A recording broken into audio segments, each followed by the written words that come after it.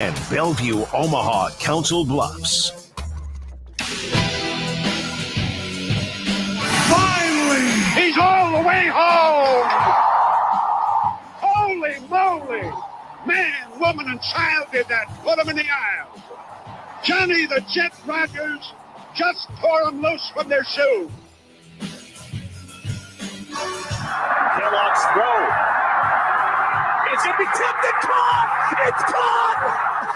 It's caught! It's a touchdown, Western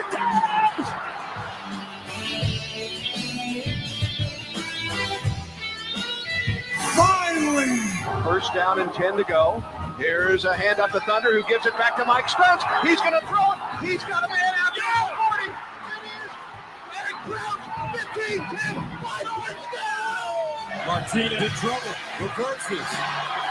Trying to break contain. Martinez up the sideline. Still running. Look at him. Taylor Martinez. What a run. He's got a leg. Martinez. Wow. Taylor Martinez. Touchdown, Huskers. What an athlete. 76 yards.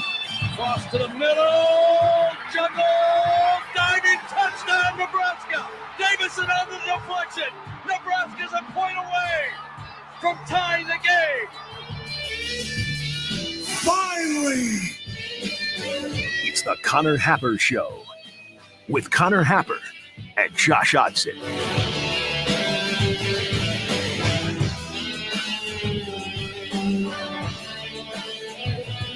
Hello, everybody, and welcome in. Happy Friday, the Friday before game day. Connor Happer, Josh Odson with you on the Connor Happer Show on 1620 The Zone and 1620thezone.com, where we are live at Oscar's Pizza and Grill here in Lakeside. We're going to open things up here shortly, and we'll have the roundtable, the preseason roundtable. We will kill the offseason. Josh has been enjoying killing things lately, so we will kill the offseason. It is dead. There are about 37,000 TVs in front of me. Yeah. I could run through a brick wall right now. Yeah. Let's go. Yeah, it's great. There's not much lights in. They don't need very many lights in here because the TVs light our world, which is fantastic. We have a football game on from last year. We have some good boarding football. There's even a racing channel for when John gets here, which is fantastic.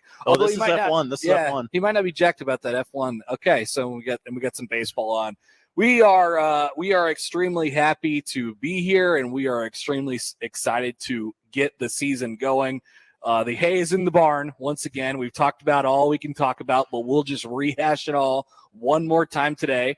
There is some updates as we go along. Once again, let's set it up first. We'll have Brian Munson on the show and Brian Christopherson in the 10 o'clock hour here. So both of them. That's this hour. That's this hour. That is this very hour, because we'll clear the way, clear the deck for the roundtable, which will begin at 11 o'clock. So Munson will join. We'll talk about Nebraska's new addition to their class. They received a commitment last night, or at least a public commitment, from Len Hart out of the IMG Academy. And then we'll talk to BC. We'll put the finishing touches on the offseason with him, and then get his prediction. And then on the other side of the roundtable, Sipple will join us in the 1 o'clock hour one final time from Ireland. We'll get an update on exactly what he has been doing, what he has been up to all week, and how he's enjoyed the Irish food and culture and things like that. So we are off and running. The lineup is powered by the Rooferees, John Higgins Weather Guard. Once again, we are live at Oscar's Pizza and Sports Grill, which they open their doors at 11. So you can stop by for lunch. Please feel free to come hang out with us. We would love some company, and we need some fresh takes as we get ready for the season. Predictions, you can throw them at us all show long. At Happer Show, at Connor Happer on Twitter, on the JTech Construction Zone Twitter feed. The text line is up and rolling. You can text into the show at 402-951-1620. You can call into that same number and email into the Equitable Bank inbox, Connor at 1620thezone.com. So whether it's a season prediction, a oddly specific prediction, a game prediction for Nebraska, I do sense that there is a buzz, there is a confidence maybe in the Nebraska fan base that there was not maybe a couple weeks ago. We were off and running. With that being said, have you checked the FanDuel Sportsbook this morning? I have not. I've been on a heater. Yeah. Well, interesting. Nebraska, remember, this game, I believe when we were first tracking it, when they first released the odds, maybe back in late May or June for a couple college football games throughout the year. And then this first one, Nebraska, I believe, opened as an 11.5-point favorite. And then we crept up. We got up to 12.5. And for the last couple weeks, it has been sitting at 13.5. Nebraska needing to win by 2 touchdowns to cover that number. That's what I got it at earlier. As of this morning, well, you got some bad value. As of this morning, Nebraska is down to an 11.5-point favorite. So either some money has come in on Northwestern, or people just sort of betting the game in particular. They see the number. They're like, hey, Northwestern keeps it close. And Nebraska is also down to minus 480 on the money line. The total has basically fluctuated in between 49.5, 50.5. It currently sits at 50.5. Ooh, I got it at 49.5. So did you take the under or the over? I took the undies. Well, you got bad value on both bets, my friend. Thanks, FanDuel. Very, very, very sad. But we can get into that part of it a little bit. We have some stray questions, and then of course we'll make predictions throughout the show. How will the running back distribution go is a conversation that we have had every single, for the last 5 years, the preseason opener is like, okay, who's Nebraska's running back and how many carries is that person going to get? Now we can use the FanDuel Sportsbook for some guidance on this, or at least how the public views the situation at Nebraska. Nebraska has one. So if you dive into the game and you look at the rushing props, the rushing number props, and there's two running backs listed. Northwestern's 2 running backs listed on their side, Cam Porter and Evan Hull. They're both, Cam's at 50.5 and Evan Hull's at 56.5. Ramir Johnson, and I think I saw this total in the 60s this morning as I was tracking it for the first time. Ramir Johnson is the only person listed for Nebraska, and he's at 49.5. And I actually have a hard time believing that he's going to get to that number as well, given his sort of situation and how we anticipate his role being on Saturday. To get back to the running back part, nobody really has a sense publicly, of exactly who's going to be out there getting the ball. And I sort of think that reflects internally as well. I think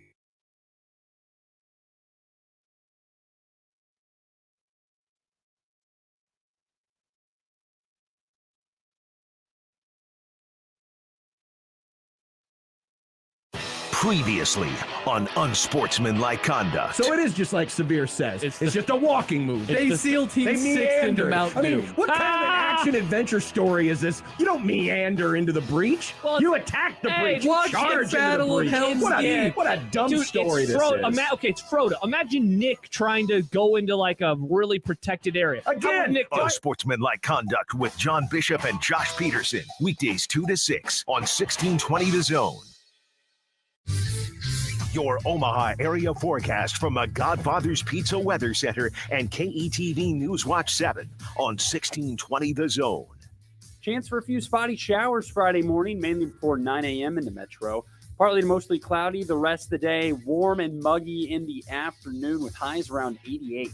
I'm meteorologist Sean Everson from KETV News Watch 7. Hello, I'm Doug Nodgard with Equitable Bank. If you've been dissatisfied with your current banking situation, maybe it's time to move to a bank that works to deserve your business. We have an engaged staff that offers exceptional personalized service. We also have a great digital banking platform. We have 2 locations at 108th and Dodge or 202nd and Pacific. So if you're looking for a superior banking relationship, give us a call at 402-827-8100. We'll answer on the first ring.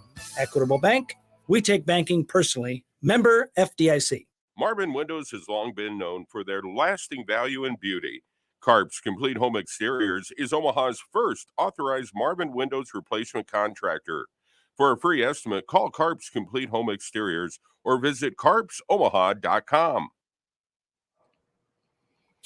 All right, welcome back. We are live from Oscar's Pizza and Sports Grill. And that's how you can tell we're live. That's exactly right. And we will keep it rolling here as we fire things up here on a Friday. We'll have the roundtable once again starting for you guys at 11 o'clock. To get back to the running back situation, I and to sort of reset it a little bit, that's the sense I sort of get.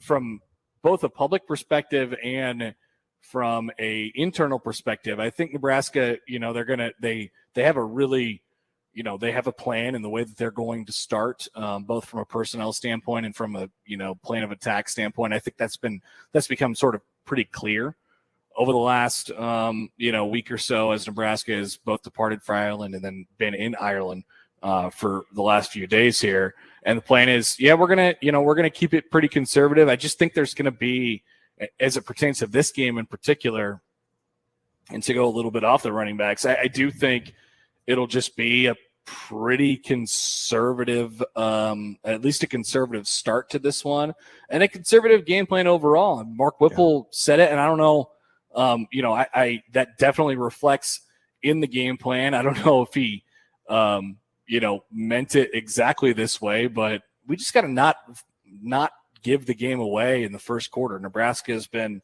they haven't necessarily given games away in the first quarter all that much, but they've given games away. And so I think there has been a heightened importance this offseason, and then specifically leading into this game, of not only getting off to a good start and finding a way to win this one, but getting off to a good start in this game in particular. Just making it so you can sort of take a deep breath once you maybe switch sides of the field, you get into the second quarter, maybe you have your second shot on offense or your third shot on offense before you really feel comfortable. But there is going to be a feeling out process in this game, and it's a hope more than anything, because God knows what's going to happen in the first 15 minutes here. Yeah. But I don't want to make this out, because I know we've taken a lot of crap this offseason for talking about this game as if it's life or death. And, the media, I guess, has taken the brunt of that as well. Typical media. Yeah, the typical media. This game is huge, though. I'm not backing off of that. But to go even further down that line, I just think it's monumentally important how they start in this game that is so important. I of course am curious, and I think the coaching staff is even curious about what happens when they do take a punch. But I don't want them to take that punch until a little bit later. I think it would do Nebraska a lot of good to get in this game and be able to take a deep breath. But of course, you only to a certain extent dictate that. You want the script to work right out of the gate. You do. And are they scripting plays? They don't script plays. Sure anymore, they do. Do they? Sure they do. Well, they don't talk about it. Yeah. No, they don't. They don't talk about it very much. Yeah. Nebraska's actually been pretty good in that area over the last couple of years in their first drive or so. Yeah. You want it to go exactly the way they've been planning for it to go, so they can just kind of exhale for a couple minutes and go, okay, we got this. Let's start getting a head of steam behind us. And, maybe in the fourth quarter against Northwestern, definitely against North Dakota, you can start figuring out, okay, what do we have here? Yep. And then you take it as a sample size through not one, not two, but 3 games. And then you sort of take inventory and stock of where you're at. And then you play the rest of it off of that. Now, once again, let's remind people, I don't think we need reminding, this is off-season talk. Like, we have an idea of how we want this to go, and it never goes that way. So what you'll hear today and what you've heard over the last couple of weeks is everybody making their record predictions. Mm-hmm. I think the overwhelming consensus at this point, or as far as a specific record prediction, has been for Nebraska to go 7-5. I think you're going to hear that a lot more today on our roundtable as we continue to sort of spoiler alert hammer home those predictions. I've heard a lot of it, and I've heard a lot of different ways that Nebraska could potentially go 7-5. But this is Nebraska football, and it has rarely gone exactly the way it's been planned or thought out. You used to be able to look at a schedule and say Nebraska's better than this team They should beat them. Nebraska's worse than this team. It's going to be a really tough time for them today. It's for the last 5, 6, 7 years. It's been pretty jumbled in that category. So are we still in that, or are we on to the sort of next era? And I think that's a big question for this season, and that's what it is about. Okay, you also real quick. You just gotta. You're fun. You can't let last year cost you games this year. You can't get into think about it. Close game in the fourth quarter and start to go, oh, here we go. Did you see the Bud Crawford video this morning? I did. I saw all the videos. The video department in Lincoln has been very busy the last 24 hours. There was a volleyball hype video with Tech 9. There was the woman on the street interviewing the Irish people that Scott Frost. Yeah, they seem to know a lot. They knew Tom Brady. They knew about Tom Brady. They love the fullback. Yep, they knew about somebody got Casey Thompson right. I don't know if they told him that, but Casey, he's like Casey, that's our guy. That was pretty funny. But in the Bud Crawford hype video, there was a specific line in there, and basically it said, I'm paraphrasing, the history is history. Last year is last year, and that's purposeful. That's purposeful. So it's a good point, Josh. And I don't think there's any doubt about it. All right. Another great point by me. We got a point for Josh. We got it looks like a pep rally going on for the Nebraska fans. Looks like a smaller sea of red, as just tweeted out by Sam McEwen there. So what's smaller than a sea? A lake? A lake of red. A lake of red? A pond of red. Pond of red? Over there in Ireland. So yes, we are officially we're 25 hours away. Oh, here we go. It's exciting. All right. We will come back. Brian Munson will join us early today. We got to talk some recruiting and what is next after the commitment of Cam Len Hart. And what does Cam Len Hart mean and all the rest of that stuff. Nebraska's now filled up the edge rusher spot in their class with a couple of really good talents. One, of course, locally in Maverick Noonan, and Cam Len Hart joining as well. So we'll get Munson's take on that. BC will join us later in the hour too. We will come back with more from Oscar's Pizza and Sports Grill next here on 1620 The Zone. Home is where your health is, where your family gathers together, takes care of each other. And right there with you is Nebraska Medicine. We're proud to take care of Nebraska, to deliver everything your family needs. From immediate care to neurosurgery, it's expertise you can be confident in. With locations throughout the region and telehealth appointments from the comfort of home. Find a provider close to you at nebraskamed.com. Home is with you wherever that may be. It is Big Red Friday, August 26th at McDonald's. You'll score a limited edition Husker flag for just $5. You're looking for a good cause? The proceeds benefiting your local Ronald McDonald House. That's a good deal. Those families, they go through enough. We want to take the burden off of those families by supporting the Ronald McDonald House. Should a Husker fan like you need a flag? Absolutely. Stop on out. It's Big Red Friday, August 26th at your local McDonald's. They say to never mess with the classics, but Panera did just that and more with our new Chef's Chicken Sandwiches. By using pan-seared chicken, our secret garlic aioli recipe, Parmesan crisps, and pickle chips, all on a buttery brioche roll. Because if no one messed with the classics, you never have a chicken sandwich this good. New Chef's Chicken Sandwiches from Panera. Only $1 delivery fee when you order on our app.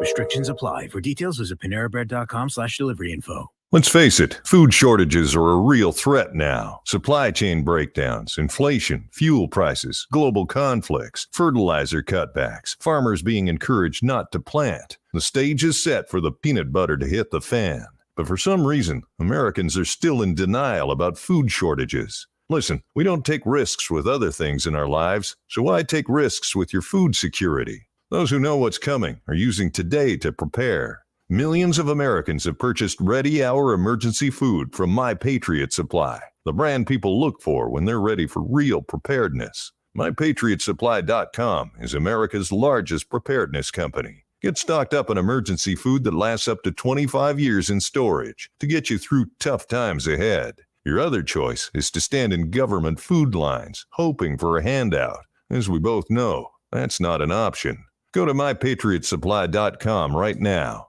MyPatriotSupply.com. Make the right call, fans. The Rooferees at John Higgins Weather Guard. Rooferees.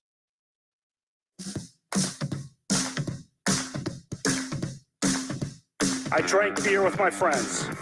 Sometimes I had too many beers. I liked beer. I still like beer. Had beers, have some beers. One beer, drink beer, drinks beer, drank beer, and drinking beer. Upstairs, downstairs, where was it? I don't know, but I had one beer. Friday!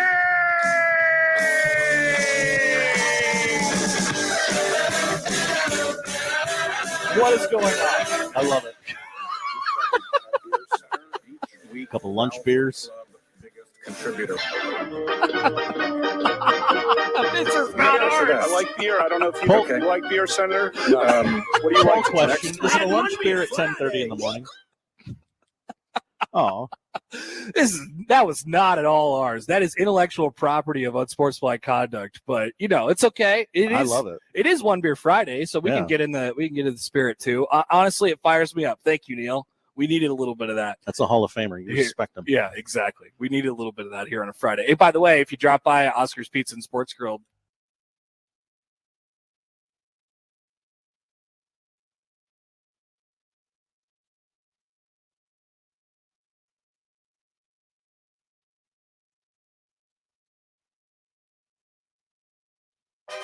After Nebraska plays on Saturday, you'll wake up on Sunday morning with a severe reaction.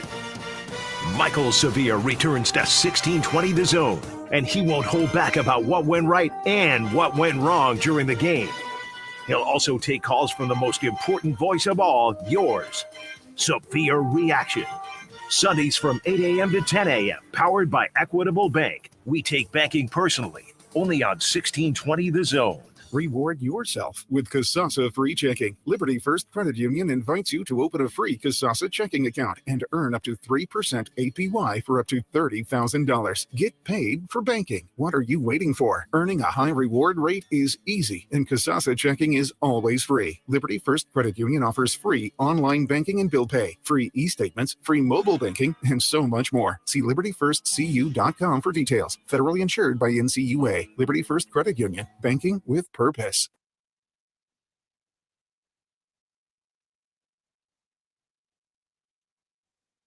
Pizza and Sports Grill. We're going to get Brian Munson on the horn here in just a second to chat about Nebraska's recruiting efforts, which they have pulled another one off successfully. Cameron Len Hart joined the class publicly last night, and so we'll get a little update on that, and then what is to come. And he mentioned it in I always wanted to learn Spanish. He mentioned it in something that he wrote this morning. It sounds like Nebraska's getting close and doing a little bit better on sort of completing what they have for the 2024 class as well. And you're sort of maybe even getting a head start on the next one. Hey, look, there's Adrian Martinez. He scored a touchdown last year. Not for K-State. Sorry if you were a Wildcats fan listening to the show. But yeah, so last year's Northwestern game on in the studio. What if I was going to say before? What if they hit him with like a 60-yard pass like they did at the start of last year, or start running some option against him? They ran that option against him last year, and it killed him. They couldn't really do anything about it. Well, and here we are. I was thinking the first play deep pass would be good, but I mean they did it last year. Yeah. So, I mean, they got to be expecting that at least a little bit, especially with the new coaching staff. You don't think they're going to leave Nebraska's best receiver one-on-one down the field and allow him to try and make a jump ball catch? I would bet that Pat has thought of that. I don't know that that's quite in Nebraska's plans as much this year as well. As I've said before, I think they'll trade a little bit of the explosiveness for being able to protect the ball a little bit better. Okay. Brian Munson of On3.com joins us now. Munson, thanks for being flexible. How are you? I'm doing good, but I was also listening to what you just said, and I have to agree with your last statement a lot. I guess we'll get into that here shortly. Yeah, we'll get into the game. Let's do the recruiting piece of it first here. Cam Len Hart, we've been sitting on this one for a while now. Or Nebraska's felt like they were in a pretty good position with him for a while. What ultimately made him a yes for Nebraska's 2023 class? Yeah, sitting on it for a while is an understatement. I think that I had put in my my prediction for him on July 11th. So I've been sitting on this, for like 6 weeks. But he's been part of the class to Nebraska for a while. He's just not gone public, and he basically told me when he gave me some commitment, quotes earlier on. He just said, the pressure was off of me. He said, I made my decision. I'm happy with my decision. I'm not looking for anything else.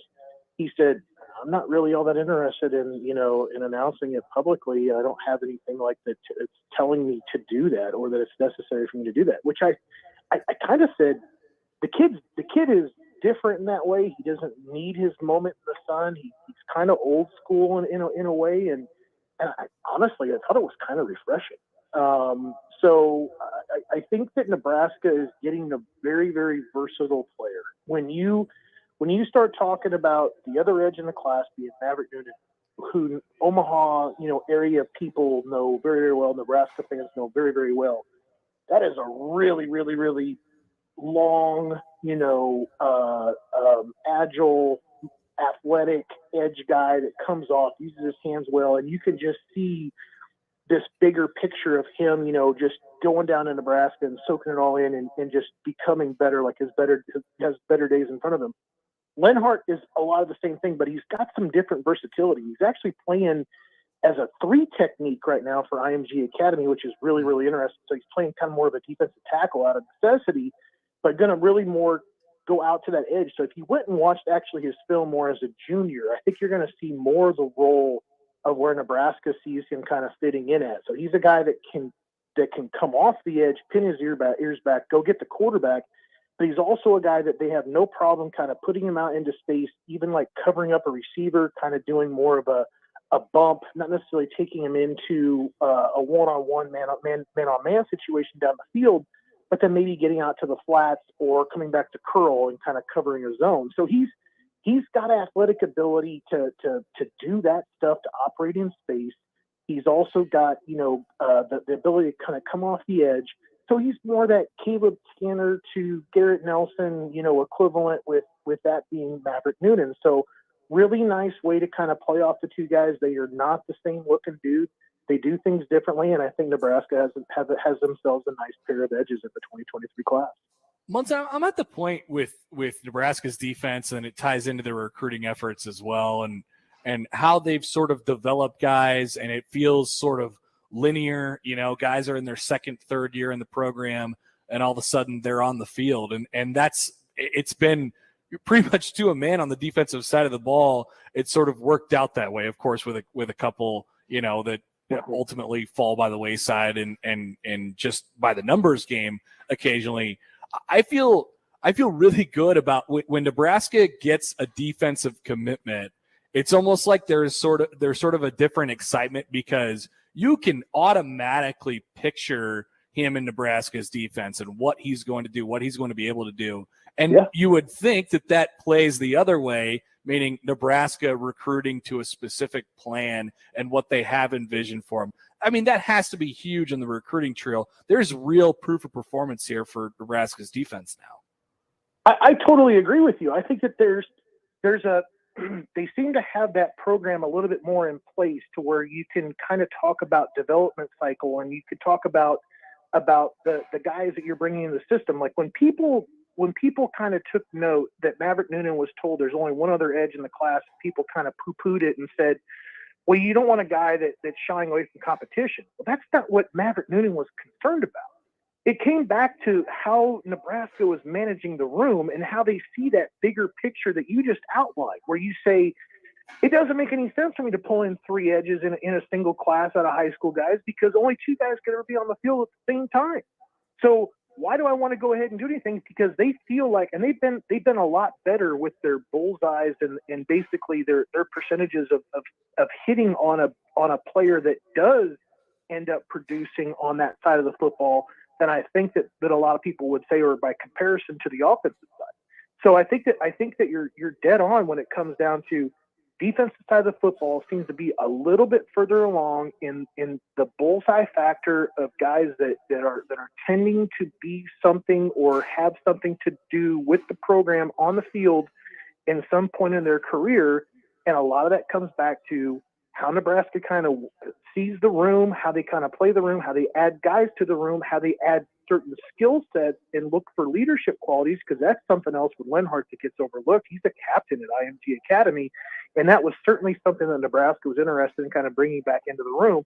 So you go ahead and you bring that guy in, you bring in a guy like Maverick Noonan, and then you have this kind of style in place and plan in place where you know where those guys should become factors in their career if they stay there at Nebraska and they sit in the room and they soak it up and they develop. Brian, how big of a deal is Eric Shenander in recruiting? I mean, Cam Len Hart mentioned him. I've heard linebackers over the years sort of mention him specifically. I guess, what is his role in not only this recruitment, but just recruitment of defensive guys in general?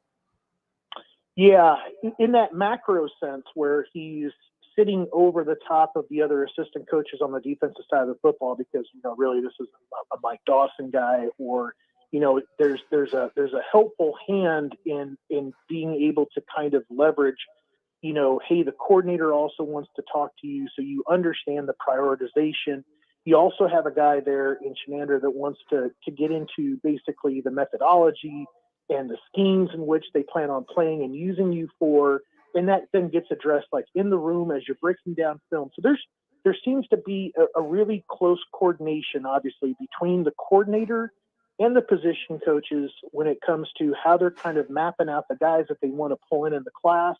And then they understand then how they see the role, for each guy, and then explaining it to them on film, breaking it down with either players that are at Nebraska, or in the cases of, some other guys, like they brought up professional players, they brought up players that they've had before in their past, either at UCF or other places. And they've had a chance to kind of put a shining example out there about how they kind of see a player fitting and developing well at Nebraska. And Shenander has played that in the macro. And then in the micro, he also has played a role in getting over into Iowa and making Iowa kind of that priority, kind of state for Nebraska to go in there and throw down against the Hawkeyes. And of course, the Cyclones have kind of recruited very, very well too the last few years. And he's keeping Nebraska relevant in that state. And he's also got some other places where he plays a role in a micro more directly, the lead recruiting coach, as opposed to supporting the other assistants that are underneath him on the defensive side of the football. Munson, you wrote about this a little bit today in your spot in Tunnel Talk. How far is Nebraska along in 2024? And then once you get toward the end of that line, what happens after that? Yeah, there has been some really interesting things happening on Twitter that I just had a hard time ignoring, beyond last night or the other day when I was writing up Tunnel Talk, because there were a number of players that were touting offers from pretty big schools. Like I think it was Clemson, Colorado was definitely in there, and there was a few other schools. And a lot of those guys already had Nebraska offers, otherwise I wouldn't have been following them. But I think the one big position, group that basically stood out to me was offensive line, because last year the cupboard was bare. The cupboard was completely bare by July. There was really nothing else for Nebraska to kind of go after. They planned on resetting if they had success through the month of September to go out there and try to re-engage and get some other guys interested. Of course, that success on the field never really happened. And then they were kind of led into the changing of the staff members on the offensive side, and they had to go back and re-identify some players in December to kind of get them interested for February. And then, Nebraska did their best to kind of get back into things with Caden Green, and you bring in a guy like Coach Applewhite, who has ties back into Zalance Hurd, and Bo Hewley kind of comes up a little bit. So you didn't have those guys on the radar prior to the changes in the coaching staff. So things for 2023 were non-existent. Let's just keep that in mind. So then everything else that they have done with the coaches getting back out on the road during the evaluation period, targeting 2024, 2025, they have done a lot in a short period of time to get offers out to those guys that are at least evaluation guys, not necessarily official offer guys, because they can't because they're younger, but they've done a great job of catching up. And there were some teams out there that have had coaches, that have been in place longer than what Scott Frost has been. And they're just offering these guys that Nebraska's already offered going back to April. I think it was a great sign that Nebraska is finally catching up in a couple of areas when it comes to recruiting. All right, Munson, what do you think of first when you think of Nebraska Northwestern on Saturday? How do you think it's going to go? Do you have a final score prediction yet? Yeah, I know what I want to see. I think it gets back to what you were kind of saying. I want Nebraska to develop an identity on the offensive side of the football. And that identity has to start with, really sound game management and not shooting yourselves in the foot. You want to be able to get out of your own way. And if that means you're running the football way more than what you planned on running it, or that you're airing it out more, but you're being successful and you're not turning it over, whatever it is, find that identity and let it be you for that day, but still be multiple as things kind of go along. And then on the defensive side of the football, obviously there's still some questions about, some of the guys that they're plugging in, the replacement of a lot of seniors. You want to see no big plays. You want to see the potential for generating some turnovers. And special teams, obviously, there were a lot of blunders last year that cost them wins. And those are kind of things that Nebraska needs to clean up. I think Nebraska wins tomorrow. I think I put in my prediction at like 41-20. And I think that's a little high if the game becomes kind of pound the rock kind of feel and the game clock keeps running. But if Nebraska can keep Northwestern's offense off the football field and kind of just run down the clock and get points and really develop that identity running the football, I think a lot of Nebraska fans will be really happy with that result if it's a little lower scoring than what I just said. Yeah, I think so too. Do you have a season record prediction? I bounced. I have bounced between 6-6 and 8-4. I know the guys. I've seen some really, really high predictions out there from some other people around the nation at 10 wins. I've seen some guys that are saying 4. And I feel like if you were to kind of sit there and say that the over under was 6.5, I think you're going to really push some people and make them uncomfortable. Which side of that 6.5 line are you really comfortable getting on? I'm leaning more towards 7. I'm leaning really a lot more towards 7. I think that Nebraska fans are going to be happy. I got my fingers crossed. I think they're going to be happy with the product they're going to see tomorrow, particularly on the offensive side of the football. Yep, I'm with you. I think there's a lot of people who've settled on that number as well. Munson, enjoy the first Saturday of the season. We appreciate you taking the time as always, and we'll talk to you soon. Yep. Can't wait, man. Talk to you next week. That is Brian Munson of On3.com. There's another 7-5, Josh.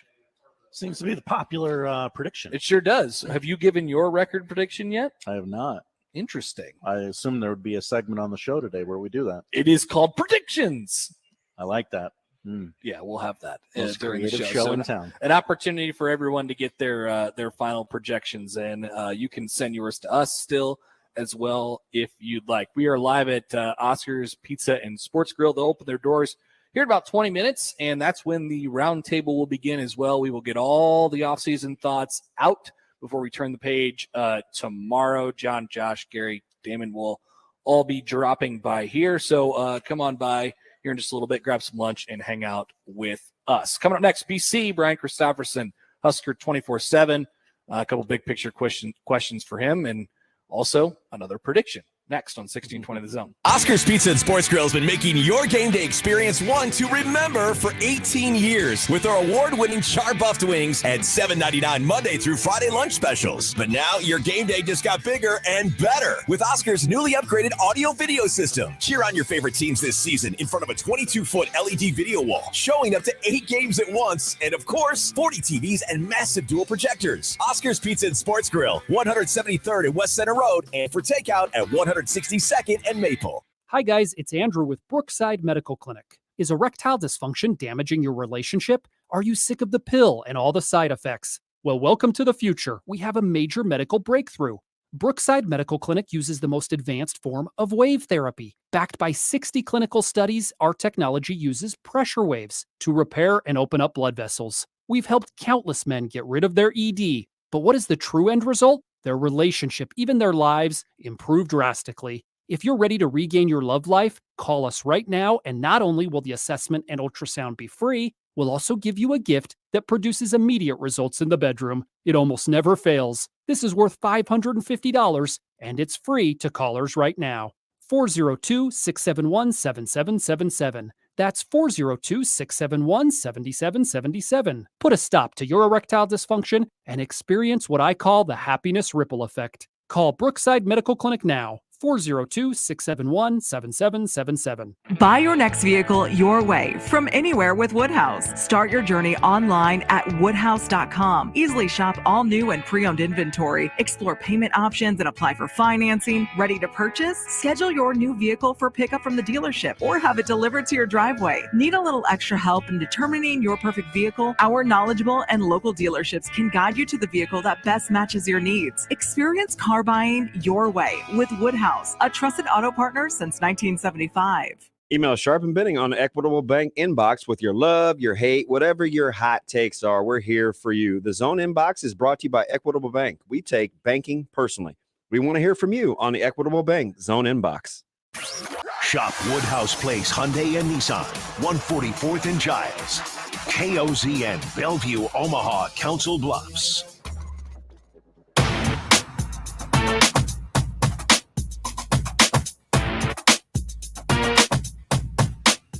Welcome back in. More of the Connor Happer Show here at 1620 The Zone, 1620thezone.com, live from Oscar's Pizza and Sports Grill here at Lakeside at 172nd-ish and Center.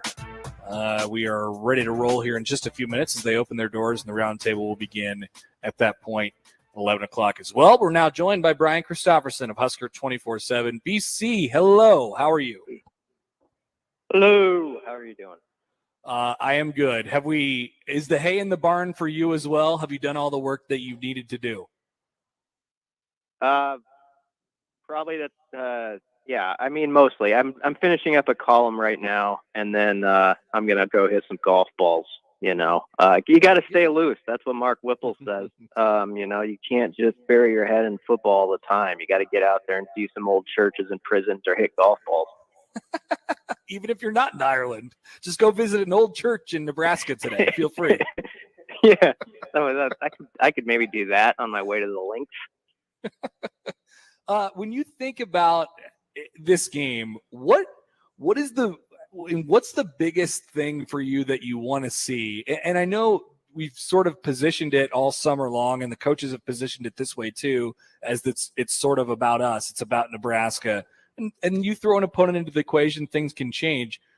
What's the biggest couple things that you want to see, whether it's early or at any point during this game, and you'll be nodding your head yes? Both sides of the run game, really. I mean, if we always talk about Nebraska running the ball on the offense, and but with the defense, we've often focused, it feels like, more on the pass rushing possibilities, sort of with Mathis joining the crew and maybe how that can be an uptick there. But you got to set yourself up for those opportunities first and foremost. So you got to win on early downs, and you got to stop the run. And there were times last year Nebraska was very good at that, obviously. But there were other games where, if you look at the numbers, it wasn't like Nebraska was just dominant as a run defense, nor have they been. So I think that's what you want to see in this game as much as anything, because Northwestern, yeah, maybe they do have a little less talent, but Pat Fitzgerald's a smart guy. He's thinking, if we can get 3 yards on first down, 3 yards on second down, and have a nice clip of third down offense in this game, time of possession could, start to swing Northwestern's way. And that's when Nebraska sometimes gets in a pickle in these games, because there is that kind of weight of like meeting the expectations of a state and all that stuff that starts to play on guys' mind the more a team melts clock away and limits possession. So I think if Nebraska's run defense is on point, everything else can really fall into place for them. Yeah, it's interesting that you say that, because I do think this is going to be a team, and they plan it to be a team that will just, it's going to be a little bit more conservative. They're built probably a little bit more. They want to be ahead, of course, more than they're behind. Anybody does, but better playing ahead than the other way around. But they have all this experience of last year and trying to get, trying to be explosive. And, they had experience obviously playing from behind as well. Do you get the sense, and Mark Whipple talking about it, don't give it away in the first quarter, like how conservative would you expect it to be for Nebraska on Saturday? I don't know. That's a good question, because you don't know if that they have done very well at revealing very little about what they're going to do offensively. And you don't know if that's a wise old coach, kind of setting someone up. And they do attack. I think they'll take a shot or two early, and I think they should. I think you need to spread out that defense, and even if you don't hit on a big ball to Palmer or something like that, it lets them know you're willing to do it, And I mean, we have seen Nebraska teams where, and a couple of years ago, throwing the ball downfield, it was like you would catch a sickness from it. They just wouldn't throw the ball more than 15 yards down the field. I think they feel like they have some wide receiver weapons now where they can attack and they have that speed. So I would guess they try to take a little bit advantage of that. But it's a really good question, Happer, if, Nebraska is more focused on getting those eye backs going downhill early in the game, whoever those guys might be. And also I think that's Whipple also making a smart comment where, hey guys, if this game is 0-0 still, or like 3-0 with 12 minutes left in the second quarter, let's not get outside of our heads and be acting like it's supposed to be 14-3 right now or what. I think there's something to be said for making sure guys understand this could be a little bit of a fight and you got to be prepared for it. So if things don't go your way on the first series or two, let's not have that be a deal where you press. I think Mark Whipple, through his comments throughout camp, and I'm kind of writing this in the column, whether he's intending to or not, it feels like he's very mindful of like the bad Husker psychology of past years and has really worked with his guys on having the right mindset to sort of deal with adversity and some of those things they've maybe struggled with in the past. Yeah, that's really interesting. I've noticed that too. One area where that might not be in the headspace is on the defensive side of the ball. But I think there's a big question there, and it relates back to the question that I asked with the offense. How conservative, like on the scale of conservative to aggressive, how are you going to be in that? I think Nebraska on offense will trade a little bit of explosiveness for a little bit more consistency, or at least they'll attempt to do that this year. On the defensive side of the ball, maybe you trade a little bit of the stoutness of the guys that you had up front last year for some more explosiveness with the guys rushing the edge, and talk about getting more turnovers. They need to accomplish that as well. How do you feel like that mixes together? Because that's the assumed sort of orientation of the team. How do you think that sort of works with how it looks right now? Yeah, I think that's a good read on the defense. I do think Eric Chinander has sort of led us to that, with saying like, we need more sacks. We need more picks and, turnovers and stuff like that. And it has been, he has had defenses. You go back to more of his Central Florida days where they've really excelled at taking the football away. So I think they are going to be aggressive on that side of the ball.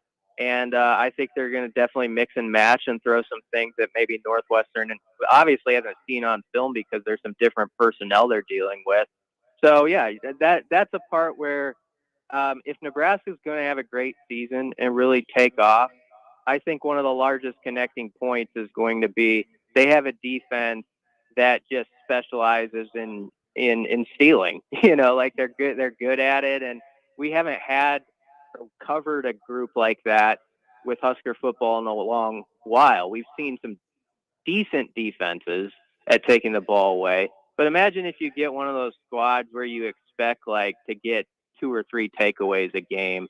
That's when everybody really starts having fun, and it loosens up everybody. It loosens up your offense too. So if they could somehow set a tone with that tomorrow for this season, that would be huge.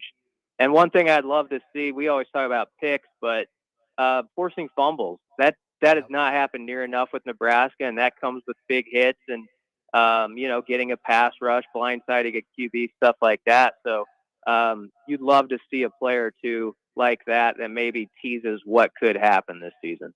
No, explosiveness comes on the defensive side in a lot of different ways. You can get the interceptions, you can get the fumble recoveries, but Nebraska's not been great in the sack category as well, moving drives off of schedule and things like that. I mean, that's another part of defensive explosion that they need. And BC on the interceptions part, and let's just say it doesn't take a huge jump this year. If you can get a few more sacks and then be stout or maybe even a plus in special teams, now we're entering into the third phase here. Like that seems like a recipe when you put all three together that makes sense. And I think that's the plan. It's just a matter of now, can they execute it? Yeah. And if they can make more negative plays on defense, it's obviously going to help their third down clip. If you look at Nebraska's third down defense, like in the past couple years, they've had like times where they've gone 3 or 4 games and they've been really great. But then they've had these like 3-game stints where it's been like, one of the years they were like top 10 worst in the country on third down defense for 4 games. And then they were top 10 best on third down defense the next 4 games. I think that was the 2020 year. So it's stuff like that where you'd like to see that get ironed out a little bit. And maybe even if they're not a top 10 third down defense, what if you're like top 35, top 40? It's things like that where if you're just solid at all these statistics and you don't have those eyesores, you get the sheet every week that they put out with the press release, that'll show like team rankings in certain categories. And I can't tell you how lately, you've kind of had to scan down when you go through the rankings on certain categories, and you almost expect Nebraska to be on the second or third page on some of those things.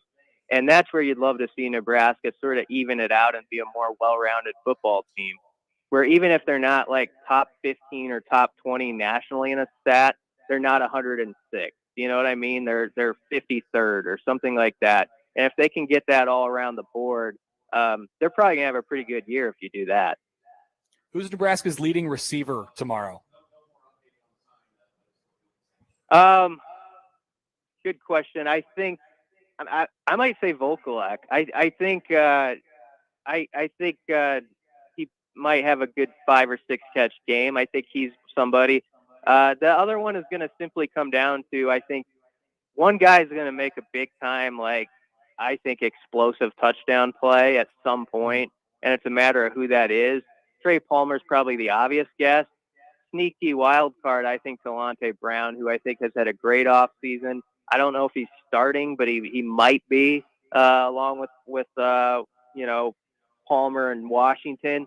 And so Alante Brown, even if it's not all receiving, I could see him and Garcia Castaneda being used in the run game in clever ways. So we'll see. But I think Alante Brown's a guy to at least keep in mind. Okay, you've done it a million times this week. We're going to make you do it one more time. We need a season record prediction and then a score prediction for tomorrow. I predicted last week they would go 7-5, which is sort of that meet in the middle number a lot of Husker people have come to. And then I gave them a bowl win, so I said 8-5. So that would be a huge step up, obviously. I had them winning the guaranteed rate bowl, if you want me to get overly specific, against Kansas State and Adrian Martinez. So there's that. And then tomorrow I picked a weird score just because I'm a weird person, and I said Nebraska 29, Northwestern 18. I could see it being a slog for a while, and sort of what Whipple's talking about. He did seem, along with his comment about, you got to kind of fill it out in the first quarter, he mentioned his group has sort of been a slow starting group throughout camp. And so that was interesting to hear. So I don't know that it's going to come as easy as some people do, but I'm also of the mind, if Nebraska wins this game 3-2, I say you get on that plane with a smile on your face and you say, all right, there's a map in front of us now to get this thing to 3-0. Let's get better next week. So that's all this is about, no matter how it comes. Style points be darned. Yep, bring that thing back home any way it comes. All right, BC, appreciate the time as always, and RIP to the offseason, and we'll chat next week when everything will have changed. All right, I'll let you know next week about the old church in Lincoln, whichever one I picked out, what it was like, sort of the history behind it, all that. Thanks, Brian. Yep, later. That's Brian Christopherson of Husker 24/7. Yeah, just get into the island mood. Go check out an old church today. Yeah, just pick one. It doesn't matter. The grass should be nice and green as well. Because we got some rain this morning, which is fantastic. We did. Yeah, Josh was experiencing that while outside a lot. Yeah, that's okay. All right, here we go. It's time for the roundtable. We'll bring our guys in. Looks like they are arriving. They've signed plenty of autographs on the way in the door already. You know, milling about is a great word. They've taken off their sunglasses. We are at Oscar's Pizza and Sports Grill here at Lakeside, 172nd-ish and Center. So you can stop by. Doors will open here in just a couple minutes. The roundtable and the Red Out Week lunch is brought to you by Union Bank and Trust, where your money has people, and it officially begins next on 1620 The Zone.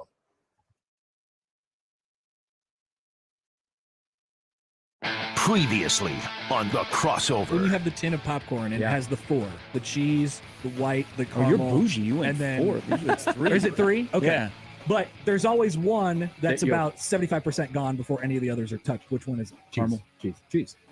Oh, no. All 3 are garbage. Whoa! Popcorn's Sharp and Benning in the morning. The Connor Happer Show. Unsportsmanlike conduct. 6A to 6P. 1620. The Zone. Your Omaha area forecast from the Godfather's Pizza Weather Center and KETV Newswatch 7 on 1620 The Zone. Chance for a few spotty showers Friday morning, mainly before 9 a.m. in the metro. Partly to mostly cloudy the rest of the day. Warm and muggy in the afternoon with highs around 88. I'm meteorologist Sean Everson from KETV Newswatch 7. I absolutely love my dog, but the constant shedding, not so much. But then I got a Swiffer Sweeper Pet Kit, and it is amazing. These super thick cloths pick up a crazy amount of hair. Just look at all that. And that was from just one swipe. And the best part? Sweeper's so much easier to maneuver than a broom or a vacuum, easily getting around chairs and under the couch. You're right. Now I can focus on you, not your shedding. Swiffer Sweeper Pet Kit. Because shed happens. Oscar's Pizza and Sports Grill has been making your game day experience one to remember for 18 years with our award-winning char-buffed wings and $7.99 Monday through Friday lunch specials. But now your game day just got bigger and better with Oscar's newly upgraded audio-video system. Cheer on your favorite teams this season in front of a 22-foot LED video wall, showing up to 8 games at once, and of course, 40 TVs and massive dual projectors. Oscar's Pizza and Sports Grill, 173rd and West Center Road, and for takeout at 162nd and Maple. It's the final days of 42 Degrees Summer Sale, and it is hot. Premium Kratom up to 30% off. CBD up to 50% off. And candles from $9.99. Looking for a new pipe? We have the largest selection of glass, silicone, wood, and metal as low as $7.99. The latest vaporizer from Dr. Dabber, $24.99. With the most knowledgeable and friendly staff and hot summer sale pricing, why shop anywhere else? 42 Degrees is the source, your source. 42 Degrees. By your mom's house. It is Big Red Friday, August 26th at McDonald's. You'll score a limited edition Husker flag for just $5. You're looking for a good cause? The proceeds benefiting your local Ronald McDonald House. That's a good deal. Those families, they go through enough. We want to take the burden off of those families by supporting the Ronald McDonald House. Should a Husker fan like you need a flag? Absolutely. Stop on out. It's Big Red Friday, August 26th at your local McDonald's. Equitable Bank. We take banking personally. EquitableOnline.com.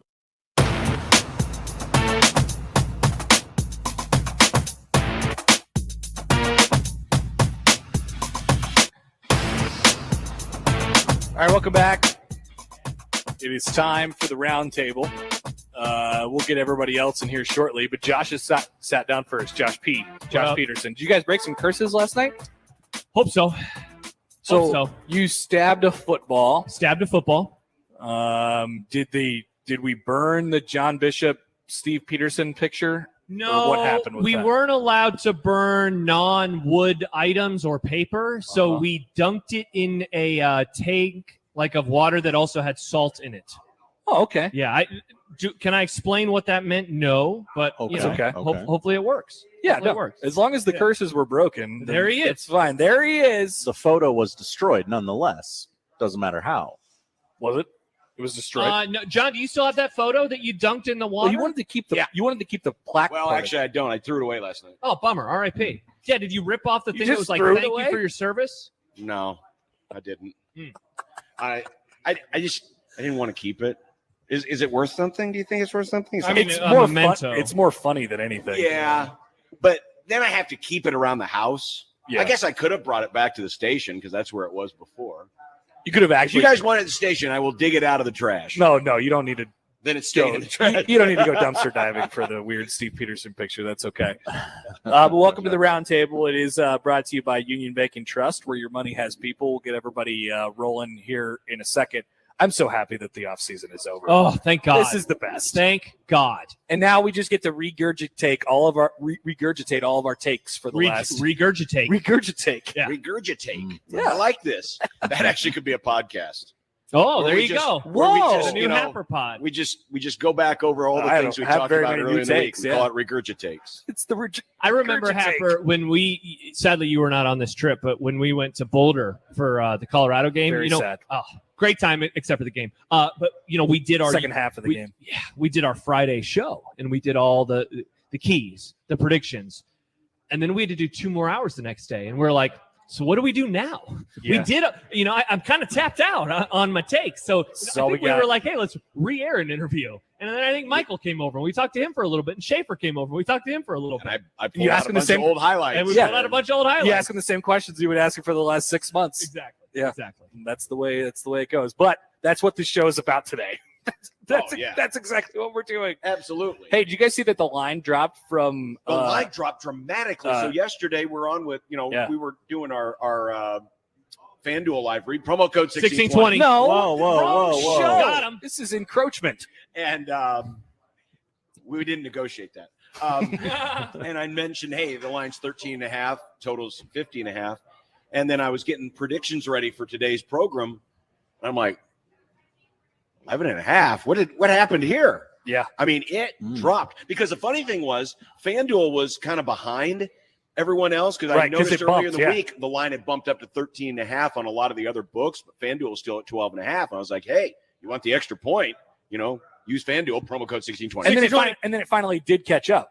Promo code Happer. Well, yeah, it caught up, but then immediately back down again. And now we're at 11.5. And we've had this phenomenon for the last few years where the line will kind of sit in a certain spot, and then right before game time, it'll immediately go in the favor of the other team. Yeah.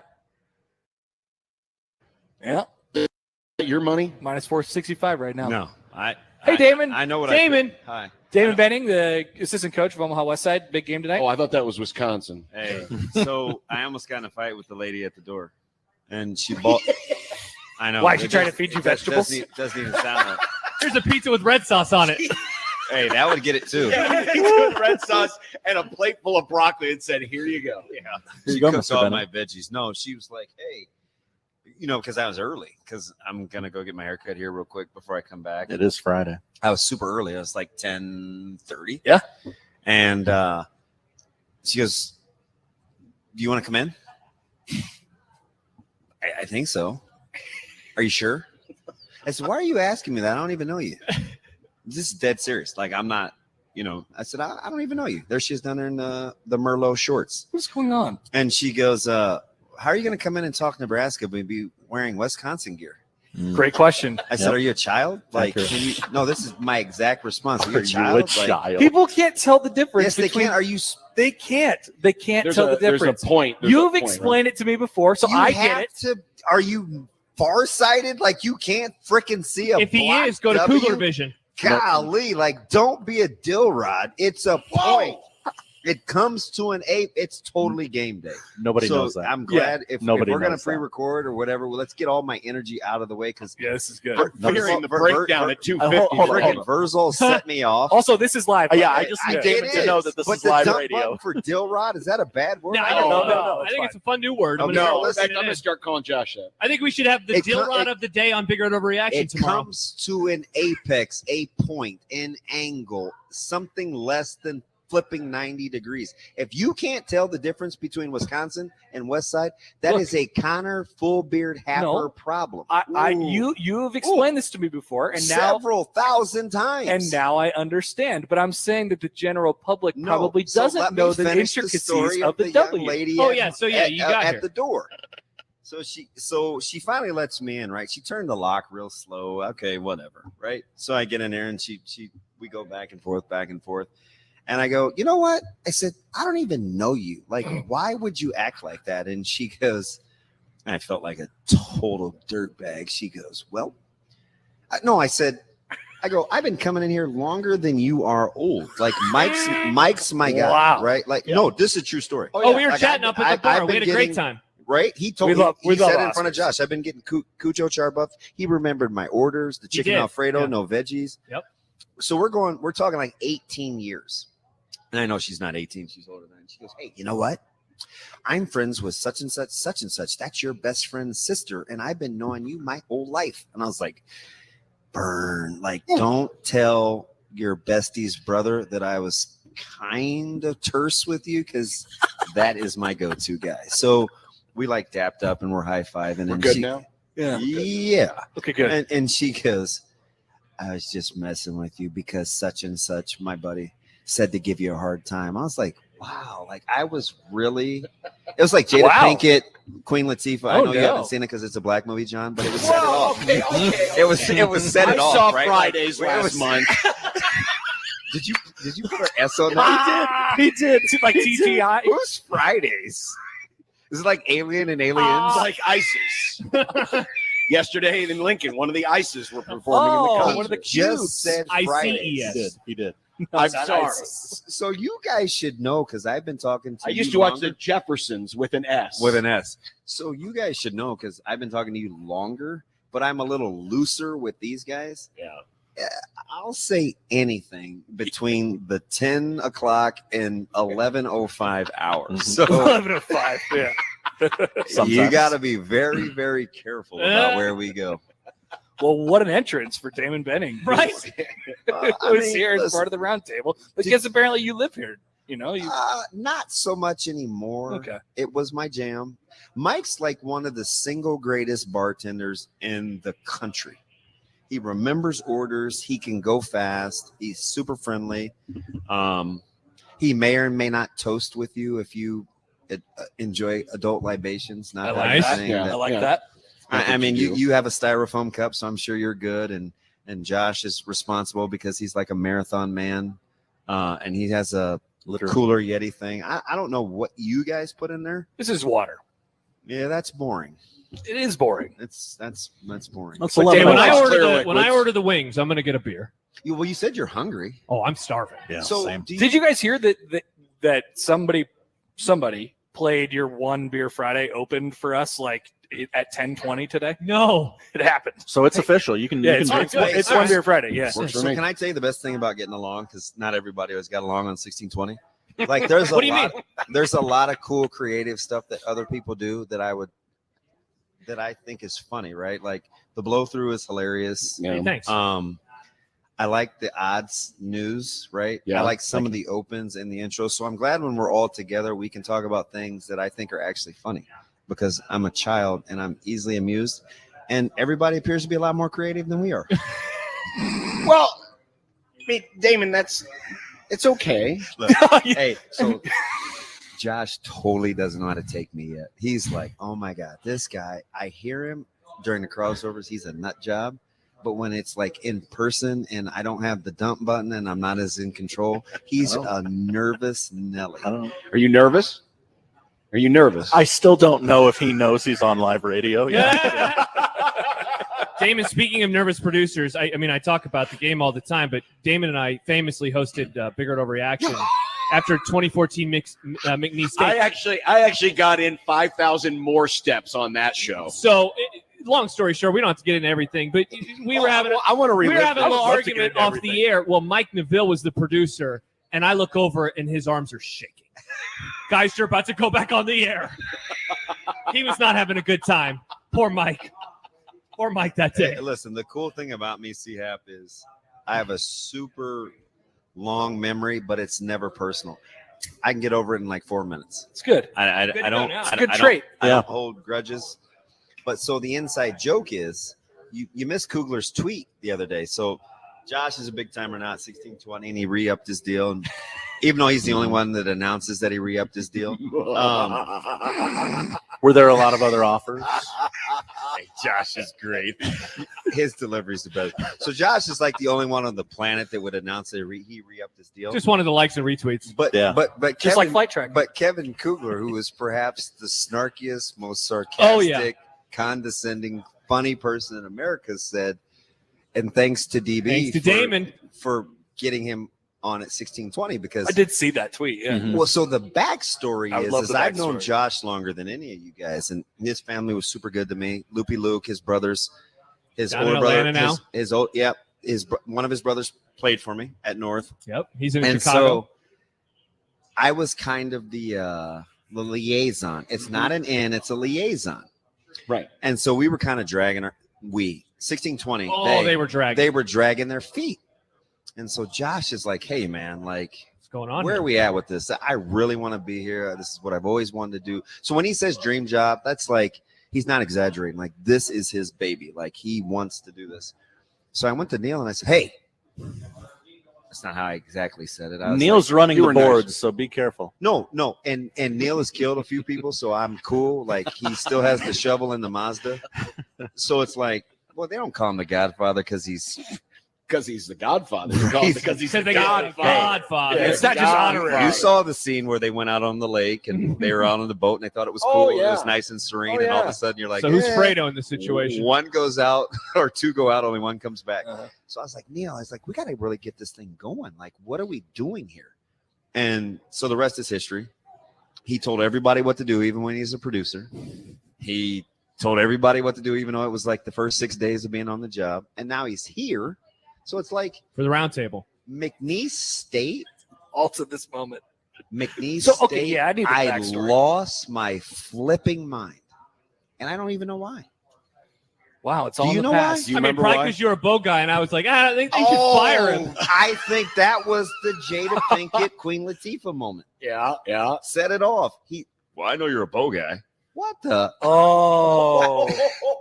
Hey, seriously. I started reading condescending emails that agreed with me, so I wouldn't give my opinion, but I'm just reading everyone roasting Bo Pelini. Amazing. I was like, very passive aggressive. super passive aggressive. Like right? I was 25, like, though. Everyone agrees with me. Yeah. Yeah, just read emails. Josh is very good at reading all the emails that agree with I'm him. like, so now I'm a Bo Pelini guy. That's what we're on. Although we weren't saying that back then, so it was something like that's what we're on. Connor, I know you're super young, but that's what the kids say. Oh, that's what we're on now. 100. I'm aware. Yeah. No, Say that still. What about mid? Hey, so when the I heard that. when the super square guy with the receding hairline that said he got a haircut, when he says 100, know that you guys are way ahead of the game because I think he's coming at 12. Who knows? Yeah, we can't have a G5 summit without G-Funk. So that McNeese, I don't think we were going to make it. We didn't talk for like 6 months. We did the breakdown, and that was the only time we ever conversed. It was very awkward. Yeah, every week it'd be like, Very gotta awkward. do the breakdown again. And Did you hear about what happened to me? was- David said, yes, Josh. So I then, heard about did you what have happened like to a me." moment? Did you have a hug it out moment or something like that? Who brought us together? Was it Tepper? Wow. Yeah, he basically was like, you guys got to start working together again. Yeah. He said, hey, you got to support one another. And I said, hey, listen, I like him. He's like a little brother, right? Like his dad took good care of me. He basically, can I say this?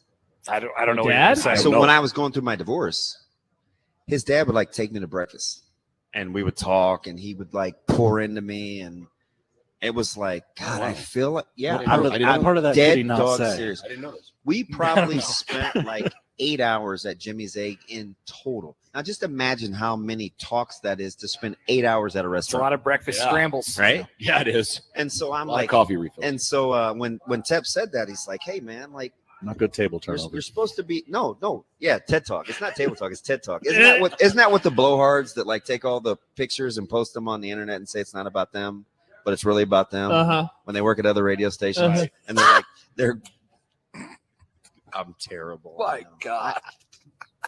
No, keep going. This is good. Connor, if you just would have stuck to the plan, you'd have got this every day. Yeah. Anyway.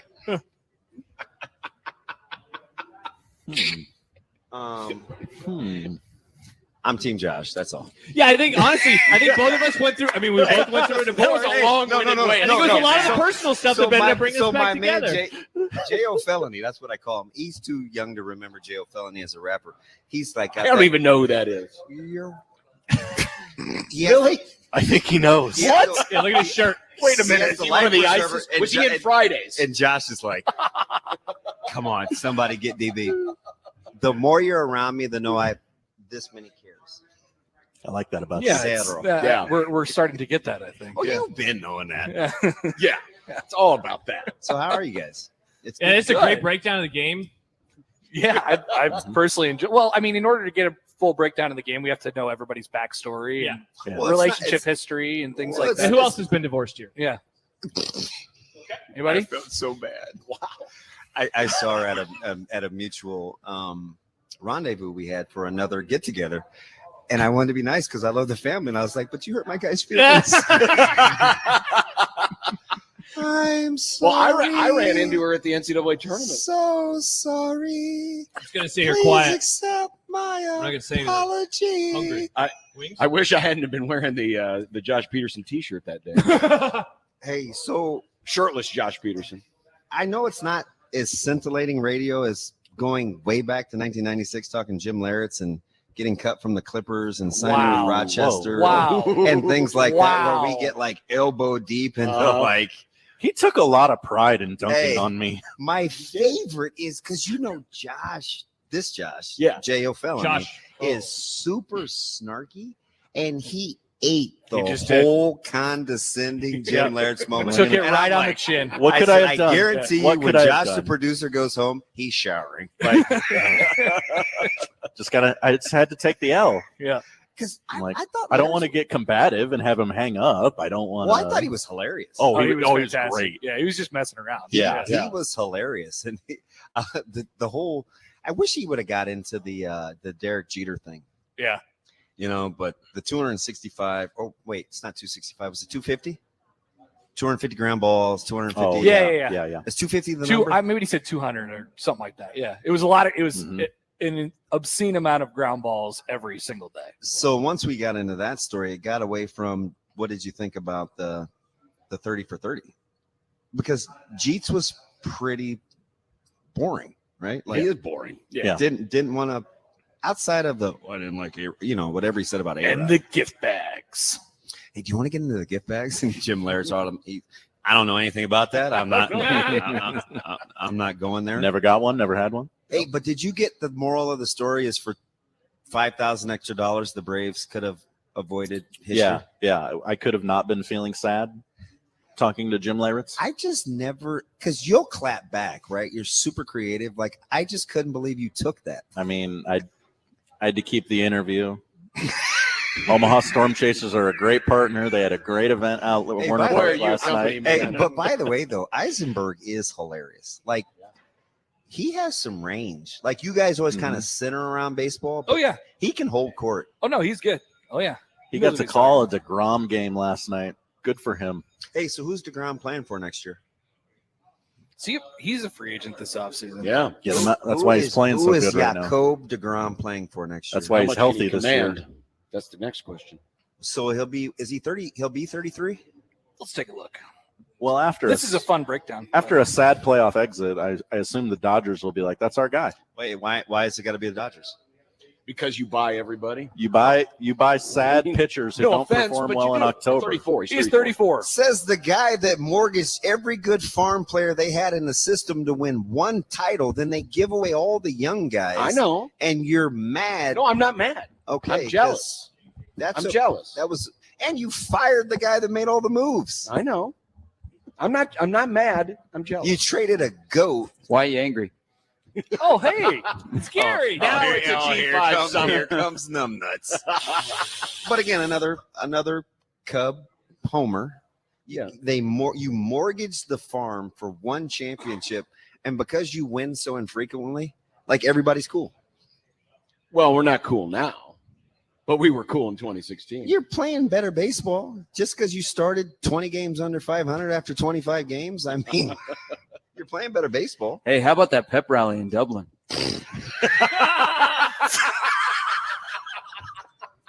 Gary's bringing us back. The average age of the people in the crowd are about smooth as 75 Melantra. years old.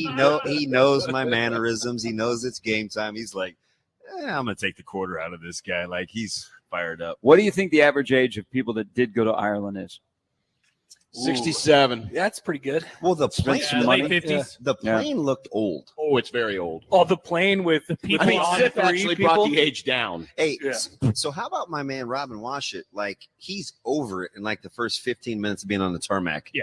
Head back, He eyes looked closed. dead.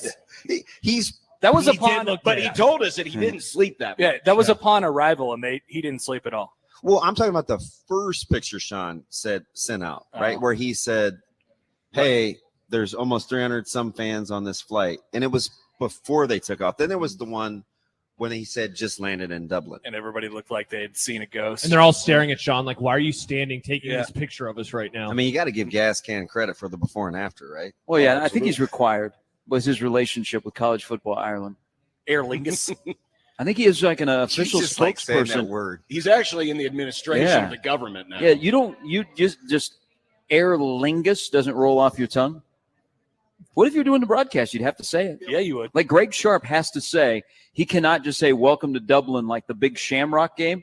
He has to say the Aer Lingus Classic. And by the way, Greg Sharp is outdoors tomorrow. So if it doesn't go well for Nebraska, I would listen to the radio. Hey, are you guys worried about the sight lines? You're Hey, Husker fans, and My you got the sight line will play-by be fine. you got the play-by-play guy sitting amongst the fans. And Those are the best broadcast And by the guys. way, Oh, man. you know who the color guy is? Analyst, sorry. Oh my God. Because he gave me the look. He was like, "Oh yeah, all the Shots time." on fire. Nothing like having two racists at the table. Hey, don't be talking about Connor like Hey, that. Oh, which two are you pointing out?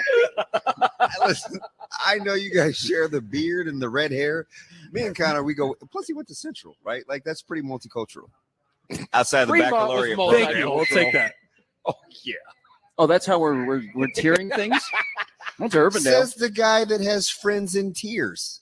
By the way, do either one of you, anybody put their friends in tears?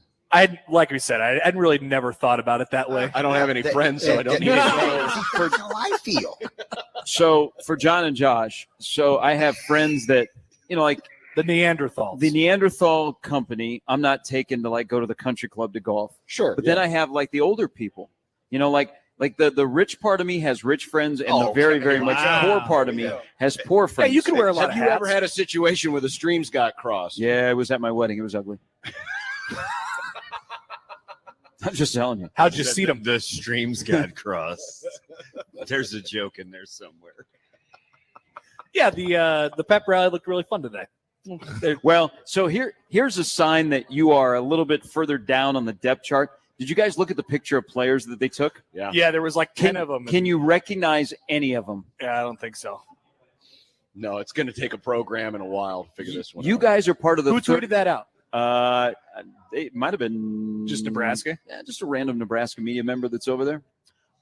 Who ran out of Guinness photos. You are one of the 36 that are not dressing tomorrow. You're going to a pep rally with the head coach. Yeah, I am. Hey, does anybody want to go to a pep rally? Everybody raised their hands. They're like, okay, you can go. Go. You can't. You can go. No. You need more sleep. Yeah, you can go. I see it. It's all well contrived. We need some people. Isn't all of this social media though? Oh, who's in it? Who's not? It's pretty well thought out. Okay, so here's a good question. Not to take over your show. Sorry. It's the Roundtable. Will there be a surprise that is not dressed amongst the 74 tomorrow? Yes. Oh, absolutely. What position does this person play? Wide receiver. That's what I was thinking too. I'm just guessing. That's what I was thinking too. Hey, are we on YouTube television? No face looks. Hey, ma'am, on the air. Hey, no, she was mean to me. Don't. That's the one we're not talking to. I walked in and she goes, "Can I help you? Do you need a table?" And I said, "No, just random, just walking on the street. I want to be on the radio. Can I go be on the radio?" And she goes, "Anybody can come and be on the radio." Oh, awesome. Cool. That's the one that gave me the hard time about Wisconsin and Westside. And I asked her if she could read, and she said, "Stop acting like that, buddy." I was like, "Wow." You haven't been called buddy since Thompson left. Buddy. Yeah. He called yesterday. So is he your negotiator? You know what? I should send him to Mark. It would have been a lot clean. It'd have been a lot cleaner. He's got new teeth now. He looks great. Wow. Oh, he does. He looks great. No, he told me he lost 80 pounds. Oh, wait, Mike's a new teeth guy? Yeah, he's got new teeth. That's why he comes back to Omaha for his teeth, but he looks great. You haven't heard the inside story? On the teeth? Remember, he showed up with no teeth one time. Yeah. No, he took them out. Stibbs was like, no. He had no It was teeth. a lot. He He had no was teeth. talking to Stibbs, and he had no teeth. I thought he was my dad. My dad has dentures. I was like, oh my God. I think so ahead back of to the time, question. we should apologize to Connor because he hasn't even What? been here a year, and he's got to be like, "What is going on with all you yahoos getting Well, together?" I'm just trying to get my feet dipped in the water a little bit. Damon, I already got people DMing me now asking, who's the guy that Damon's talking about? I got people reaching out. Who's the guy? You don't have to answer, but I just wanted to let you know. Hey, so maybe I'll ask off the air. Maybe we'll talk about it during the breakdown. Maybe we will. That's a nice team. There's another radio Wow. tease, 2:50 Right. this afternoon. I know you think I'm unprofessional, Connor, but I do have my moments. I don't think that. That was what we call a tease. No. Put the headphones back on. We like you. We're out of them. We're out of them. Well, I brought my own headphones. I have my own headphones. We were told to bring our own headphones. But he doesn't have a microphone. Isn't it? We don't have any No, more it's the stick microphone mic. part that's I'm the most leaving, important. but I will be back. I know everybody rolls Excuse their me? eyes. No, I'm going to get my hair cut. You're not coming back. Hey, So don't even try. So listen, I spoke at Holy Ghost last night. God bless and you. and the narrator, can you call? He's not like James Earl Jones or anybody, but the guy that MC. Good call. That's EMC. Young Yeshua. Narrator. Keep it up. Yes, dude. it was Morgan Freeman. The MC. I would go with Alex Haley, but That was a narrator? yeah. Morgan Freeman. That's good. I'm trying to keep it over here to football. What about Bud Crawford? Hey, that video though. Okay, I don't even get like that. Back to the narrative So part. he goes, so we're previewing Northwestern or whatever. And so he comes over and he like whispers in my ear, and he's very soft spoken. And he goes, "Hey, I thought that was hilarious last week during the crossover. Can you go over that haircut story?" And I didn't really remember. I was like, the haircut story. He goes, 46 out of 52. I go, oh, the haircut story. So you remember, you got it out of me. I don't know who it was that wanted a edge up or something or another, but I said, they're like, somebody tweeted Connor and they said, how much does Damon pay for haircuts? And I said, it's too much. Like on a monthly basis. Yeah, too much, right? And I did it a couple of weeks ago, or maybe about a month ago. I get my haircut every Friday, typically the same time, same barber for almost 30 years. I tallied up last week or a month ago that I had missed 6 out of 52 weeks for a haircut. 46 out of 52. There were only 6 weeks in which he wasn't getting a haircut. It's impressive. It's a nice ratio. During an entire year. Ratio. For those of you playing at home. Ratio. So did you tell the story? No. There was no segue. You're not getting it. You're not getting this So story. I told him I would save it for Michigan because I think that's the next time I'm there. But there was no segue. Like, how do you talk to a lot of people that are in John's demo about haircuts at the barber? I don't get my haircut that often. Well, that's not the demo I was talking about. I know what demo you're talking about. Oh, the radio guys. Yeah. Oh, yeah. Radio guys with the demo. Radio guys. Are we supposed to take a break or are we just free flowing? Well, we were a break behind, but we can definitely take one right now. So who's back at the station? Neil. I believe it is Neil. Oh God, he's probably gonna. He's like, what? Yeah, I've already heard about how long you guys take between breaks, so I don't want any part of it. So today, in all honesty, I don't think we had one more than 5 minutes. No. Why is that funny? I don't know. We had Rodney who was bubbling in Dublin. Oh, bubbling Did in you Dublin. hear that was call? amazing. I need to hear that. man. I haven't heard it yet. He was. I'm pretty hammered. sure. And Rodney, Was he actually in Ireland? we see that. No, but he was at McDonald's on 77. He goes, we're bubbling in Dublin. I got this lady with me. I just met her. Hey, so how old were you the last time you were with a female and nobody believed you and you said, say hi? High school? Right, yeah. Right? High school? No. She's right here. Say hi. So we Canada, were giving him a hard time about, well, since Chance has offended every person in Ireland that he can, he said something about redheads. And Rodney's like, no, man, I like the brunettes. I go, oh, and Sharpie, of course, gassed the fire. Oh, excuse me. Oh, brunettes. And Rodney was like, hey, say hi. Yeah, I know. But I didn't hear anything after that. And he's like, I think it was a joke. He was not in Ireland. He was not in Ireland. He did not have doesn't mean he anybody wasn't with it. Blitzed? Oh, yeah, he was getting after it for sure. It was like 8 Oh, I o'clock. bet he was drinking a Jameson. Well, see, you forget. He called us and said we were talking about drinks that are culturally specific. This was a couple of years ago. And, I said, hey, I can't stand Jaeger. I don't drink anything dark, blah, blah, blah. And he's like, no, man, people like us, man, we started. And I can't remember what he called it, but it was Jaeger and Jameson. Yeah. So when he calls back today, he was like tying that thing together. And he apparently was not all together with it. Does that sound terrible? I mean, it sounds true. I don't think he was. Is there anything you would turn down? I don't know. If you're in that mood, probably not. You'd try it, right? I mean, Jaeger plus Jameson, and that's it. Less than or greater than frozen paella at Trader Joe's? Less than, of course. Why don't we just do an Irish car bomb? What's in that? There's Guinness and what is in that? It's Bailey's. I think there's some Bailey's. Yeah, but then you drop it in. You drop it in. You drop a Guinness. Jaeger in it, right? Yeah. Or, is that what it is? Yeah. Is that what you guys do? I don't drink your Jaeger. Well, I know you don't drink Jameson because you'd rather eat a loaf of bread than drink Jameson.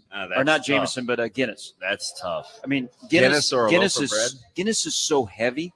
But do people drink Guinness when it's warm? Apparently Guinness is not as heavy over a loaf of in bread. Ireland. Really? Well, yeah, it's a whole loaf It's of not bread. quite as heavy. Okay. That's one of their Neither deals. sounds very appealing. Hey, I just told a story about how kind you were to me when I got here. That's not really true. See? We're getting a note. We have a note to pass along. Okay, excellent. By the way, not very nice. Oscar's Pizza and Sports Grill is open for game day. Is that where we're at? That is where we are at. So they got Damon's second home. They got 17 TVs in here. From and they've got all the years streaming ago. Don't services. paint me in that corner. Nobody puts baby in the Yeah, corner. awesome TVs in here. They've made a whole bunch of improvements. Also, they're open for game day, and they'll start taking your order at 8 a.m. And their first pickup is at 10:30. Let's take a break. The summit has began, of course. I don't think that's is that conjugated correctly? Begun. Excuse me. The summit. We've only just begun, and it's brought to you by Union Bank and Trust, where your money has people. More up next on 1620 The Zone. Remember, no matter how you listen, it's still AM radio. 1620 The Zone. Hi, guys. It's Andrew with Brookside Medical Clinic. Is erectile dysfunction damaging your relationship? Are you sick of the pill and all the side effects? Well, welcome to the future. We have a major medical breakthrough. Brookside Medical Clinic uses the most advanced form of wave therapy. Backed by 60 clinical studies, our technology uses pressure waves to repair and open up blood vessels. We've helped countless men get rid of their ED. But what is the true end result? Their relationship, even their lives, improve drastically. If you're ready to regain your love life, call us right now, and not only will the assessment and ultrasound be free, we'll also give you a gift that produces immediate results in the bedroom. It almost never fails. This is worth $550, and it's free to callers right now. 402-671-7777. That's 402-671-7777. Put a stop to your erectile dysfunction and experience what I call the happiness ripple effect. Call Brookside Medical Clinic now. 402-671-7777. Hey everyone, Josh Peterson here for my friends at Miracle Hill Golf and Tennis. If you have played golf this summer and you haven't been that happy with your game, Mike Faber, their director of instruction, he can help you out. Give Miracle Hill Golf a call today at 402-498-0220. Book lessons or book a round of golf, whether it's a quick 9 after work, a full 18 on the weekend, the Top Tracer building, you can get your golf game right. 402-498-0220, Miracle Hill Golf and Tennis. Welcome to 1620 The Zone's Red Out Week, presented by Union Bank and Trust, where your money has people. Today is the day our 1620 The Zone Red Out Week Roundtable. Today at noon during the Connor Happer Show. All our hosts will be together for a 1620 The Zone Roundtable like you've never heard before. It's Red Out Week at 1620 The Zone, presented by Union Bank and Trust. At Union Bank and Trust, your money has people. Visit UBT.com to find out more. Union Bank and Trust, member FDIC. All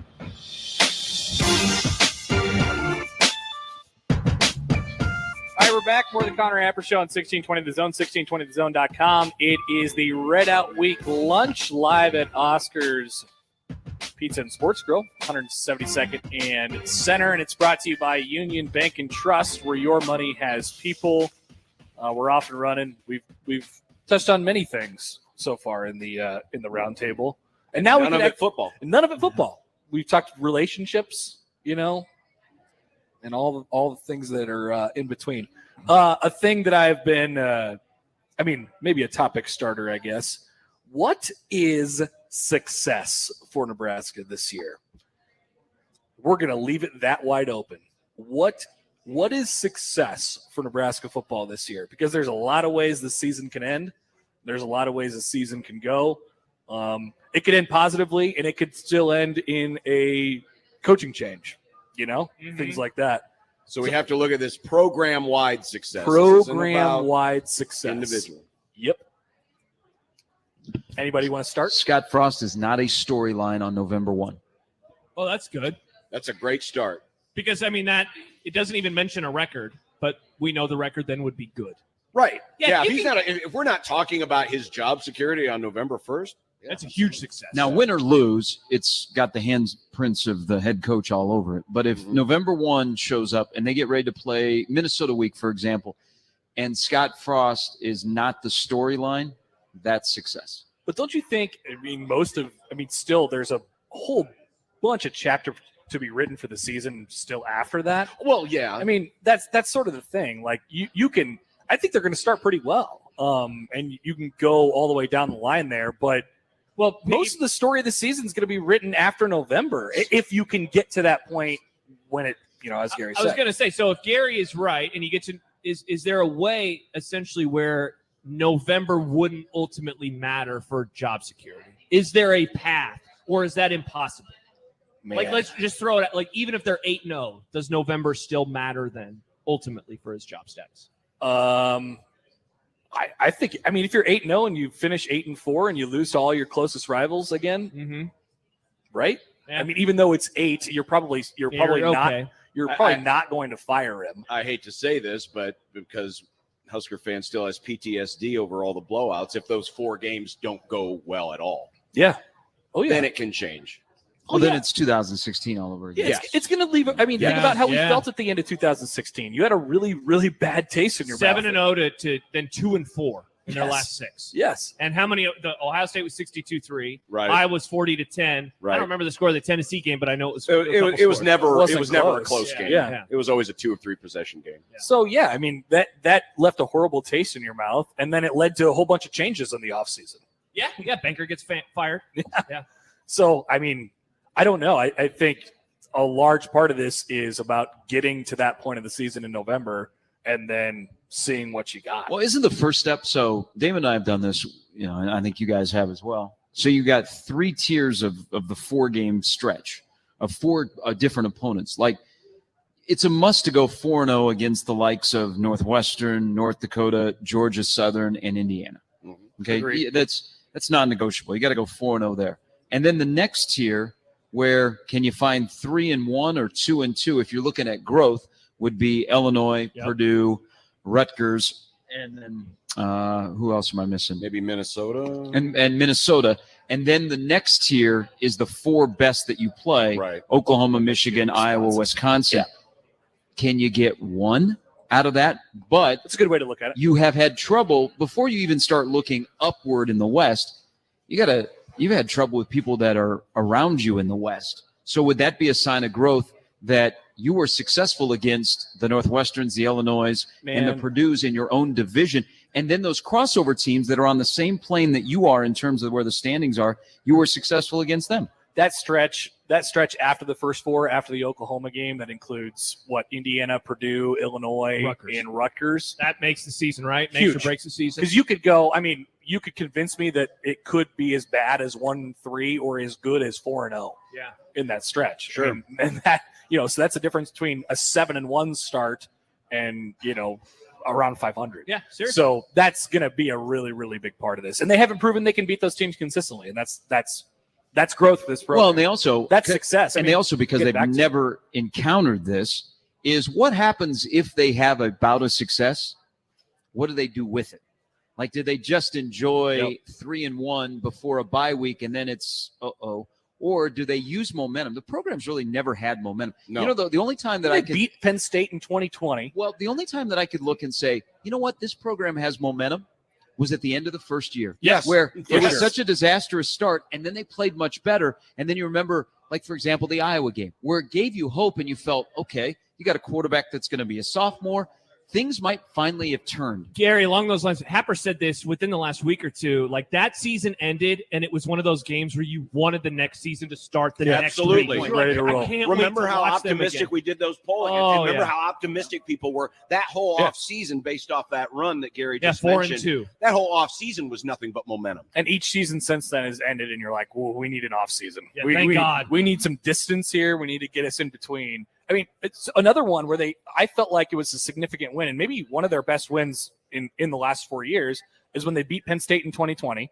Even with all the weird stuff that went in it and how good Penn State was, because they were winless at that time, and they ended up starting like 0-4 or 0-5. But they beat Penn State, and then it was like, okay, they can get this thing rolling. And then the very next week, they had that horrible loss to Illinois, where they were 16-point favorites and they lost by 18. Got reverse covered. They have been not only have they been bad at sort of finding success and finding consistency, they've been really bad at capitalizing off of it. Well, it's why they've never won 3 in a row. Just winning 3 in a row. Yeah. And going into Oklahoma with a chance to be 3-0 with that kind of momentum. Yeah. It hasn't happened. See, and I've gotten so much pushback on that in saying that they need to start 3-0. I don't think it's obviously that crazy. And No. I think No. it needs to be done in order for them to get to where they want to go. And, I just hear over and over again, like, yeah, well, they can respond if they lose to Northwestern. They really haven't been able to do that. And that's sort of where we're at with this program. John said it a couple times recently, like, the more impressive 3-1 start would actually be losing tomorrow and then winning the next 3. That'd be more impressive than starting 3-0 and losing to Oklahoma. Because I just expect as the much latter. as Gary says it's about building momentum, Nebraska has also had a bad ability of stopping negative momentum. Yeah, rebounding. Right? Where it's truly erase the last play or erase the last game and move on to the next one. Look, they've lost 6 in a row right now going into this game. Right. They've had multiple 3+ game losing streaks for sure. Yeah. Well, I haven't won a football game in over 300 days. So, yep. Last win was against Northwestern. It was in October. It was the first weekend in October last year. Yeah, somebody was trying to figure out when the last time they So- had 2 wins against the same So opponent. Damon brought this up. You got to go back to the 50s, and it was like 54 and 55, right? Iowa State. Iowa State. Yeah. And that's literally the dark ages of Nebraska football. Yeah. They're late 40s, early 50s. Can you imagine, though? So I don't believe that they recover if they lose tomorrow, just because I think there's a lot of things going on that are put into this one game. But just imagine this fan base if they did that scenario where they did lose tomorrow, but then they run off 3 in a row, and that third one is against a team that'll roll into Lincoln in the top 10 in Oklahoma. Yeah. Talk about we'd all be staring at each other going into a bye week going, who are these guys? Yeah. What just happened? They'd have the record I think a lot of us expect them to have after 4, but not in the way we expected. And it'd give Frost his signature win and their first win over a top 10 team since what? Are we talking 2011 against Michigan State? Yes. Wow. So you're talking a long time ago. 2015 against Michigan No, State. yeah, 15. Oh, 15. Good call. The Yeah, playoff. 15. Yes. The playoff team. Yeah. I always make sure to mention this, though. While they lost Illinois last year and the season became what it did, they did respond after that. They played better football after that. Obviously, they put together some good performances. They weren't able to get over the hump, But it's not like, I mean, the fact that they weren't able to get over the hump probably factored into them losing all those games close at the end. But they were playing better football after Illinois. That is important. But I'm with you, Gary. Like, I feel like there's even more importance on this one in the fact that they need to get out of it clean. Well, there's more importance on this one because we're a season further ahead. I mean, last year at this time, Frost wasn't on the hot seat. Today he is. So, yeah, this one means a heck of a lot more than last year, though it hasn't been as big a talking point. No, it is not. I think the Illinois game was viewed, game. and is that just because of how we view Northwestern versus how we viewed Illinois? I picked Nebraska to lose last year. I'm not going to pick them to lose this year. So I'm viewing this game differently. Look at how we've looked at, and let's say we don't have COVID. You remember the 20 season was supposed to open up with Purdue and Nebraska. That was going to be the opening game. Oh my gosh, talked about that was huge. We talked about how important that was for both fan bases, for Jeff Brom and Scott Frost, and the significance of that. That gets erased. They have to go to Columbus. We do the same thing last year. We're doing the same thing this year on the importance of the first game. Yeah. Ironically, all 3 conference games, 2 of the 3 will be. And how often do people go back to the fact that the Akron game was canceled? Well, yeah, along those lines. It's a fourth time now in 5 years where they're opening against a Power 5 team. They need some steady footing. Well, heck, let's go back even before that. The BYU game for Mike Riley. Oh, yeah. How important that was. Yeah. And how that kind of changed the tone. And granted, when you rattle off, and I don't remember what the streak was, 30, 35. Since 86, right? Yeah, I mean, there was a 30-year plus streak where they never lost an opener. Yeah. Right? And it ended with that BYU game. We didn't talk about how important the first game was. Usually because it was against a really bad team and Nebraska was really good. But now it seems like every year it's like, man, this first game is going to set the tone. And along those lines, John, so then in 16, I don't remember who they played, but they won comfortably. But 17, they struggled with Arkansas State, and they almost blow that game. Yep. And then at 18 and on, they basically lost them all. In 19, they played South Alabama, but they looked bad. They looked horrible. They couldn't run the ball against their 200-pound defensive was line. Missing guys, and it's like, did something happen? But then they had 17-0 against Colorado. I was like, we're fine. Yeah. And then that one flipped over too. Okay, it is the Roundtable. We're at Oscar's Pizza and Sports Grill at 172nd and Center Lakeside Plaza. Come join us for lunch. Plenty of things going on here. You could enjoy a good conversation as well. The Red Out Week lunch, the final touches on the offseason, brought to you by Union Bank and Trust, where your money has people. We'll come back with more from Oscars next on 1620 The Zone. FanDuel wants you to be ready for game day when college football kicks off this week. Yeah, it's here. Right now, new customers can get up to $150 in free bets guaranteed for week 1. Just place a $5 bet, and you can get $150 in free bets, Damon, win or lose. Yep, you got to get to the FanDuel Sportsbook app, enter the promo code ZONE, and have the fun begin. FanDuel, America's #1 sportsbook. Maybe you like Nebraska laying the 13. Maybe you're thinking, ooh, I smell a dog, and you like Northwestern. The FanDuel Sportsbook app and FanDuel, they've got you covered. I like the national championship futures. Hello, Ohio State. How are you doing? Perfect time to join FanDuel. Give it a shot. The app, we have it. It's so easy to use, and they're always hooking up with great odds. And when you win, you're going to get paid just like that. So see for yourself why FanDuel is America's #1 sportsbook.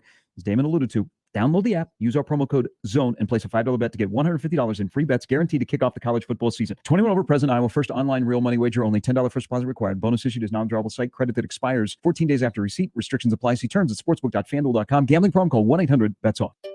Finding great candidates to hire can be like, well, trying to find a needle in a haystack. Sure, you can post your job to some job board, but then all you can do is hope the right person comes along, which is why you should try ZipRecruiter for free at ZipRecruiter.com/free. ZipRecruiter doesn't depend on candidates finding you. Its powerful technology identifies people with the right experience and actively invites them to apply to your job. You get qualified candidates fast. So while other companies might deliver a lot of hay, ZipRecruiter finds you what you're looking for. The needle in the haystack. 4 out of 5 employers who post a job on ZipRecruiter get a quality candidate through the site within the first day. ZipRecruiter, the smartest way to hire. And right now, you can try ZipRecruiter for free. That's right, free. Just go to this exclusive web address, ZipRecruiter.com/free. That's ZipRecruiter.com/free. ZipRecruiter.com/free. Hey, y'all, this is your girl, Cheryl Underwood, and I want to tell you something. My digestive system used to make me feel sluggish, but those days are over. Now I feel great. That's because I increased my fiber intake with the Metamucil 2-week challenge, and I'm still hooked. I just took Metamucil every day for 14 days, and it's really that easy. Metamucil traps and removes the waste that weighs you down, so you feel lighter and more energetic. Now I never want to go back to that heavy feeling. Are you ready for the Metamucil 2-week challenge? For a coupon and daily support, sign up at Metamucil.com today. They say to never mess with the classics, but Panera did just that and more with our new Chef's Chicken Sandwiches. By using pan-seared chicken, our secret garlic aioli recipe, Parmesan crisps, and pickle chips, all on a buttery brioche roll. Because if no one messed with the classics, you'd never have a chicken sandwich this good. New Chef's Chicken Sandwiches from Panera. Only $1 delivery fee when you order on our app. Restrictions apply. For details, visit PaneraBread.com/delivery info. Welcome to 1620 The Zone's Red Out Week, presented by Union Bank and Trust, where your money has people. Today is the day our 1620 The Zone Red Out Week Roundtable. Today at noon during the Connor Happer Show. All our hosts will be together for a 1620 The Zone Roundtable like you've never heard before. It's Red Out Week at 1620 The Zone, presented by Union Bank and Trust. At Union Bank and Trust, your money has people. Visit UBT.com to find out more. Union Bank and Trust, member FDIC. Shop Woodhouse Place Hyundai and Nissan, 144th and Giles. KOZN, Bellevue, Omaha, Council Bluffs.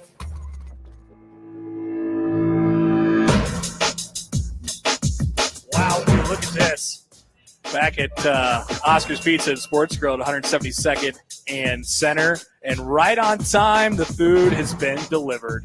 What do we have here, gentlemen? It smells great. Josh has a Josh beer. is smart. Josh is smart. I did a Busch Light, and then I did wings. So how are you going to manage the computer and the I and the was wings? just going to say, have fun with the round talking? table's now you and Gary. So See, congratulations. The wing is a very difficult food to Oh, eat in this type of scenario.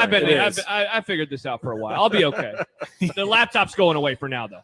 John with the which is why the veteran move is to do the wrap. Buffalo chicken Buffalo wrap. chicken wrap. It's a heady play. Wrap. The fries look I've been craving the pristine. wings, though, John. Mm-hmm. Yes. No, I don't blame you. I've been craving the wings. Come on out and order Today is lunch. half fast day, so you know. Yeah, hopefully your wife's not listening. Josh is Oh, she's peppering already his chastised fries. Peppering And the sal- fries. and salting. And salting the fries. All right, me and you, Gary. Hi, Connor. How you doing? Great. Hi, Josh. Hey, Josh is here too. Does anyone find it odd that the football coach left and we started talking about football? No, because he doesn't. You know, the thing about Damon that people don't know is he doesn't want to talk about sports.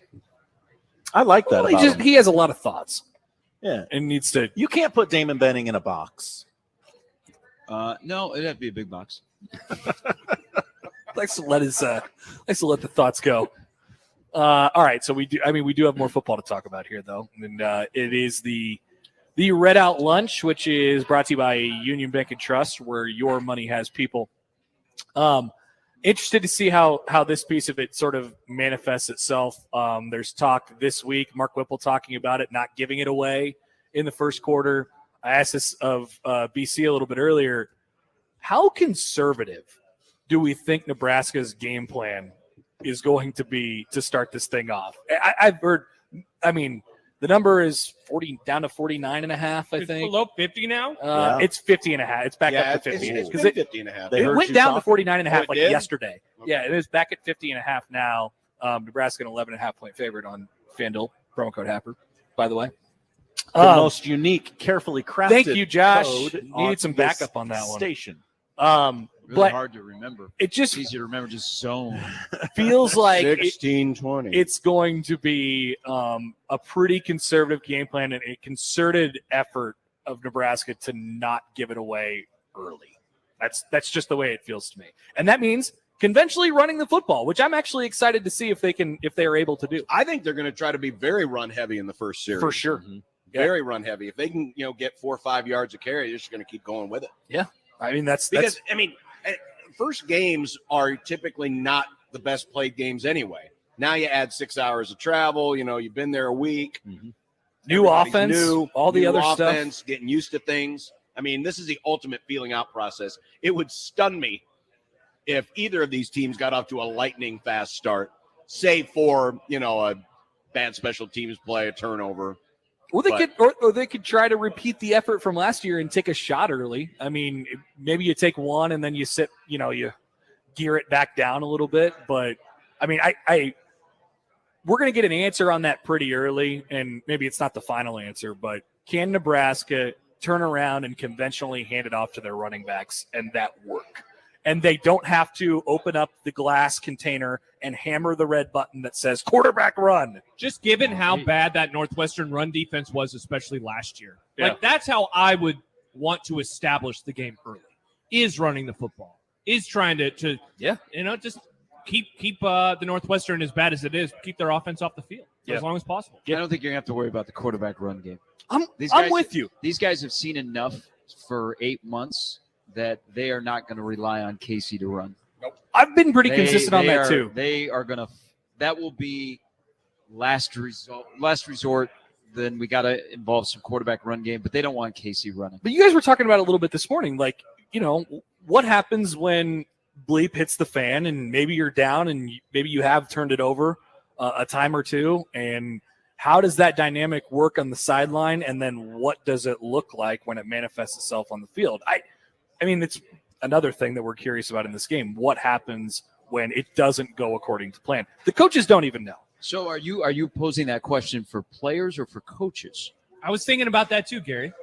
Well, I mean, how it works out for the coaches manifests itself on the field, so right? You got a 65-year-old offensive coordinator who's been in the game for 40 years, but remember, there will be a guy standing next to him.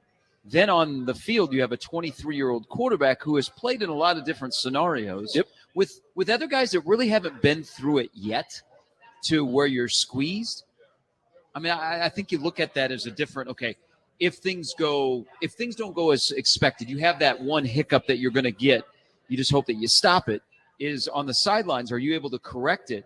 And then is somebody on the field that's running the show? And that's kind of go back to remember the comment about Casey Thompson and leadership earlier in the week. Do you have enough faith that the quarterback is going to be able to stop that? That we've always talked about.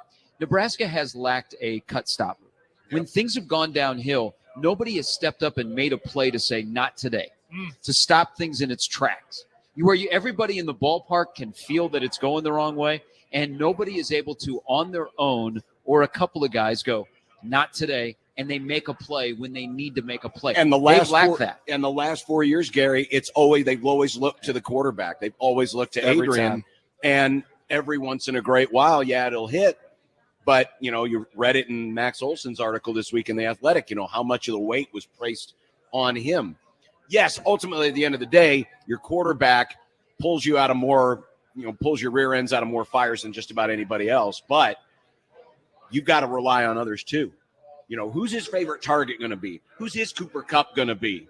Or who's his, his Brent Jones, his safety valve, that guy where you just check it down and he's the guy. Or who's that running back that you look to? I don't think they're going to have a bell cow running back this year, but they are going to want a running back who, when it's 4-minute drill time, we need a first down. This is my guy. Can I go back to the question about success that we got into before the break? And this is for the rest of you guys. If we get to November 1 and we're not talking about Casey Thompson, good or a bad thing? Good. Because remember, this has been so quarterback-centric offense program, you don't get the sense that it's going to be that way. They want it to be not that. So if we get to November 1 and Casey Thompson really isn't much of a story. But can they win? The problem is that's another part of the question, guys, is can you win in Mark Whipple's offense where the quarterback is not the best player? And the storylines are a little bit different than how it actually plays out too. Like if you are 7-1 leading up to November 1st, they're going to be talking about Casey Thompson and how good he's been. Yeah, just as a winning quarterback. But us that are going to watch every game and break it all down, if you go, you know what, he's not the number one reason. He's a complementary piece to this offense and the success of this team, but he's not. They don't rely so much on him that it's, day by day, hour by hour, how he goes, they go. How do they talk about Tanner Morgan? I mean, I don't know about that that comparison. It's almost to the point where even if he were or the team were to play at a level where maybe you can try to ignore the quarterback, we have been so quarterback centric. Yeah. Here, going back to the first Martinez and beyond, that it's almost going to be impossible, even if Thompson's having a decent year and the team's having a good year, that we're still not going to be talking about him in some way. Well, and I don't think the defense is good enough for them to win, just have like a 7-1 start if he's like an average quarterback. Or if he's like a non-existent guy. If we're not talking about him, in my opinion, that means he's hurt. Or just benched. And then Chubba's come in and done well. Yeah. I don't think that he can be a non-topic. So here's another angle to this question. And Robbie and I were talking about this the other day because I thought about it and then we got into a discussion. I want to go back because this will frame how we look at 2022. We didn't really know Mike Riley was on the hot seat going into 2017. Okay, we thought Mike Riley was good. He got a new defensive coordinator. Yeah, we weren't really thinking about it. Yeah, I mean, that changed as that season went along, and then once I-Course is out, it completely changed. But if you thought that Riley was on the hot seat in 17, who do you think was the person that had his job security most in their hand that year? Tanner Lee, right? Bob Diaco? I said Bob Diaco. So now let's fast forward to 2022. Take Trev Alberts out of this. Yeah. Who do you think on this current roster, coach or player, holds the most in their hands for the job security of the head coach? One came to my mind immediately. Bill Bush. That was the other name that came to my mind. Really? The first was Donovan Raiola. That holds the key? Yeah, if the offensive line isn't good, that means they're not winning. If they're just the same everywhere, if they're a perfectly average team everywhere and they can actually make special teams work for them, they're going to win enough games to keep them around. And that's kind of the way I'm looking at the season with the schedule, the way it plays out. Like I would almost lean Mark Whipple because, I mean, this is the first time Frost has given up play calling in a decade. And if you think about it, the defense has always been able, for the most part, to do enough to win you games, especially last year. Yeah. It was the offense that needed the most retooling. And he needed to be the stabilizing force. And he needed to be the guy, and we've talked about it this week, our friend who breaks down Big Ten film, Space Coyote, our rocket scientist buddy. Nice. Great guy, by the way. Great guy. But, the comment was made, hey, on the whiteboard, Frost is tremendous at dialing up. He can draw it up. A great play. But when it comes to a system, to bread and butter, to a game plan, it's a pick-a-play offense. It's a pick-a-play offense. It's like playing a video game. Most people, when they play video games, they want the fun plays. Yeah, they want the fun plays. The bomb. Yeah. And so I think that person is Whipple because, I mean, we got to assume. I'm not going to pretend that Nebraska's defense is going to be a world beater, but we got to assume, based on what we've seen in each of the last 4 years under Chenander, this defense has gotten incrementally better. Yep. I still think they bump their head on the ceiling because they don't generate enough turnovers or sacks. If they break through that, then it's all different. But they're good enough to win you games. It's the offense that needed the most massaging. It's the offense that's going to drive this bus. And you're taking it from a different level, just as you're taking it from special teams. But how I view the offense is, I don't like, how explosive does it need to be? How good does it need to be? Rather than, I'm thinking of it more as, like you said, John, the stabilization part of it is a huge, huge deal, and just not screwing up. And that's, I'm not trying to minimize Whipple's importance in all this, but they don't need to be that much, quote unquote, better. Part of last year, Yeah. last year, take out the turnovers, that offense wasn't bad. The problem is they never got points. Right. No. I mean, they moved down the field. They never got points, whether it be 3, whether it be 6, whether it be 7. Can the offense be the same in what they generate, but it generates in points? When they get to the red zone, they get into the end zone, or field goals are made. I mean, that's another interesting aspect of this season. And I've said this, Nebraska is going to be +2, +3 in the win category if they can just simply double their field goals made. Yeah. I mean, they were, absolutely, which is wild that they were 50%. But if they can, if Bleak Road comes in and let's say he kicks and makes 16 field goals this year, that's basically double of what they had last year. How much of an impact that makes? Huge. Yeah, and it changes the way they call plays. Oh, you get inside the 30 to 25. Look at Josh, the morale. Look at the Oklahoma game. Oh, if they make a key field goal at a really kind of weird point in that game, where you could feel like, oh man, this might be Nebraska's day. Look what that does to you. How about when the Instead, extra point got taken back? Well, and then Ohio you State, miss. same thing. You miss and you walk off the field and you're like, oh boy. Or you're on defense and you're like, gosh, come on. Yeah, it's punching home the drive. It's finishing off the drive, whether it's with points. I mean, yeah. That you score a touchdown in the Oklahoma game and net you only gain 4 points. Right. Like, that's kind of impossible. It does not happen very often. Right. So, yeah, I mean, I think that's my name. I think it's Bill Busch. And I think they can take it from painfully, horribly bad to making it actually work for them. I don't know why I think that. It's just the sense that I've gotten from this fall camp and the way that they talk about what they're doing on special teams. And, of course, the specialists being better as well. And then what Whipple does on offense will obviously be very important as well. But, I think they're going to trade some explosiveness. They were explosive last year. They could draw up. They could draw up a big play. They're going to trade some of that for, being a little bit more consistent. And I think that's sort of the formula. Absolutely. Nebraska needed big plays to score last year. Yeah. What they need It'd be is nice red if zone. they don't need big plays to score this year. If they can just have a nice, consistent drive. Here's the other part of last year compared to this year. There aren't as many guys that you start ticking off that are going to produce explosive plays. Remember, you're not going to get with legs out of a quarterback like you could out of Adrian, an exclusive play. And let's be honest, how many wide receivers are you confident with? They're going to stretch the field and try and go over the top. Yeah, none until I see it. None until you see it. Maybe Trey Palmer. Maybe Trey Palmer. But last he's the year, fastest guy. But last year, if we're having this roundtable before the start of the season, you're going, Torrey. I think so. I don't know that everybody was quite there with Torrey yet, preseason, but after 3 games, that was it became. You guys at the ticket. You hate Torrey. We loved him at 16-20. It became painfully obvious after radio. about 2 games. I loved Torrey last year. He was huge, and he got how many 40+ yard catches did he have last year? A whole bunch. I don't know. I don't know if they have that. Stick out in my head is the Purdue game where he was down the field, but that's for last year. So the whole part of as you work through the season, he's a guy that kind of I think there's 2 guys that when you look at replacing get forgotten. There's no way you can forget about Cam Jurgens, whether you disliked him or not. That's a gigantic hole.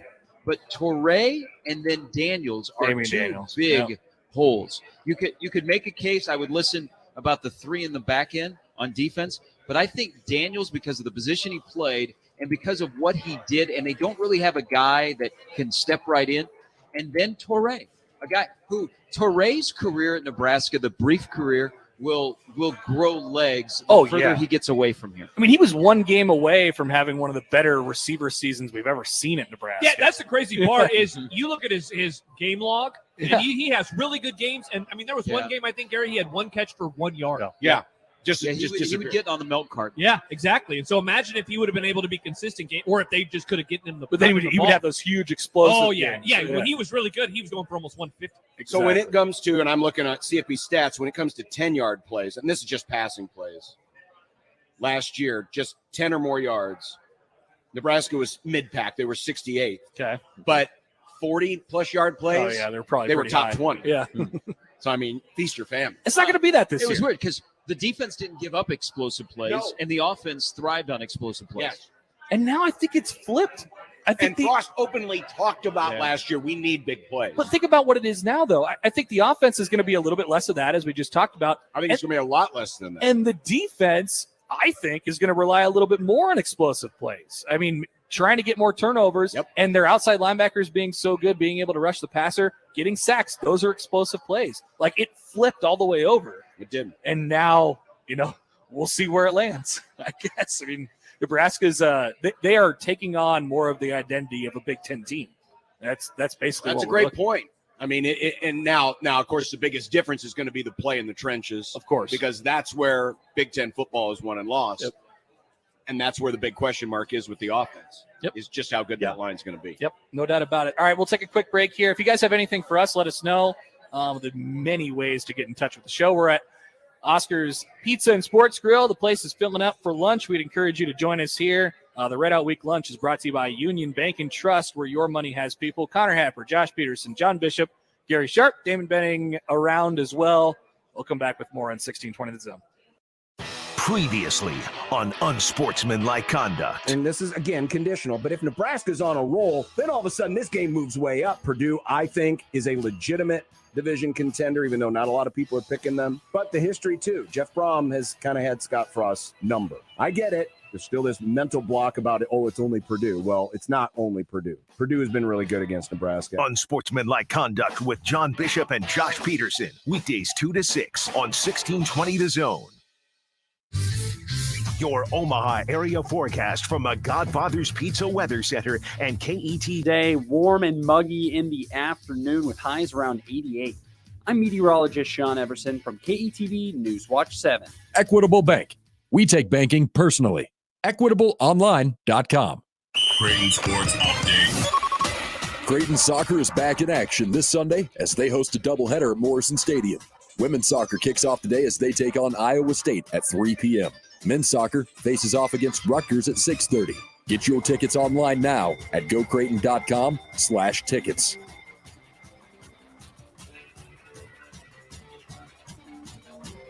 $16.20 The Zone proudly supports Creighton Athletics. As a veteran, you get a lot of advice. But wisdom's harder to come by.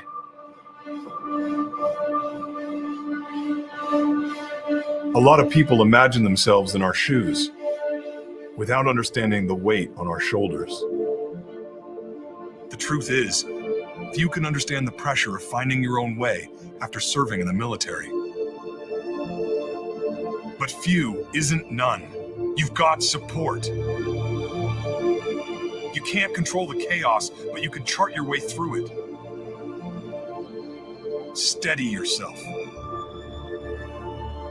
Take a breath. You're not alone. Learn more at maketheconnection.net. Imagine it's a scorcher and your home's AC just quit. Sometimes it's beyond repair and needs to be replaced. At 1 Hour Heating and Air Conditioning, our comfort specialists take the frustration out of the equation. Modern AC systems are more energy efficient, which is good news for your energy bill. Call 402-788-1234 or visit McCarthy's1hour.com. Always on time, boy, you don't pay time. Always on time, boy, you don't pay time. Independently owned and operated, licensed in their respective state or county. Teachers like me, parents, we don't always know as much as you guys do about what's going on with other kids. Half the time, it's rumors. Yeah, but if you're ever concerned about a friend who's having trouble with alcohol, prescription drugs, anything, you need to tell an adult, someone you know and trust. That can be hard, but speaking up about a problem is what helping a friend is all about. For more information, visit underagedrinking.samhsa.gov. Sponsored by DHHS and aired in cooperation with the Nebraska Broadcasters Association and this station. All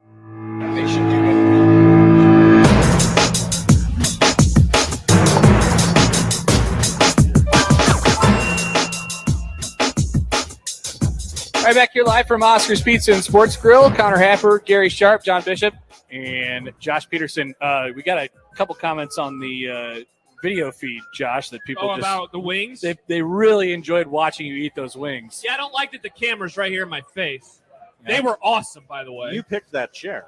Yeah, I did. That's true. I did. Did you go char buff? Oh, yeah. You got to. Oh, yeah. Very good. Got some fries. Had a great time. Their ranch, tremendous. Which sauce? I think I just did the original buffalo. Soul buffalo? Yes, yeah, regular buffalo. That's how I roll.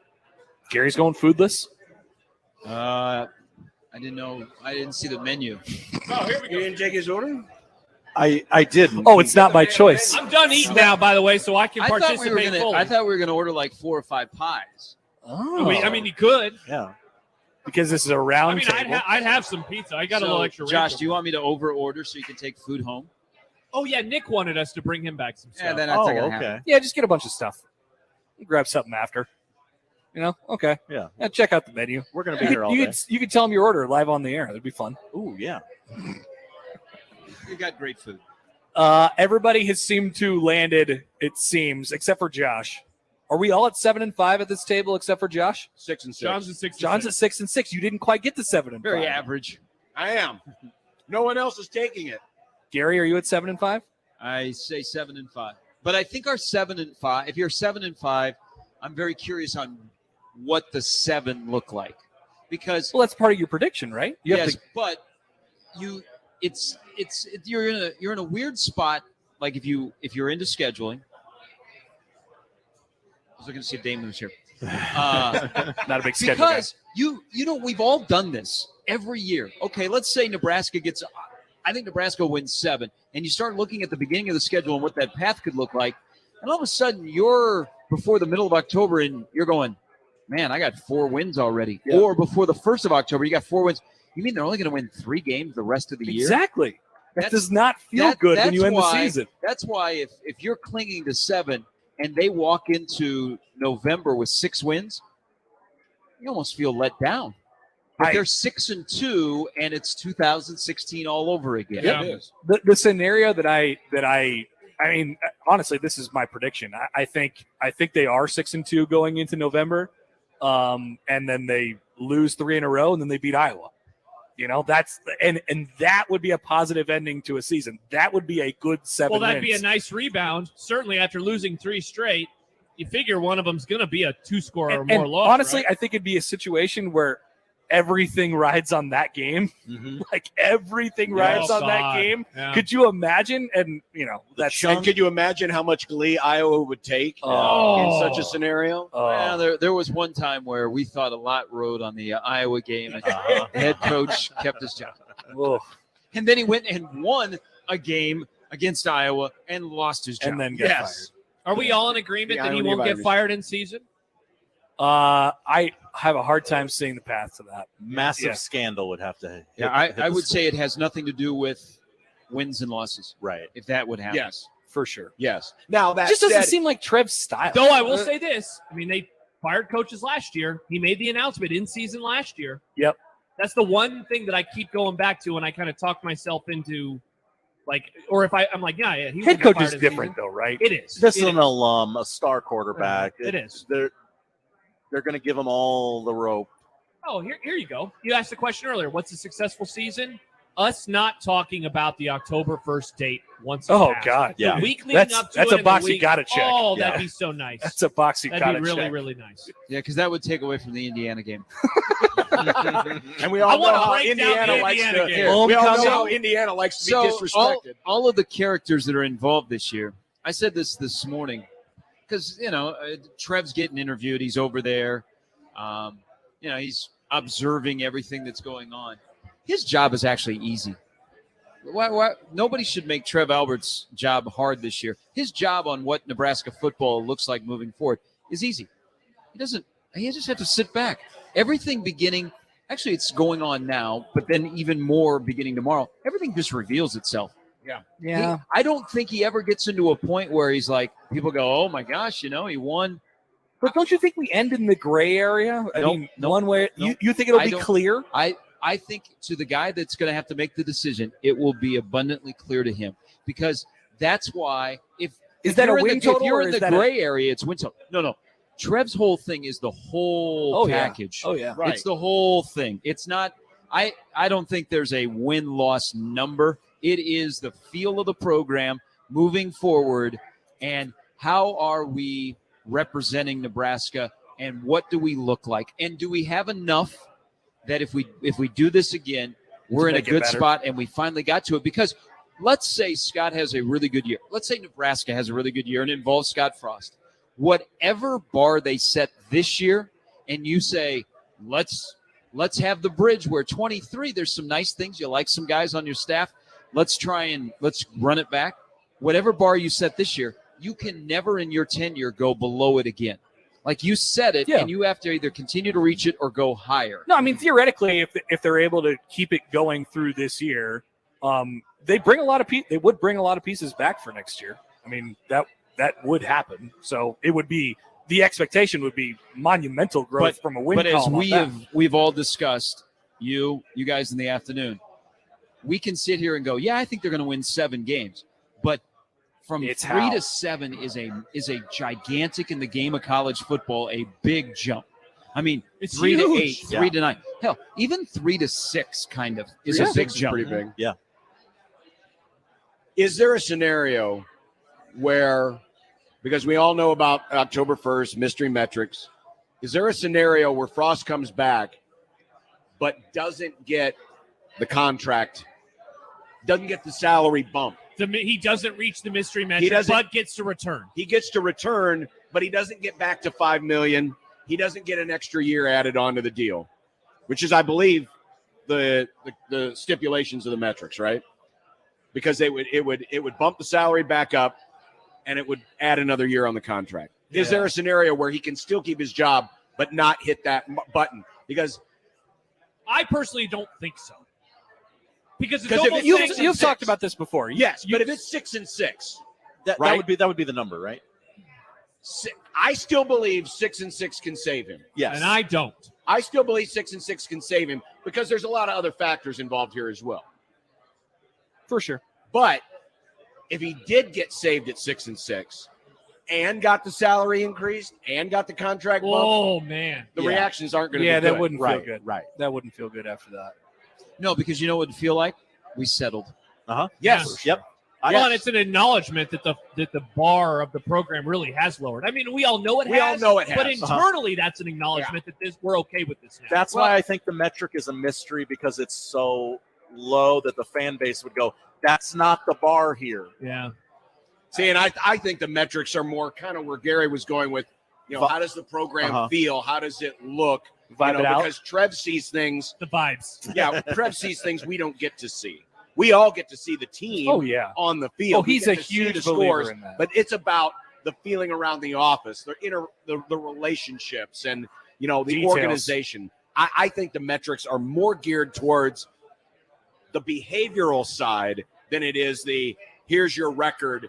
This is what you need to accomplish. But doesn't that show itself in the record? I mean, to a certain extent. It can, but it also can't. I mean, what if they have another year like last year where they lose a lot of close games? Maybe that the was record's not that as was bad, a representation. But it feels, but Frost openly, he truly has handed off the offensive reins to Whipple. He truly has become a CEO. Yeah, but I mean, the 3-9 record of last year, in my mind, is a representation of how discombobulated it was from a detail standpoint. The exact stuff. I agree. Exact stuff that Trev is looking for. Yeah. No, I don't think there's a scenario outside of, half the team, getting the actual lupus and not being able to play where they go 3-9 and you can say, but no, you can't go 3-9 and no. So you're asking, is there a scenario where they go 6-6, but from an organizational standpoint, the boxes are checked? Not all the boxes are checked. Mm-hmm.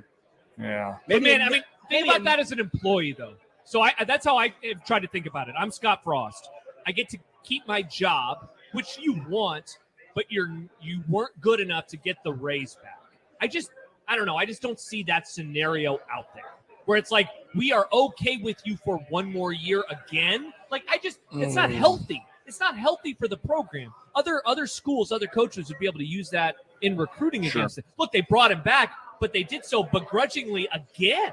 How do you continue to sell your program? But then how do you sell? Let's say it's 6-6 and they do bring him back. How do you sell? Oh, by the way, you're going back to $5 million. You're getting another year. That's how what do I'm you saying. sell that? I don't think 6-6 brings him back. So maybe that's where we disagree. Okay.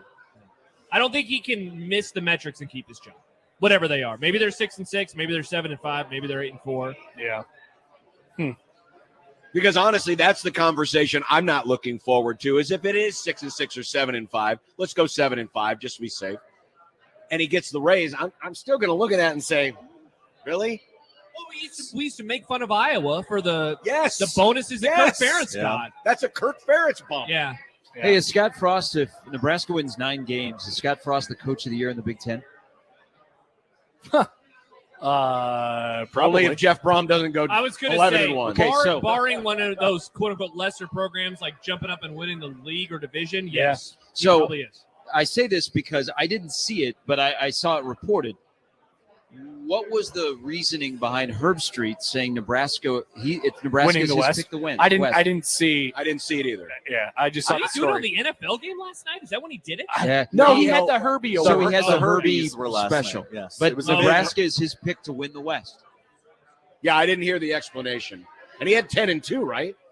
I thought he had 9 or 9-3. Like he would go with the the easy one, okay, the schedule. But I was wondering if there's something else that he thinks will pop in this program.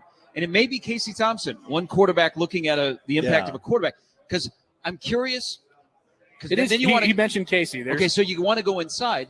You know, him and Frost still have a really good relationship and talk. Yeah. So is he gleaning something that Frost likes that he goes, oh, I could see what you're doing? Or thinking, man, Adrian handcuffed you and you handcuffed Adrian. You don't have that anymore. A new quarterback is going to unlock some things with an offensive coordinator that will play to his strength more than you played to Adrian's strength. Here's Herb Street. I got Nebraska. It's just curious from a national high-profile guy. He's the first I've seen that's gone that far with Nebraska. I got Nebraska. They were 3-9 last year. They had all 9 losses by 1 possession. Have you ever heard that before?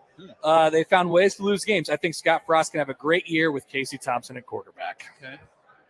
Very, very detailed. I'll give you a cynical answer. How much of this is just him wanting to, hang out on this corner? And if he's right, maybe he looks a genius. And if he's wrong, nobody cares. And maybe because a lot of us, I don't know what we're all picking for the division, but there are a lot of folks who are like, man, I just don't know where I'm going in this division. It is wide open. Where they it's are almost one like of the it's 5 teams let's involved. just go ahead and hang out on this corner because. Yeah, Rather I don't really pick buy Wisconsin Purdue, and I don't again, really buy Wisconsin, and I don't want to pick Iowa. Would you agree with this, that Nebraska is one of the 5 teams involved in the Big Ten West conversation? I don't think they are, but I could see why some people do think if you think they're going to, maybe you don't, but if you think they're going to start 6-2, that's only probably 1 conference loss at that point, assuming the other one is to Oklahoma. They're going to be involved going down the stretch to November. Can I ask a question? Who are your 5? Nebraska, Iowa, Minnesota, Purdue, and Wisconsin. Did one of you say 4?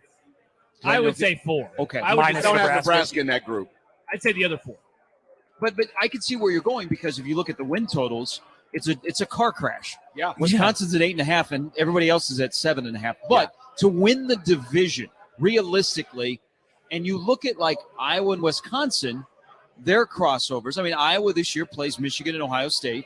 Wisconsin plays Ohio State in the middle of September. If you're doing the math to win the West or be, right in the always got to look at the crossover. I mean, you're starting at 5, and realistically, you're going to have to get to 6 to win the division. Yeah.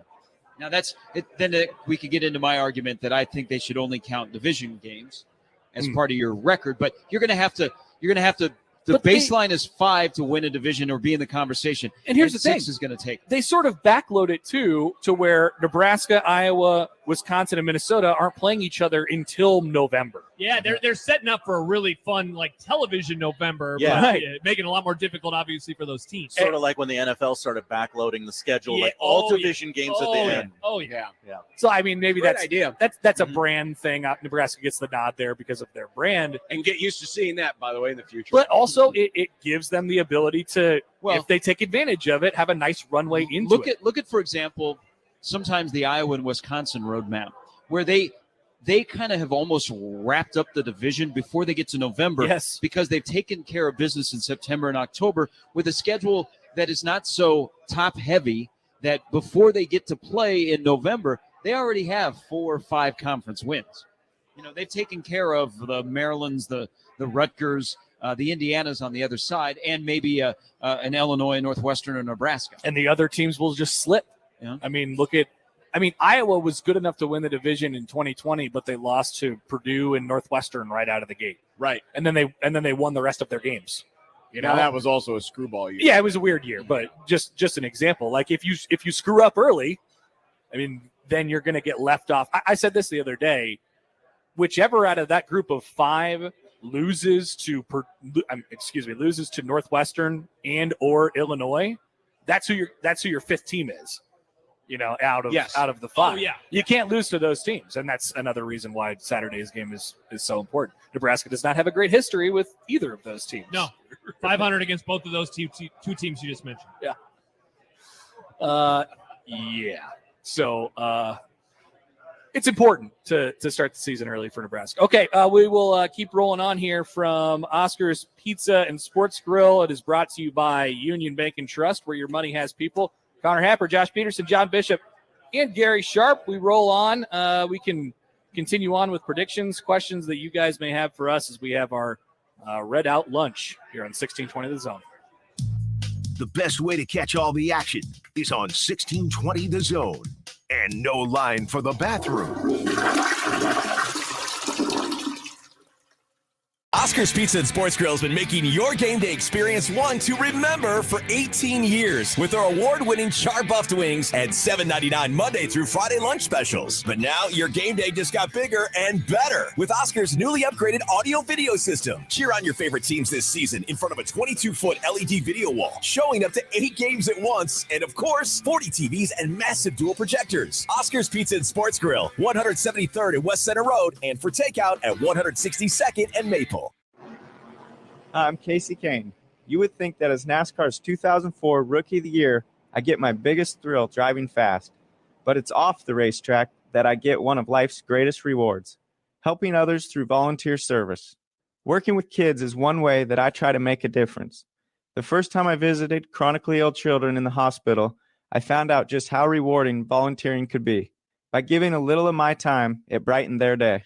I was so inspired that I started my own foundation to help sick children and kids without an opportunity to have a better chance at life. Through volunteer service, you learn things about the people you're helping, and you find out a few things about yourself. Volunteering is a rush, just like taking the checkered flag.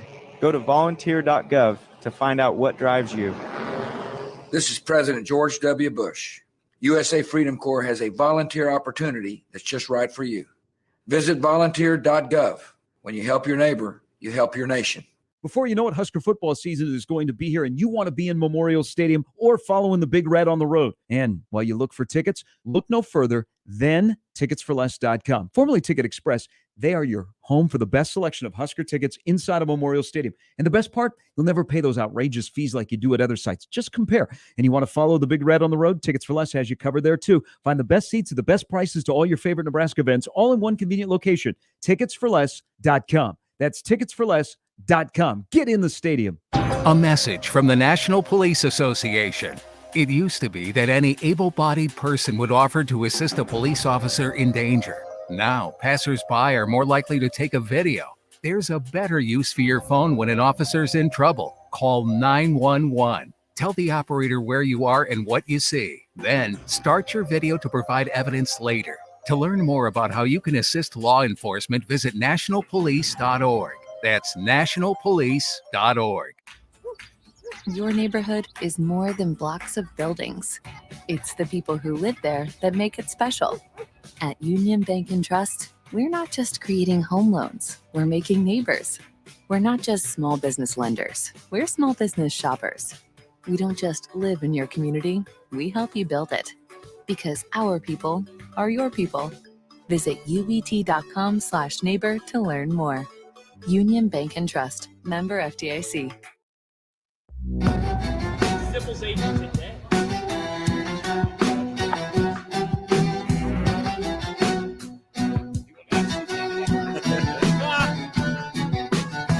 The Red Out Lunch rolls on from Oscar's Pizza and Sports Grill. Nebraska Volleyball is on as well.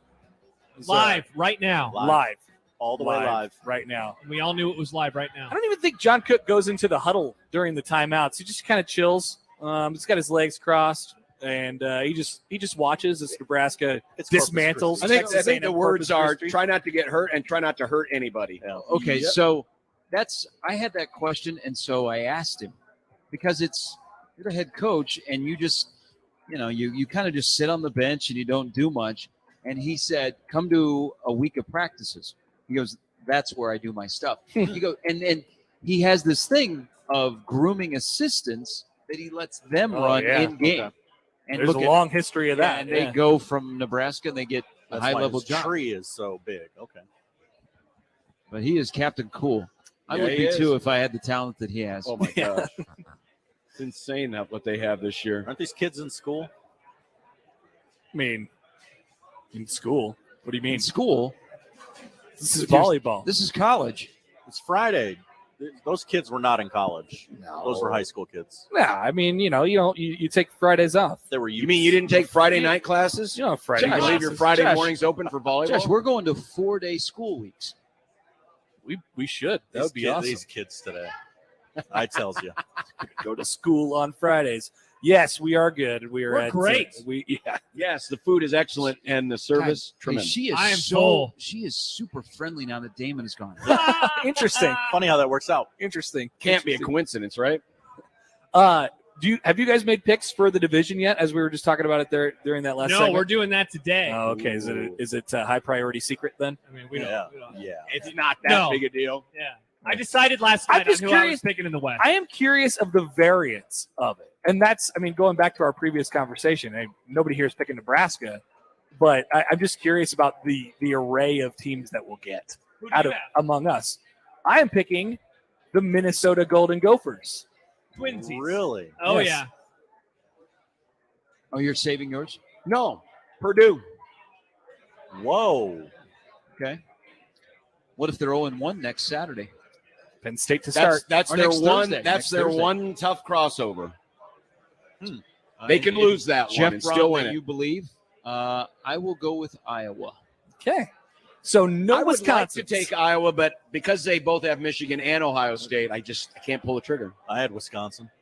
There we go. I feel I mean, super. Wisconsin's the smart pick. So, but it was there's the full because array. nobody else stood out. No, you know what? So that is a sign of Wisconsin. Because if they don't win the division this year, that's 3 years. They have not won the West. And people start going, I know. Even though. Well, that's real. Yeah. Oh, yeah. Do you say, well, those 3 years are because of Graham Mertz? Or do you go, well, let's see, Barry's gone. Chris, what's going on here? Well, they'll start asking questions. That's like you pause if Wisconsin doesn't win the division this year. That's 3 straight. Yeah, 'cause years. There's a lot of pressure on that Yeah, program we this keep year. saying like, oh, they always win it, and it's like they don't. No, they don't. You know, Yeah. Northwestern's won it more Northwestern. often than Yeah. Wisconsin. And remember, last year they disappeared. They disappeared early, and then they got They got did beat get by really Michigan. good, yeah. And then they actually finished quietly playing really good football. They found Until the Minnesota game. Yeah. They were going to win the division. If they beat Minnesota, they win the division. That's right. So Right. they lose it to Minnesota, Yeah. and then Iowa gets it. I sort of view Iowa as the program that's, doing that a little bit, doing what they're attempting to do a little bit better right now. With the amount of, I think Wisconsin probably has a little bit of better talent, but Iowa's just got that formula, man. They know exactly what they have to do in order to win a football game. And defensively, Iowa is stout. Yes, I mean, they're so gonna at be the really top. good We're on talking defense in the 2 country. All-Americans on that defense. Yeah, it's gonna be, and they're always gonna be fantastic. And it'll come, but in special like the teams. whole let's go back earlier to a Casey Thompson discussion. Look at the West Division. Which teams in the West to be successful need their quarterback to be really good, or they just need their quarterback to be functional to be good? See, and that goes back to the question that you asked earlier. Yeah. Like, if Casey Thompson is non-existent, Nebraska's not built like the Wisconsin teams of old, where their quarterbacks could be quiet and they could still win. But aren't they trying to be more like that? Are they in this offense? That's Whatever what I'm this thinking. offense is I going don't to think look they're like. going to run it that much. I'd be stunned if they were. I think running they it would like to be that. I think they can would be, like though. to be that, Gary, but I don't trust that they will be like that. So let's sort go of a through this. modified version If- of the Big Ten If West. Graham Mertz is functional, Wisconsin's pretty good. They're Yes. really good. Yeah. Yes. Okay. Whatever combination you have at Iowa, if they're functional, Iowa's really good. Yeah. Because Petrus is of that bad. defense. Tanner Morgan, when he's functional and has NFL wide receivers, we saw 19. He If probably he's- has to be a little better for them. Yeah, I think there's a little more on him than there is on. Yeah. I mean, again, Mertz and Iowa, Petrus. They just need to So- not get in the way very much. so But I think they need a little more out So of Morgan. essentially, in this division, there is one program that needs their quarterback to be better than functional, to be great, to be good, and that's your pick. Yes. Yeah, Purdue. Oh, yeah. Purdue They need him to be really good. Oh, yeah. But I mean, that's Brom's offense, right? Yeah, for sure. But the quarterback's got to be. But go through the list of quarterbacks in the West that have won the West Division. Okay, Forgettable guys. Thorson, Ramsey, Petrus, Hornibrook. Stop it. Bro, let's go. Yeah, I mean that's it's the not- style in the it's West. not a who's who the most list. dynamic quarterback that essentially the West Division since Nebraska's been it, Russell Wilson. It was Russell Wilson, exactly. For sure. Even though that wasn't in the West. And that was Right, right, but it wasn't the West. then- But And it was same in, with Taylor it was in the Martinez. leaders. Yeah. But then look at the opposite side of the East and look at the Ohio State quarterbacks or Michigan's quarterback Oh, yeah. that have, or even Michigan State that have won. Yeah, Most of those guys are NFL guys. Yeah. Yeah, there's no doubt about it. And what has the East done to the West when they get to Indy in the first weekend of December? Yeah. Destroy destruction. So maybe maybe you got to have that quarterback eventually to win the division. But you're right, Gary. To win the West, you just got to be functional. So if you are Nebraska and you had to start it over, instead of trying to build your program to beat Ohio State, what if you would have had a program to beat the teams in your own division instead of looking at we're going to beat Ohio State? Say, what elements do we need to beat Wisconsin and Iowa consistently? And don't you think they've turned the wheel a little bit more toward that over the last couple of years, and especially now with the offense the way they want it to be? I will say, I don't know about offense, but I get what you're saying. I will say they've turned it more on how they approach their defense. Yes. Yeah. Even though this year they're not really built right out of the gate to stop the run, which most teams that are successful in the West do. But I think they've looked at the West. Chenander has looked at the West on how do we win defensively against our own division, not trying to keep up with Ohio State and Michigan and whoever, other top Penn State, whoever we're playing from the other side. Okay, can I ask you a follow-up? Why do you think that Nebraska's offense is trying to move towards like the Big Ten style? Is it removing the quarterback run game? Because yes, because I think you and I are in agreement. They're gonna throw it more than they run it. It is a modified version of that. I think they basically use, I think his completion percentage is going to attempt to be high, and they'll basically use that as their version of pounding the rock. If they're, I mean, agree. Theoretically, they're able to do that as well, pretty consistently and conventionally, as they haven't been able to do over the last couple of years. But I think the quarterback run game is gone. Like, for sure. Essentially, it's for sure. It's essentially gone. So they don't, it's not, in essence, it's not a quarterback centric offense, even though they're going to be throwing it more than their opponents are. So, I think that's basically what I'm talking about when I'm saying they're more of a Big Ten team, Big Ten West team. Anyway. I posed this on our show today because Josh and I will be on Big Red Overreaction. What will be the first position group, good, bad, or ugly, we'll be talking about tomorrow? Good, bad, or ugly? Yeah, that was a good question. I liked that question. I think the offensive line. I think that's where it's going to start. It's going to be one of the two lines. Okay. If Northwestern is able to ugly up this game and run it, then we're going to be talking about defensive line. If Nebraska runs it well or doesn't run it well and has to chuck it a lot, it'll be the offensive line. Yeah. It's going to be one of the two lines. Yeah, you guys are probably right. It's going to be one of the two lines. The position group that I'm sort of in general most concerned about or interested in right now is wide receiver, but I think they have enough to get through on a single game basis. You know what I mean? To not have that show up too much. Kind of that is scary for you to say that because of all the position groups that we've all gone through, is there a position group that you have changed your tone on more than wide receivers that's the one. From August 1? That's the one. No. Yeah. No. And we've soured on them a lot.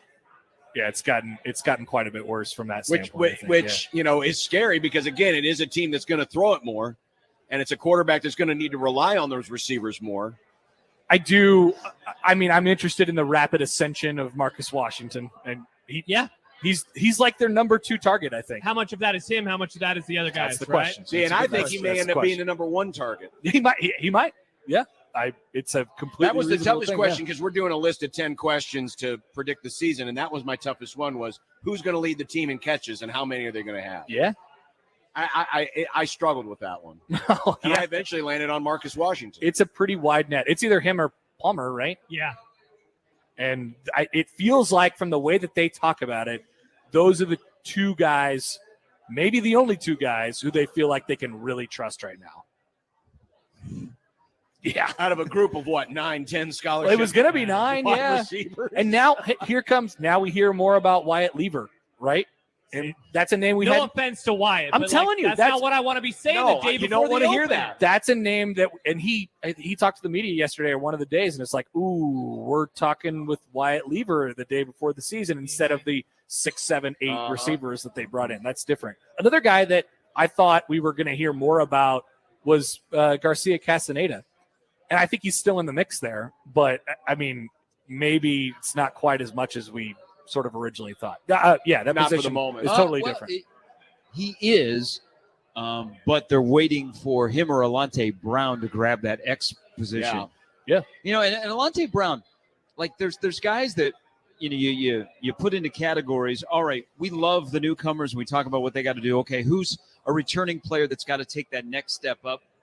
There are then the Alante Browns still on this roster where, guy, you like them, but they really haven't done much here at Nebraska. And now the clock is really ticking because where is the Alante Brown in his one big splash play at Nebraska a couple of years ago in Iowa City?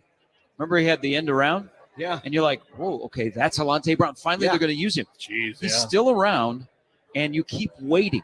That's a guy that has to pop at some point. And he's in the year where you go, okay, it's just not going to work out. We got to move on. Yeah, it's do or die for a guy like him. There's a couple of those guys. There might be a couple on defense as well. Guys that we've heard of. Now, the issue there is they got a lot of guys that those linebacker spots that are sort of occupying places. Right. And there's more Jamari Butler, Blaze Gunnerson, who we've heard good things about. Right. But is there room? Is there enough space for them? Defensive line, there's plenty of space. If they get a guy to pop there, that's fantastic news because there's not a whole lot going on there. There's a couple in the defensive backfield too. Here's another one. Well, here's a prime example. And I still have hope for Alante Brown, but Nebraska can't afford the Nola Pola Gates of the world. Yeah, that's a great one. You feel like you won a recruiting battle and you like what you got, and you've essentially was that 3 years ago, right? Yeah, got nothing outside of some special teams work. Right. Yeah, 2019. Yeah, he was one of the ballyhoo players of that class. Yep, kind of the Avery Anderson of the, if you will. Oh God. Yeah, no, I think so. Seriously. No, that's right. Yeah. That's a name from the past. Yeah. How about Lynham back there too? A guy that they've always talked pretty well about, but hasn't really been. I mean, they brought in a whole bunch of transfer corners. And some of those guys, they got the talent. They just don't know what to do when they get on the field. And you're not in a position where you're just going to say, just go out there and play. And if you don't know what you're doing and can't get lined up properly, they're not going to play you. And so some of those guys fall into that category where we sit up from a high and go, hey, how come he isn't playing? Well, he doesn't know what he's doing when he gets out on the field. And you can't afford to throw somebody out there. I mean, it's been one of the bigger things over the last couple of years. They've been very vocal about, hey, you got to know what you're doing. You got to be on the field for a stretch of plays. And I wonder how that looks this year, especially early. Like, I think it's a pretty tight group right now as far as the amount of people that they're going to play.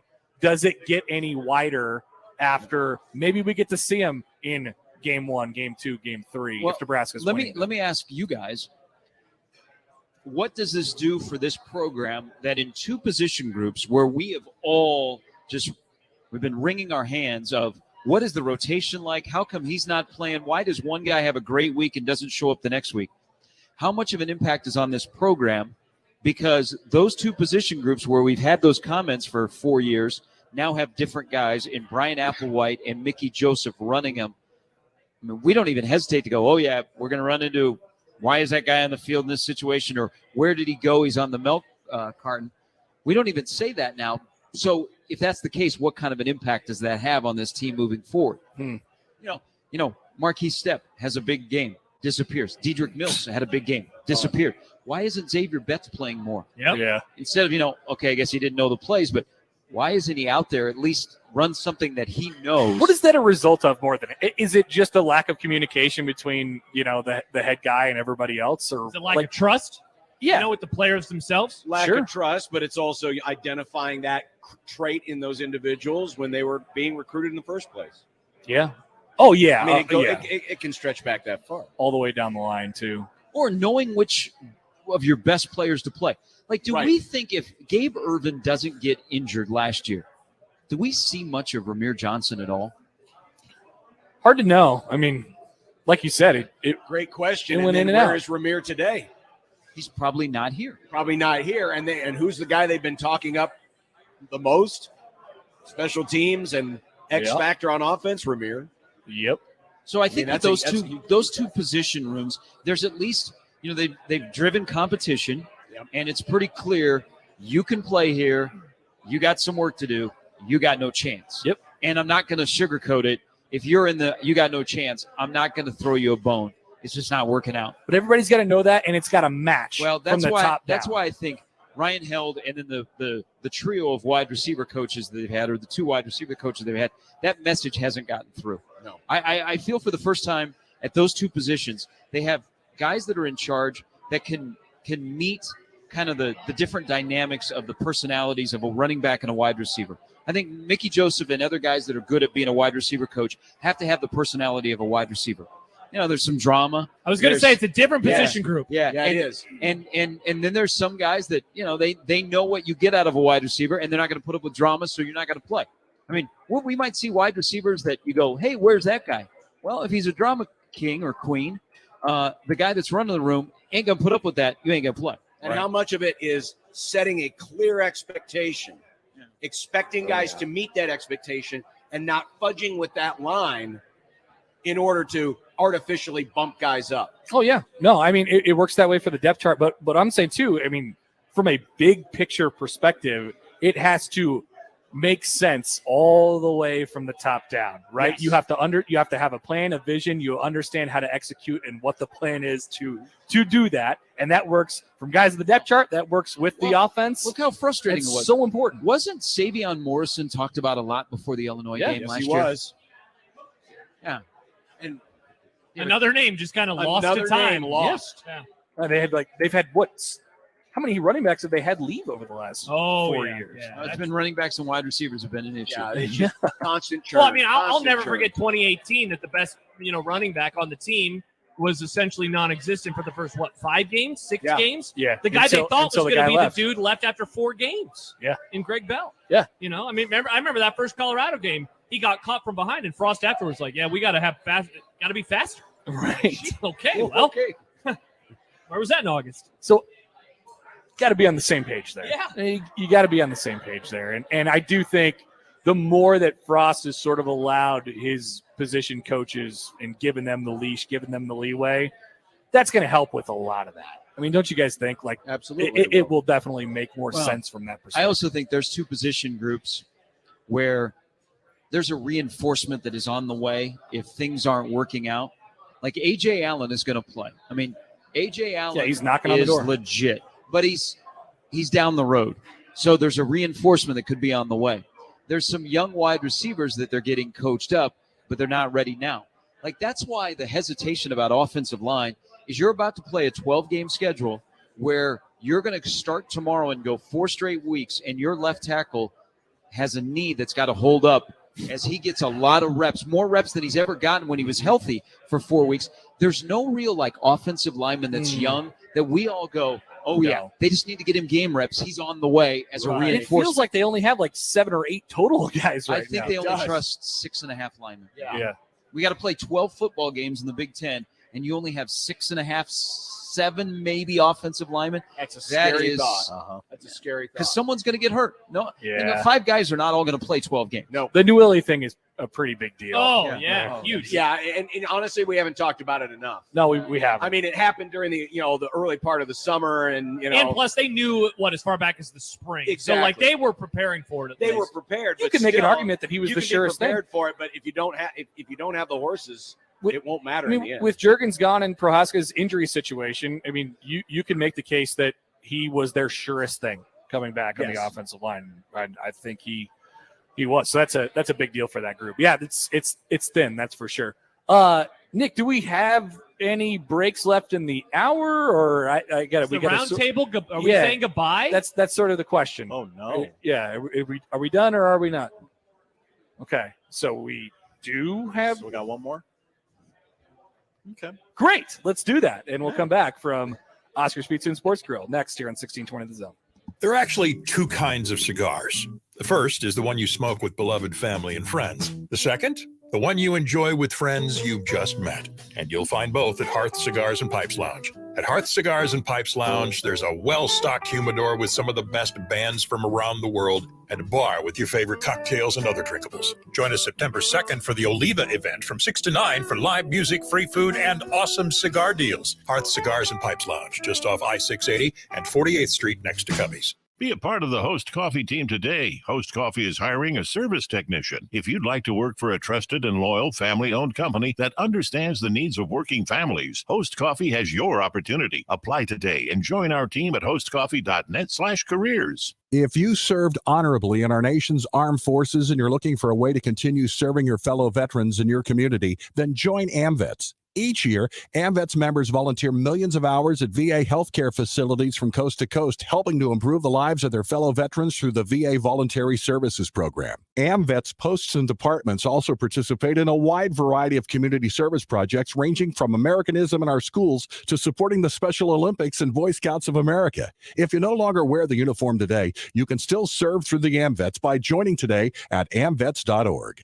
Shop Lanahaw's Garden Center for the best selection of fall color and seasonal decor.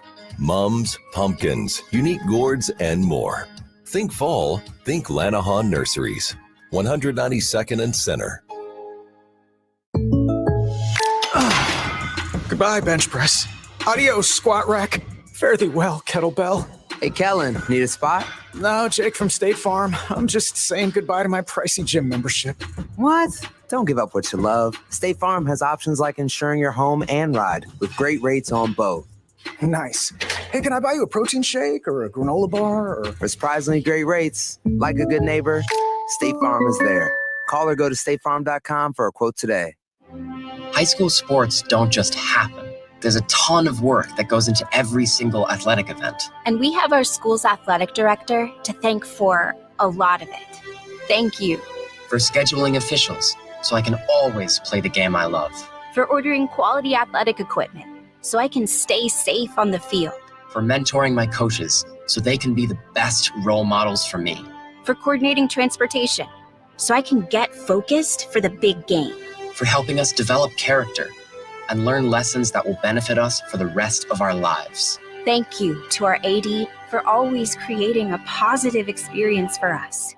We'll never forget it. From all of us at the NIAAA, thank you to every athletic administrator in Nebraska for all you do to enrich the lives of your students. It does not go unnoticed. This message presented by the NIAAA, the National Interscholastic Athletic Administrators Association. It is Big Red Friday, August 26th at McDonald's. You'll score a limited edition Husker flag for just $5.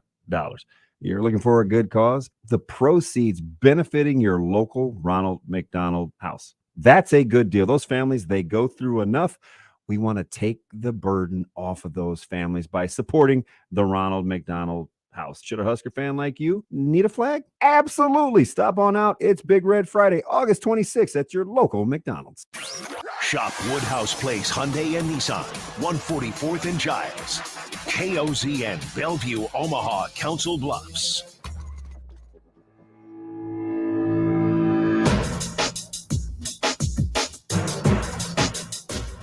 All right, final couple minutes here on the Roundtable, the Red Out Week lunch at Oscar's Pizza and Sports Grill, which is a fantastic establishment, which there are many people in right now saying hello. We have on a Friday. We have T-shirts that we are giving out to people. Tickets to an event of great significance. Did I hear about this? Yes, many are saying we have a registration box. You can give us your pertinent information, and we will at one time draw tickets. Events of great tickets. Which weekend is this event of great significance? Not a clue. Oh, well, that's good. A mystery metric. Will it be at the Events of great National League significance. Park or the American League Park? Hey, you can go to the home opener against North Dakota. That would be my guess. If this was hockey, the box would be full. Oh, Yes, yeah. it would. That's the event of great significance. Well, I don't know. I didn't see it over there. No, Fantastic. you know what? Home opener. Home opener is still a big deal. Gary's promising Plus, it. He's never wrong. Plus, it's sold out. I heard this. So the only way The to get poor tickets kids. is you have to Trev come tweeted here. about it. That's how we know. Husker fans hate the kids. Clearly. Wow. Yeah, we're not letting kids in anymore. Yeah, that's The red- if you sell out a game, that means kids don't get to go for free. roll that red carpet back up. Sorry, you got to put it back in the closet. No more. The Red Out Week lunch Do is they brought to really you by walk Union in on Bank a and red Trust. Where are you carpet? running as people? Probably not. And if they did, they wouldn't care. The kids. I think that's a big deal to walk in on a red carpet. It is? Look It would feel nice. Yeah. Yeah, you At what feel age special. do you learn about red carpet? Or are you just thinking of the old red shag carpet we used to have at the old radio station? Any bright color carpet is pretty cool to walk on. It's Like an they have event. bright It's special. blue carpet. I've Sure. seen that before too. Yeah, it Like, feels don't you really think nice. as a kid, we're going for this neat deal down in Lincoln, the red carpet experience? You feel like you're shafted. You don't get the red carpet. You get like the game and all the other experiences. just I never got a cement. red carpet. That'd be very disappointing. We walked across a wood floor. Great. I was on Go the Big hard Red. That was ground some like a experience. The pavement was hot. All right, we'll let you guys get out of here. Do we have any parting thoughts? I mean, you guys have a show an hour, so Yeah. We'll give. I have a few more thoughts. We did get a question that I want to tackle with John in a little bit. I'll just read it now, and then we can just let it hang. Yes, I've had this shirt for a while. So this is from our friend Stu Manji. And the Sumanji he asked, Sports not Bureau. trying to be snarky, but if I'm reading the roundtable correct, there are major concerns about the offensive line, defensive line, and wide receivers on a team that we think wants to pass more. And the general consensus on the win total from a majority of Nebraska media is 7. What am I missing? Because You're saying that's too many? I don't think they want to pass more. Okay. I think it's a good question, though. Like, we name all these concerns, and then a lot of people are like, yes, so 7 and 5. And they're relative concerns, and then there's the schedule too. And listen, whether or not they want to pass more or not, anytime you have concerns on the offensive line, there's a concern. Bingo. Yeah. So I'll just For let sure. that hang there. And there's some, and we could talk about this a little bit more too, but on the defensive side of the ball, while I'm concerned about the defensive line and its personnel in general, I do think they can make up for quite a bit of that with the strength that they now have, elsewhere in other parts of that defense. So, all right, we'll let you guys get out of here. Hap. Thanks for Hi, coming Gary. by, See you guys. Josh. Bye. Josh, see you tomorrow. Gary. See you tomorrow, Gary. That's right. Big Red Big overreaction. Red overreaction, which will begin right after the game ends. I don't know, like The debut edition. 3 I've o'clock. never seen this one go bad. Josh, last 4 years, twice, I've done a winning Big Red overreaction. Wow. I think you and I last year, I know we had the Michigan State game together. we the had- worst one. no. They should have. Stomachache Hey, is the they game. should have had the cam on Josh and I watching the Michigan State game unfold Plus, our we were Twitter both, feeds were way ahead. Remember that? Yeah, because we were both like, "All right, this is going to be good. This worked out okay." Something bad's going to happen. Yeah. Gary goes, "Oh no," and I said, "What happened?" Because the play hadn't Put started. Twitter away. Our cable at the station way behind. Because Cox is behind. Like you cannot. Peacock and Cox are going to be an issue for live betting. Huh. All right. Bye, guys. See you guys. That is the Red Out Week lunch brought to you by Union Bank and Trust, where your money has people. Josh and I will still be here for another hour. Coming back, Steve Sipple from Ireland. Stephen. And from, Stephen. He's rebranded. I forgot. Of On3.com. He will join the show for final thoughts. We'll have predictions, and we'll round up the show in the final hour from Oscar's Pizza and Sports Grill next on 1620 The Zone. Previously on Unsportsmanlike Conduct. So it is just like Severe says. It's just a walking move. They SEAL Team they 6 into meander. Mount I mean, Doom. what kind of an action-adventure story is this? You don't meander into the breach. You attack the breach. You Watch charge the Battle of into the breach. Hell's What a dumb Dude, story it's this Frodo. is. Okay, it's Frodo. Imagine Nick trying to go into like a really protected area. How would Again, Nick do it? Unsportsmanlike Conduct with John Bishop and Josh Peterson. Weekdays 2 to 6 on 1620 The Zone. Your Omaha area forecast from the Godfather's Pizza Weather Center and KETV News Watch 7 on 1620 The Zone. Chance for a few spotty showers Friday morning, mainly before 9 a.m. in the metro. Partly to mostly cloudy the rest of the day. Warm and muggy in the afternoon with highs around 88.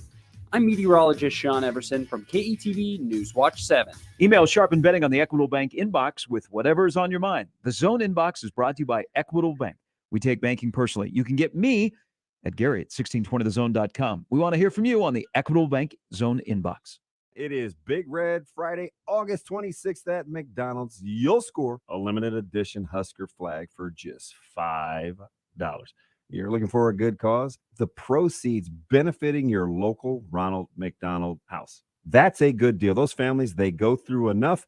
We want to take the burden off of those families by supporting the Ronald McDonald House. Should a Husker fan like you need a flag? Absolutely. Stop on out. It's Big Red Friday, August 26th at your local McDonald's. 1620 The Zone. Live and local, broadcasting 6A to 6P in the Host Coffee Zone studio. Host Coffee, offering office break room refreshment services to Omaha and Lincoln metro area businesses. Discover a better break room solution for your office at sales@hostcoffee.net. Enjoy baseball, food, and fun for the whole family as you watch the Storm Chasers this season at Warner Park. Don't miss any of the excitement happening at the ballpark. See what's coming up at OmahaStormChasers.com.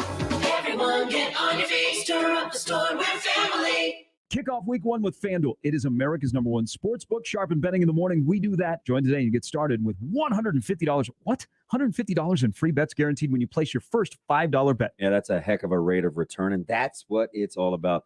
FanDuel Sportsbook, the app, they make it easy. You've got to get the app downloaded by entering the promo code ZONE. Don't fumble your chance to get the $150 in free bets. It is a win-win. Yeah, all you have to do, this is easy. Sign up with promo code ZONE, get in on all the action. You can turn game day into payday. Game day, payday, all season long. What would you do? What future would you look at with? You could make $150 in free bets. Yeah, play your way, bet more than just the final score. Wager on everything from touchdown to total yards to catches. $150 in free bets, win or lose, with promo code ZONE. Make every moment more with FanDuel, the official sportsbook partner of the NFL. 21 over, present Iowa. First online real money wager only. $10 first deposit required. Bonus issues non-drawable free bets that expire 14 days after receipt. Restrictions apply. See terms at sportsbook.fanduel.com. Gambling problem, call 1-800-BETS-OFF. Steve Sipple, Hey! The conversation gets even more uncomfortable, okay? Omaha! Steve Sipple on the Connor Happer Show on 1620 The Zone. All right, the roundtable is concluded, but we roll on here from Oscar's Pizza and Sports Grill and the Connor Happer Show on 1620 The Zone and 1620thezone.com. And let's go live to Ireland, where it's not lunchtime anymore. It is dinner time. Yes. So it's Sipple, what are you getting for dinner tonight? I just had some, here's what happened after. It's sort of unfortunate for other people, but it's really fortunate for me. The hotel I'm in has a restaurant with incredibly good wings, surprisingly good. It's not like a specialty in Ireland, but they're, I don't know. I just stumbled on some incredible wings. So I just had some wings at Coors Light, and that's probably going to do it for me. Well, I can personally guarantee you that they're not as good as the wings here at Oscar's Pizza and Sports Grill. So that's what we're going with today. Really, no, you haven't dove into the Irish Spirit, grabbing a Guinness or anything like that? Yeah, I had a Guinness yesterday. Okay, good. That's fine. Yeah, and I had some great seafood Wednesday night at a great seafood spot. I had some sea bass. But yeah, today you know what? I'm going to be meeting Jake Sorensen. You probably remember Jake, radio personality. I'm going to be meeting him later. So. Oh, yeah. Is he finally in town I think he was in Scotland playing golf for the last week. He was in town, meaning Dublin, yesterday. Gotcha. He's been active. He's very active. Yeah, he's very active. All right, Sip. Well, let's get to the football pieces of it. I guess we could start here and go from there. What has sort of been the vibe that you've gotten from this team? I know Frost talked about before they left. They wanted to be very conscious about, how they approached it mentally. They were too tight last year. How have you seen that play out over the week and actually being around them at least a little bit? Oh, yeah, I've been around them a little bit. I'd say the kids are really enjoying this. I even was a little skeptical of this whole thing because I'm skeptical about everything at this point in my life. But I was skeptical, and I think what I've seen is that people associated with Nebraska, it's Frost and his players, have really warmed to this. It's really I would say to this point, it's been an amazingly good experience. It's a unique experience. I think it was set up very well and planned very well. For instance, just the fact that Nebraska's practice field is adjacent to Aviva Stadium. it's a gorgeous, it's a really good practice field. That's just one thing. But you guys seen the kids around. I saw them on a bus yesterday, a double decker. They're just having the time of their lives. I think the vibe is really good. I'd be surprised if they don't play well, at least in the context of how openers go. So, yeah, I think I kind of tip my cap to Bill Moose for this. This is coming to Dublin. It's a very unique experience, and I think this has been great for Nebraska. Yeah, it's like I don't know, getting me to go and hang out with friends. Like it sounds like a kind of a hassle. Not sure if I really want to do it or not, but then once I go, I always have fun. That's sort of how I'm putting it, and based on what you're saying. Oh, hey, Happer. That's a great analogy. I think that's exactly what this has been. Yeah, for especially for introverts, you're kind of always skeptical or you don't really want to do it, but when you do it, you're glad you did. And I think that's the way this will turn out, especially if they win. I think Nebraska, forget us. I mean, I think Nebraska players, coaches, support personnel will look back on this as an amazing trip. I mean, as something that they'll remember. Obviously, these kids are going to remember. Listen, I'm here. Now I'll remember it for the rest of my life, but that's not that long. These guys will, I guarantee it, they'll remember this for the rest of their life. They'll just remember Aviva Stadium for the rest of their life. It's a very unique venue. And then the city of Dublin is, I kept saying, Happer, as I said on the show with Josh, like I wondered if it's just going to look like Grand Island, and, it couldn't be any different. So they'll remember all of this. Yeah, I didn't really have any impressions that Dublin was a lot like Grand Island. So I'm glad that you found that out too. Yeah, I didn't know what to expect. I'd never been to Europe. So I didn't know. I didn't know what it would be like. It's sort of like I kind of envisioned, I guess. It's a lot of gray and a lot of green. And it's narrow and compact. Everybody's on top of each other, but it's very pleasant and once again unique. And that stadium is pretty cool because it's close to the city center, so you're not leaving the city, you're in the city. It's kind of in the middle of neighborhoods. It's a walk from the city center area. It's a super cool stadium. Simple, you talked about, and we just talked about there, the sort of looseness of the team. How does that manifest itself during the game? And I don't know. We're all sort of wondering, and I think the coaching staff is sort of wondering, when there is an issue, when it's not going your way, what happens with this group, and how does that look? Where does it go? Who's the guy that sort of rallies the troops, brings them all together, things like that? I mean, how would you expect? I mean, it is also possible that they don't run into particularly significant issues during this game. I guess, how do you envision that piece of it from the mental side? Because I think that's about as big as any playing out in game one here tomorrow. Here's the importance on that. I mean, here's the thing, the critical elements of that as I see it. On defense, that's Garrett Nelson. And he has a huge, huge impact on this program right now. His voice is a booming voice, figuratively and literally. And, Garrett, number one, and then those guys, those other captains on defense, Nick Henrich is really important, and Caleb's really important, Caleb Tanner. Those guys got to hold it together. I think on offense, I think what you'll see is a stabilizing picture at quarterback. Not that Casey's voice is all that prominent right now. It can't be. He's got to do something.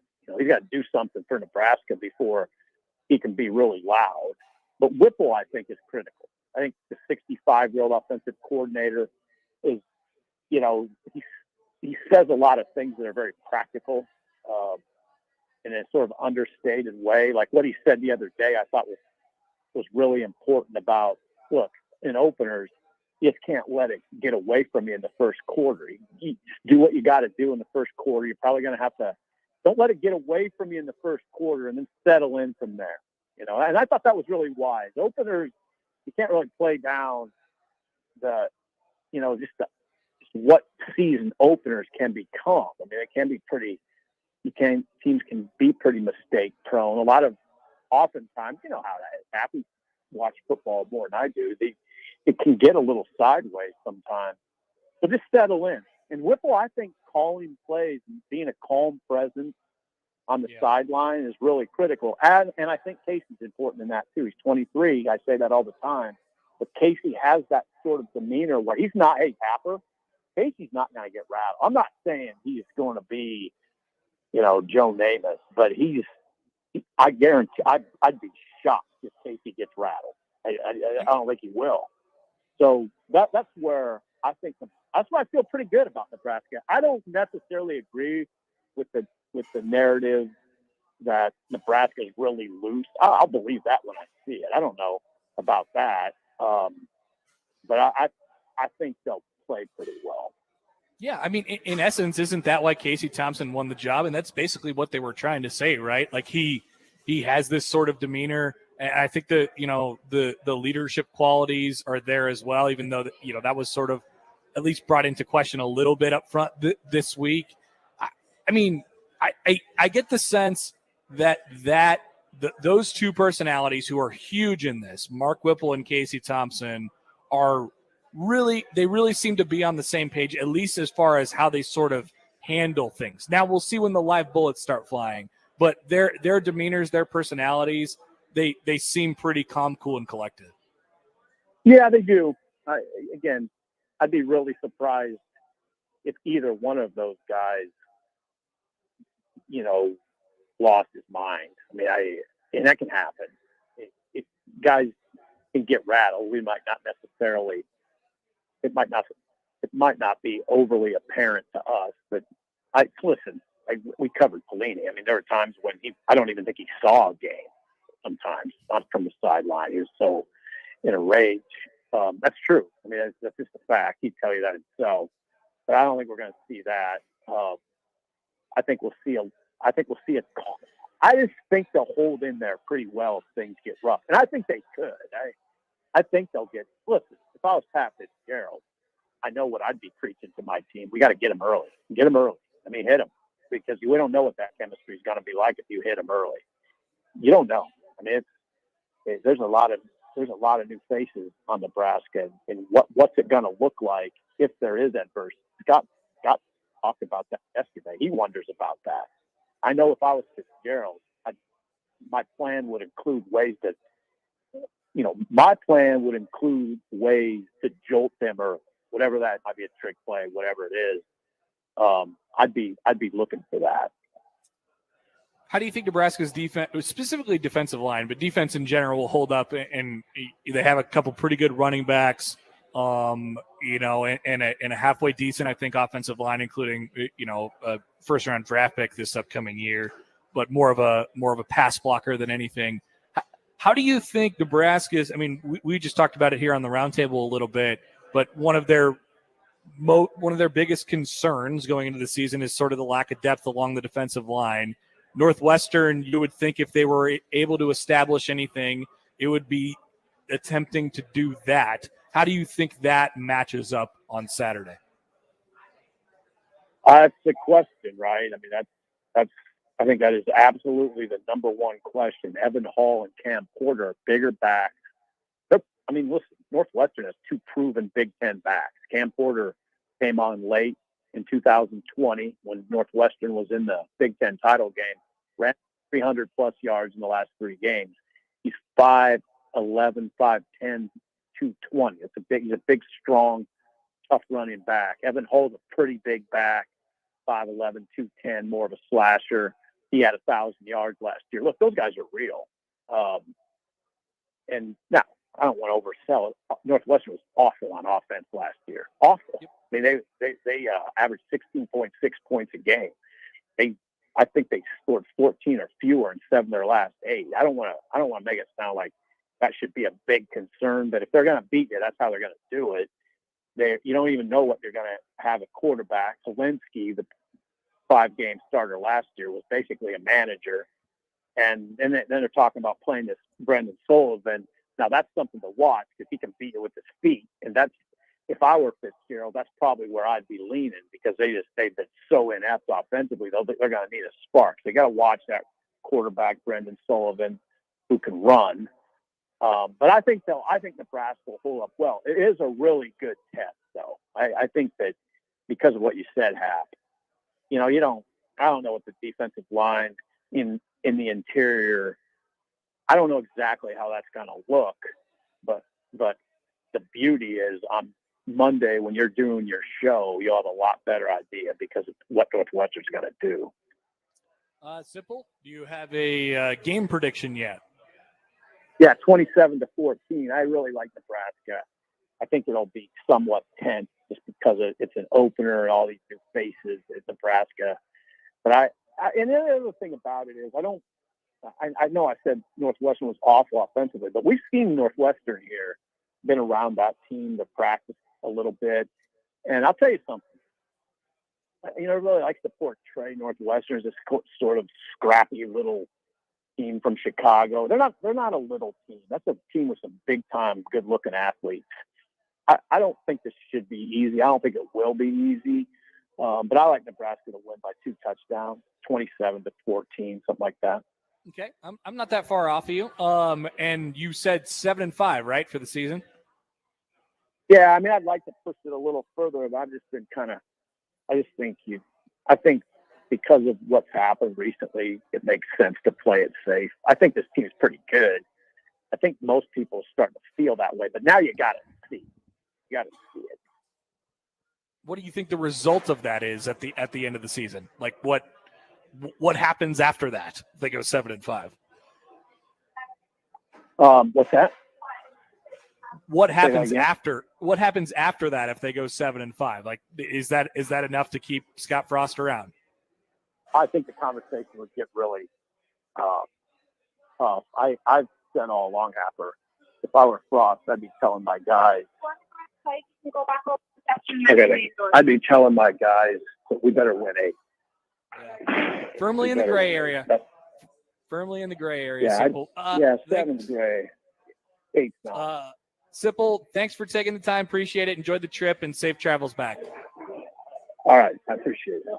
It is Steve Sipple from on3.com. Ran into something there at the end. I'm not exactly sure what. Was he being accosted on a bus? He may have been.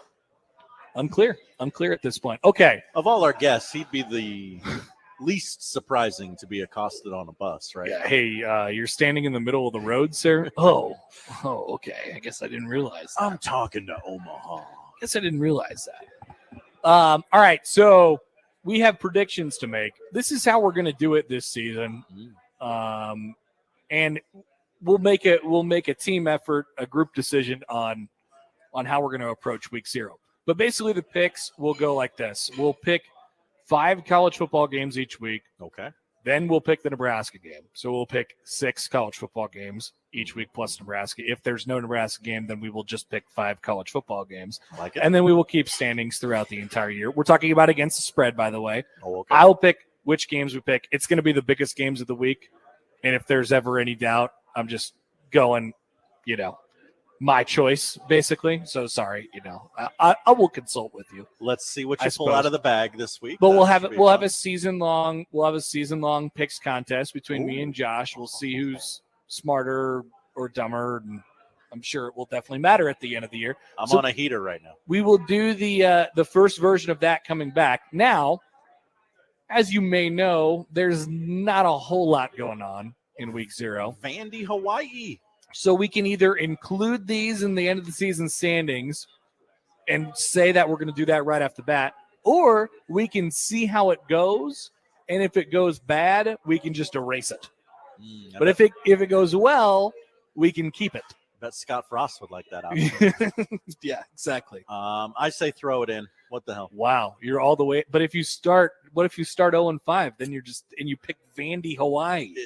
You'll have a good week. I'll have a bad week. It'll even out. I'm telling you, man, it's not fun to get off to a bad start, especially in games that don't matter. It's true. All right, so there's a few on the schedule for this week.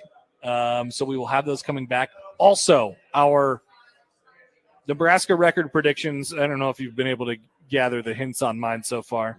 The game prediction for Saturday and the Big Ten West prediction. I've got all of those. We're shoving all the predictions into the next segment. We'll do that on 1620 The Zone. But first, Nick, before we go to break here, we'd like to remind you about the FanDuel Sportsbook. They want you to be ready for college football when they kick off this week. You can check out the website right now. Like I said, there's plenty of stuff to choose from on there. You can go deeper on the Nebraska game. You don't have to just pick the spread or pick the total, anything like that. And right now, new customers can get $150 in free bets guaranteed for week one. Place a $5 bet, and you can get $150 in free bets, win or lose. Like I said, a lot of different ways to bet a college football game. You could go with the same game parlay. You can go with overs, unders, the individual bets, and the live betting as well. And if you've been thinking about joining FanDuel, now's the perfect time to give it a shot. As I said, the app is super easy to use, very, very user-friendly, and they're always hooking you up with great odds, and you'll get paid fast. See for yourself why FanDuel is America's #1 sports book. Download the FanDuel app today and sign up with promo code Happer and get place a $5 bet to get $150 in free bets guaranteed to kick off the college football season with promo code Happer. 21 plus and present in Iowa. First online real money wager only. $10 first deposit required. Bonus issued as non-withdrawable free bets that expire 14 days after receipt. Restrictions apply. See terms at sportsbook.fanduel.com. Gambling problem? Call 1-800-BETS-OFF.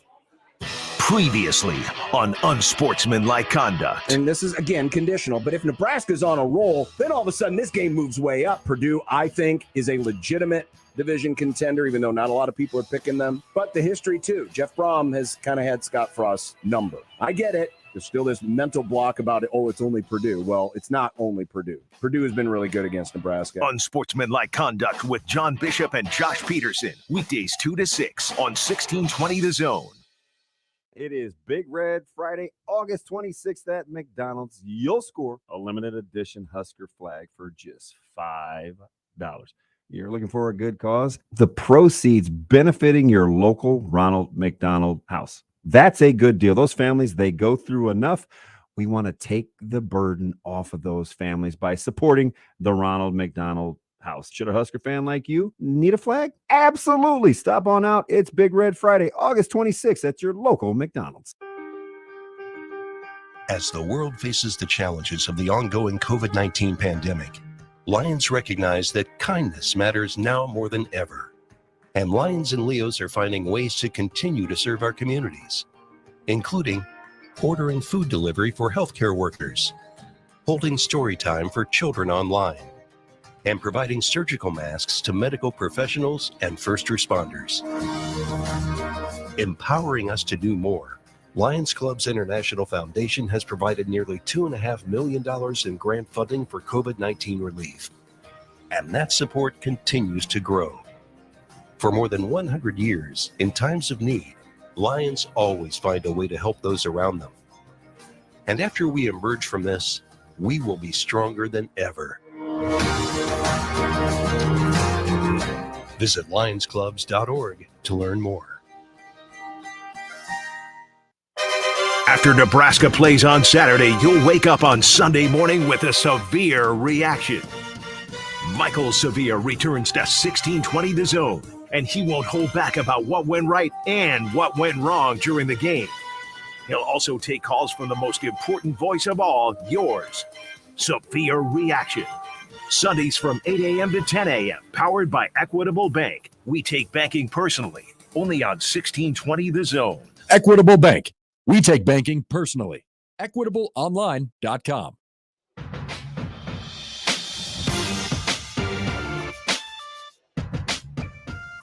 All right. Final half hour here on the Connor Happer Show on 1620 The Zone and 1620thezone.com. Thank you for everybody for coming out to Oscar's Pizza and Sports Grill today for our Red Out Week lunch and more. Visiting with us, coming up saying hello.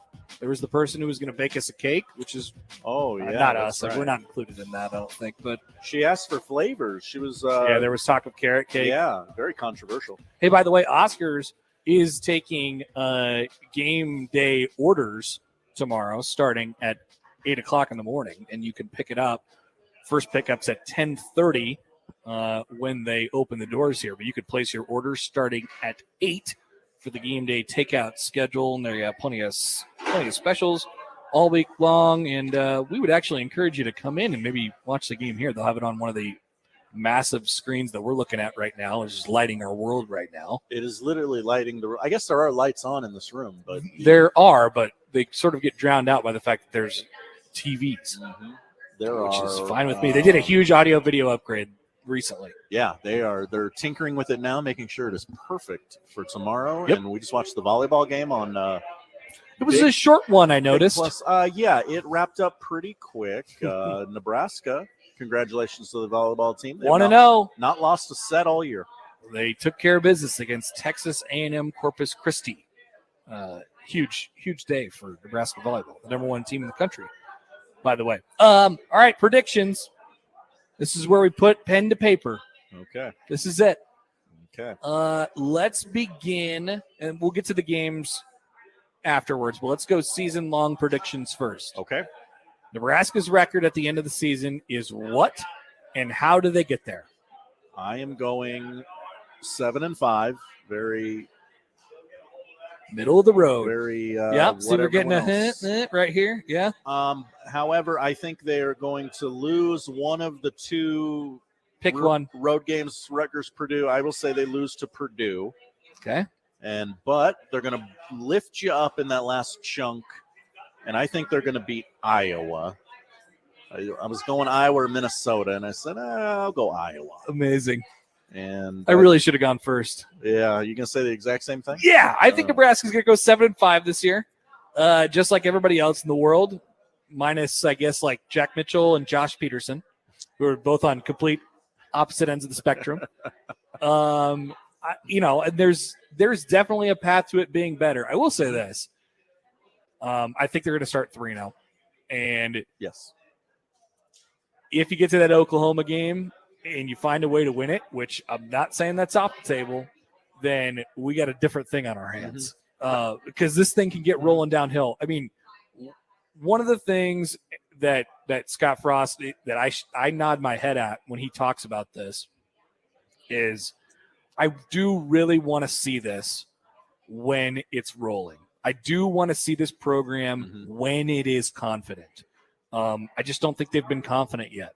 Will they be confident after 3 wins in a row to start this season? If they get there, certainly more than they have been. Even that would be a roll compared to literally they haven't won 3 else. games in a row. Yeah. Will they be a confident program if they can string together 4 in a row to start this season? You bet they will. And they'll also be a ranked team, and they'll deserve to be ranked as well at that point. I wanted to go 8 or 9. Yeah, I mean, if that's the case, who knows? I just the team has not given me enough to go, you know what? They absolutely can win the games they're supposed to win, quote unquote. Yep. And so I had to go 7. Yeah, I mean, that's what this season's about. It's about winning the games that you're supposed to win, and Nebraska is going to be favorites in at least 6 out of its first 8 games. At least 6 out of its first 8 games. Maybe the one against Purdue on the road you end up being at, depending on how their season goes. The Oklahoma line stayed pretty steady for the entire summer. So if you can take care of business there and then maybe jump up and win one more, Josh, I honestly, I was going through it. I've been going through it in my head for a while, and I've sort of simmered on this one for a week now. I do think they start 6-2. I think they lose to Oklahoma and Purdue, and then I think they are 6-5 going into Iowa City, and they win, and that feels really good, and that's enough to keep this thing going. And whatever happens in the offseason happens in the offseason, of course, but it will. Maybe I'm just wishing this into existence more than anything, but I do think we go into an offseason and there is some optimism, and there is a feeling of, hey, I think this could actually be something. Does a win in the Guaranteed Rate Bowl or Pinstripe Bowl and they get to 8? Absolutely. That matters. That matters? That matters, yeah. Because sometimes there's some years where it's like, yeah, the bowl game doesn't matter. There's no momentum in the next year. No, I mean, that's something that people say to themselves to hold the safety net of, well, what happens if they lose? Does it erase the momentum? Mm-hmm. I mean, I don't know. It may, and it probably does a little bit. If you end up at 7-6, I don't think Scott can turn down wins at this point. I mean, 8 wins is a monumental jump from 3. Yeah, absolutely. It's a monumental jump from 5 and 4 and, another 3 and 5 season, which they've had during this time as well. So I think Nebraska is 7-5. I understand it's not out on a limb, but that is my prediction nonetheless. There's a reason why it's the most common one, right? That's what everybody seems to have settled on. Big Ten West. Who wins the Big Ten West? I have Wisconsin, and that's not because I believe in Wisconsin. It's because I just didn't. There's nobody that's going to take it, so might as well pick the program that feels like they have the most pedigree. But as Josh pointed out, it feels like they always win the West, but they haven't won the West in a while. They're always the favorite to win the West, that's for sure. Yeah, and I do think there will be a lot of questions asked if they don't this year because it is so wide open. It is, quote unquote, the Badgers division for the taking right now. I mean, there's 5 teams that can go up and take this division that are going to be sad if they don't in December. Yeah, it'll feel like a bit of a lost opportunity. I've felt that way for Nebraska over the last couple of years. My pick to win the Big Ten West is the Minnesota Golden Gophers, and they finally are able to get it done this year somehow with millionth year starting quarterback Tanner Morgan and millionth year starting running back Mo Ibrahim. Mm-hmm. The key for me, and I've talked about this a lot, but if you're a Big Ten West contender, who do you get in your crossovers? It is something that Nebraska has in their corner this year. They do not have to play Ohio State. They have to play them at home or on the road. Mm-hmm. That's sort of the key to everything. Now, of course, you could be like Purdue and Iowa those 1 years, and you could find a way to beat Ohio State. But it's just unlikely. You can't put it on the schedule, write it down as a win, or barely even a toss-up if you're playing that team. So that's a Big Ten loss. Minnesota, out of Iowa, Wisconsin, and Minnesota. Minnesota's the only one who doesn't play Ohio State this year. Okay. They have 2 road games as crossovers at Michigan State and at Penn State. They also host Rutgers in the crossover. I think that is manageable, certainly more manageable than it would be when you play Ohio State. And then, of course, you finish the season, you get Iowa at home, you go to Wisconsin, you go to Nebraska, you have Purdue at home. That's a little bit early in the year. That's a big game for them. I just think they sort of follow a similar formula than they did a couple of years ago, and they sort of get the ball rolling downhill, and they hang on to win this thing at the end. You're gonna have to beat Wisconsin. I was gonna say, do you think that last game at Camp Randall between Minnesota and Wisconsin is the Big Ten West championship game? It certainly could be. Yeah. I mean, but I'm also pretty high on Iowa this year. The defense is going to be really good. Yep. They may only need to score 10, 14 points a game, Yeah. but will they be able to? That's a problem. I mean, if I was turning the ball over, they're in trouble. If they're not, then they're going to have a pretty good time. Mm-hmm. That was all the season long predictions that we were going to tackle today, right? Yes, I had a playoff ready. Oh yeah, would you like to give us your playoff? My playoff is now. I haven't thought enough about this. Come with me on this journey, Okay. if you will. Alabama. Yep. Ohio State. Yep. Georgia. Okay. I mean, are these teams you could see making the playoff this year? You know what? You're going out on a limb, but I like it. The fourth one, which really does feel wide open, but it also feels like it doesn't matter in any way, shape, or form. So I will go Notre Dame. I took a look at Utah, Miami, and Oklahoma, and ultimately picked Notre Dame. Yep. Utah's been a team that's got some love. Mm-hmm. I feel like Miami's going to get tripped up at Texas A&M, but maybe look good doing it. But Who is a team that could make the playoff it would have to be either out of the ACC, Big 12, or Pac-12. Clemson's getting a lot of love. I'm down on Clemson this year. Yep. Clemson's certainly capable from a talent perspective. Sure. But DJ would have to return to form. Could I convince you that fourth spot could belong to North Carolina State? I've heard that they're going to be very good, and I cannot wrap my brain around them being that good. But certainly a very good ACC team, whoever wins the ACC, would have a shot at making the playoff. They would be ranked high enough. Exactly. I don't know what I assume their non-con is nothing. Let's take a peek. I assume Clemson is probably their toughest game. East Carolina, Charleston Southern, Texas Tech, and UConn. Murderers Row. Okay, so they're 4-0, and then they go to Clemson, and that's a top 10 game. Okay. October 1st. Florida State at Syracuse, Virginia Tech, Wake Forest. That'll be a doozy. Quarterbackless still potentially Wake Forest. Boston College, Louisville, North Carolina, and then the ACC title. That's favorite. Their two toughest games are on the road.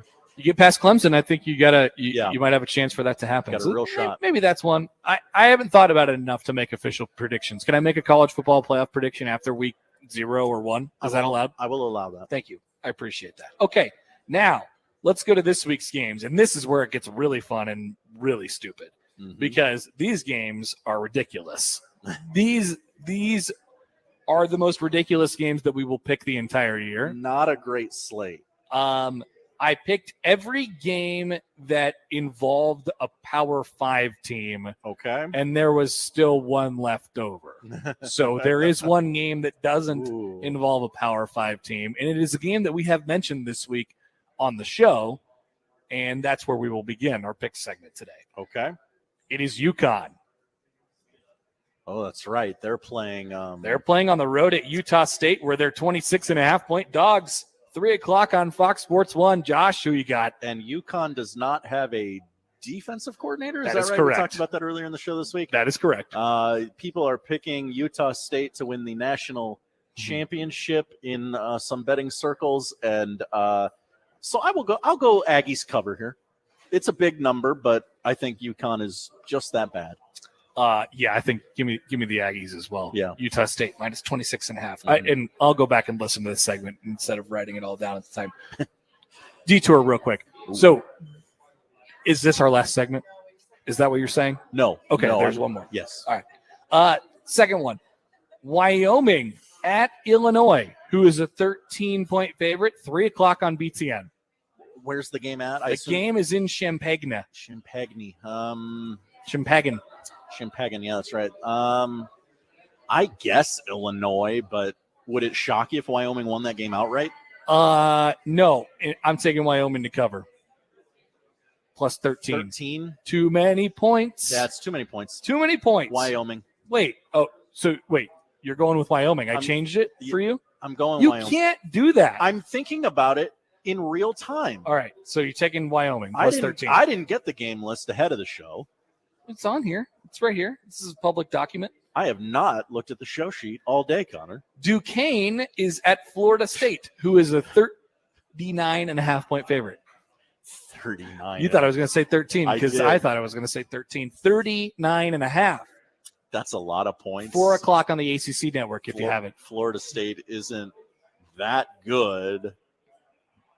Come on, do it. They'll get it done. They'll get it done. No. Duquesne I to can't. cover the 40. I can't. Give me Duquesne.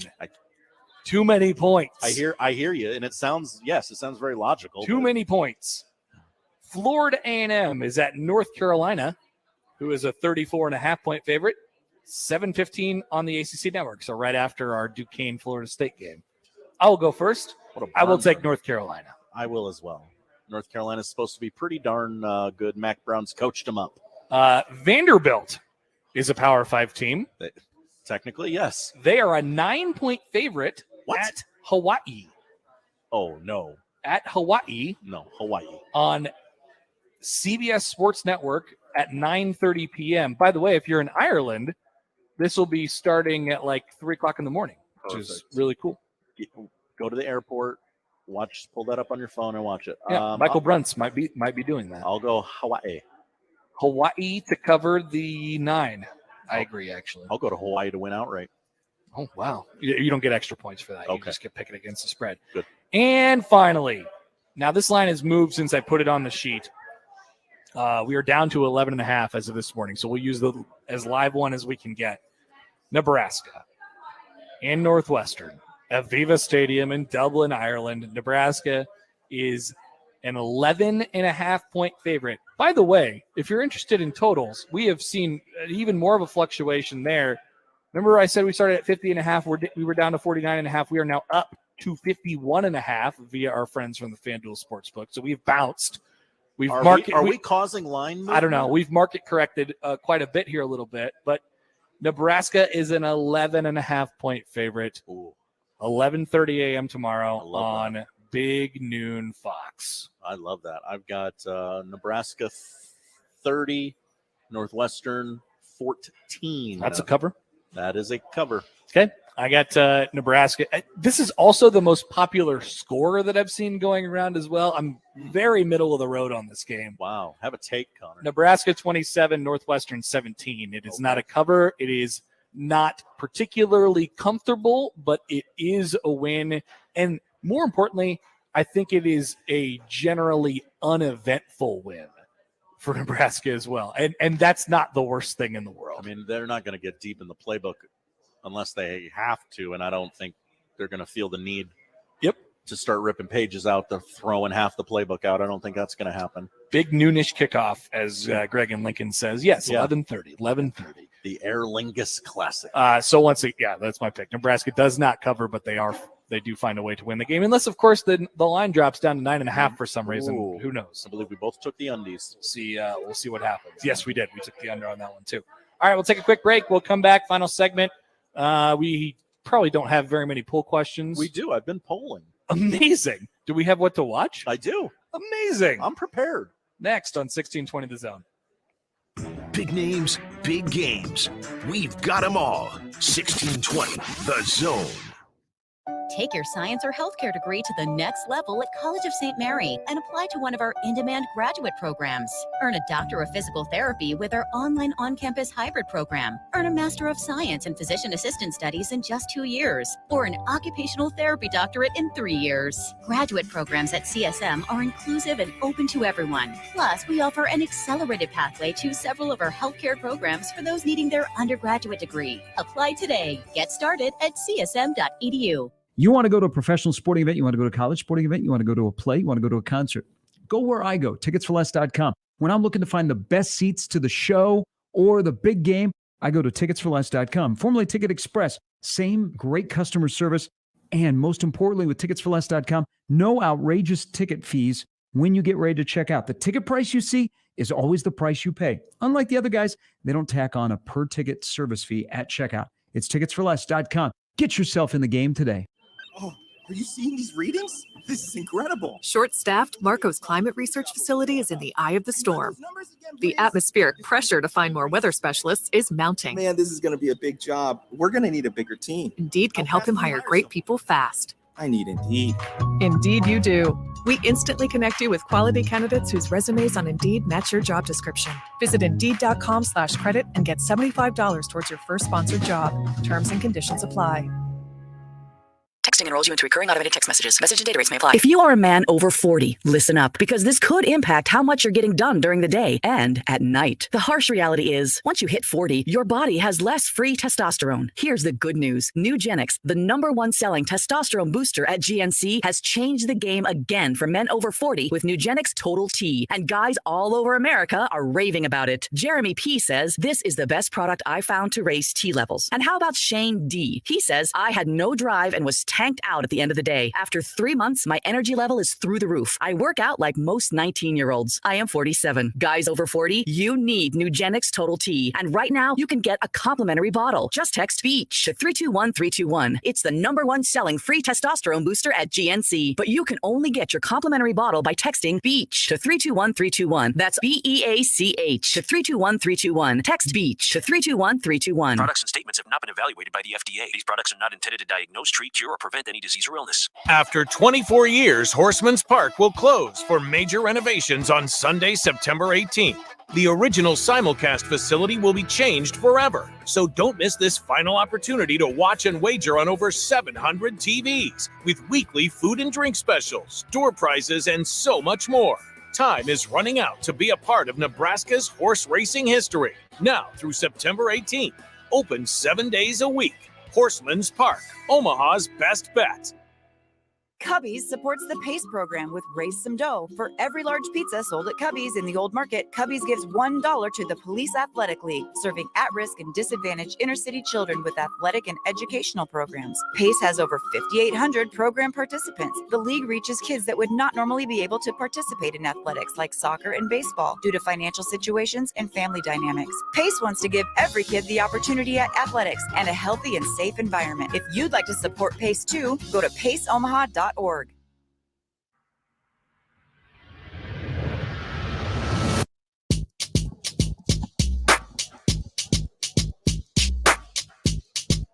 right, final couple minutes here. Josh just showed me a tweet of somebody apparently paying attention to Florida A&M football.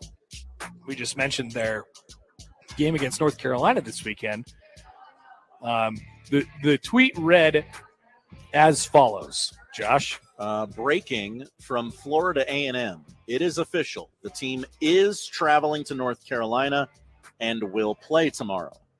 There were apparently a myriad of issues involving academics and extracurricular things, and coach said he left it up to the players if they want to go ahead and play the game. The players said, yes, coach, we would like to play this game, because clearly we're not going to class. No, I don't know if that's the situation. There was a report floating out there that at least 24 players who were ineligible to play, including many starters. Let's see. And Florida A&M seems to want to play this game, obviously, and not from the player's standpoint because they get paid. Well, yeah, and then it's going to be a situation of, hey, do you want to play this game knowing that probably by the end of the season, we're going to find out we played someone who was ineligible and none of this counts. Yep. Amazing. Are you in? That's exactly why I took North Carolina to cover their 36.5 or whatever it was. All right, poll questions before we get out of here. There's still more previewing to come with the guys from Unsportsmanlike Conduct coming up here in just a couple minutes. First poll question today, are you hyped? Oh, you got to be hyped today. Indeed, I am. Even if you're a little down on the team or the program or the coach. What is coach, this crap? 80%? That's not enough. It needs to be at least 90. Get hyped. It needs to be at least 90%. Did you even watch the Bud Crawford hype video? Mm-hmm. Did you watch the Volleyball Tech 9 hype video? Did you listen to our intro? We got The Rock to do it. He doesn't do a lot of things. Finally. Disappointing effort. It needs to be more hype than that. Who you got? Northwestern Nebraska. I have Nebraska. Good pick. 87% agreed. They are taking Nebraska. It's about the way you'd expect. Nebraska wins by 1-7, 8-14, 15+, or Northwestern wins. 8-14 is the range that I fell in. And nearly 40% agree. More skewing toward winning by 2 touchdowns or more than winning by a touchdown or less. I don't know. What did I have? I had 16. So, okay. You're in the 15+ category. Nebraska's season win total, 0-5, 6, 7, 8+. I like how you did that. I like how you split that. I'm saying 7. As we projected, 42% saying 7, 29.1% saying 8+. I was a little intrigued that 8+ was the second leading vote getter.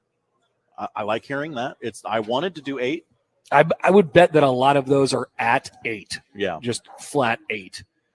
I'm interested in the 0-5 category too. It's definitely on the table that they could go 5 and 7. I just find it unlikely that they'll win less than 5. Yeah. Pretty unlikely they win less than 5.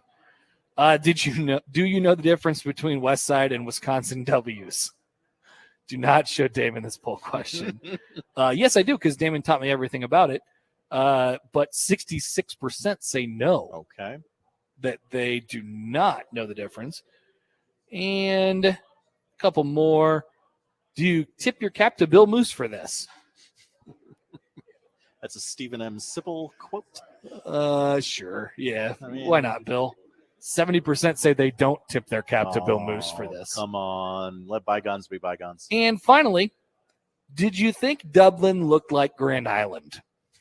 I did not. I was not under that impression, but apparently Sipple was, and 67%, 60 now, 8% agree that they don't think that either. Okay. Josh, what are we watching? We got a slew of baseball on this weekend. Your Apple doubleheader is Rays Red Sox at 6 tonight. Then Guardians Mariners at 9 o'clock tonight. Really signed Julio Rodriguez. Yeah, you'll get the 14-year Wunderkind on FS1 Saturday night at 9 o'clock as well. Yankees A's tonight on ESPN Plus at around 8:30. ESPN Plus also has Angels Blue Jays tomorrow afternoon. Braves and Cardinals, Big Fox tomorrow night. Sunday Night Baseball on ESPN. I believe they're also on MLB Network tonight. And then Dodgers Marlins is your Peacock game Sunday morning. Little League World Series. Connor, I know you're out on children, but there is a home run derby. There's a Little League home run derby? Little League home run derby tonight on ESPN. International final 11:30 tomorrow on ABC. Chinese Taipei versus Curacao. U.S. final 2:30 tomorrow between Hawaii and Tennessee. This actually sounds like a decent watch, the Little League home run derby. Yeah, I kind of want to know what that's about. It's a morbid curiosity. And then the Little League World Series final 2 o'clock Sunday on ABC. You got, 5 NFL games on this weekend, but it's preseason. Kevin Hart has a movie on Netflix today. He plays a stay-at-home dad who reconnects with his former BFF, Mark Wahlberg, for a fun weekend. And Samaritan on Prime, starring Sylvester Stallone. He plays a vigilante hero. He is 76 years old. How about that? He's a garbage man. He's a superhero. He's 76 years old. He's a truck driver. He's a recent divorcee as well. Wow. Sylvester Stallone. What a guy. All right, Josh, thank you. That is what we're watching. That is the offseason. R.I.P. It's dead. We're going to know a lot that we don't know right now on Monday. Thank you for listening all throughout it. And Damon has chimed in on the W's again. We look forward to bringing you coverage throughout the season. We are out of here on Sportsmanlike Conduct. We'll round out officially the offseason next on 1620 The Zone. Summer is here, and if you have a gotta get it done this year project, trust the official exterior experts of the Huskers, J-Tech Construction. Call them for a free estimate on roofing, siding, windows, or even solar. They're close by with 3 locations in Nebraska, including Lincoln, Grand Island, and Omaha. Need financing? J-Tech offers 0% interest for 60 months. Call 402-261-3682 or go online to yourexteriorexperts.com. J-Tech Construction, Nebraska's exterior expert.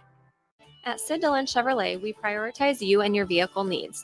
Visit our dealerships to shop inventory or to order your new vehicle. Shop online at SidDillonChevy.com. You are what drives us, Sid Dillon. Chevy, find new roads. Oscar's Pizza and Sports Grill has been making your game day experience one to remember for 18 years with our award-winning char-buffed wings and $7.99 Monday through Friday lunch specials. But now your game day just got bigger and better with Oscar's newly upgraded audio-video system. Cheer on your favorite teams this season in front of a 22-foot LED video wall, showing up to 8 games at once, and of course, 40 TVs and massive dual projectors. Oscar's Pizza and Sports Grill, 173rd and West Center Road, and for takeout at 162nd and Maple.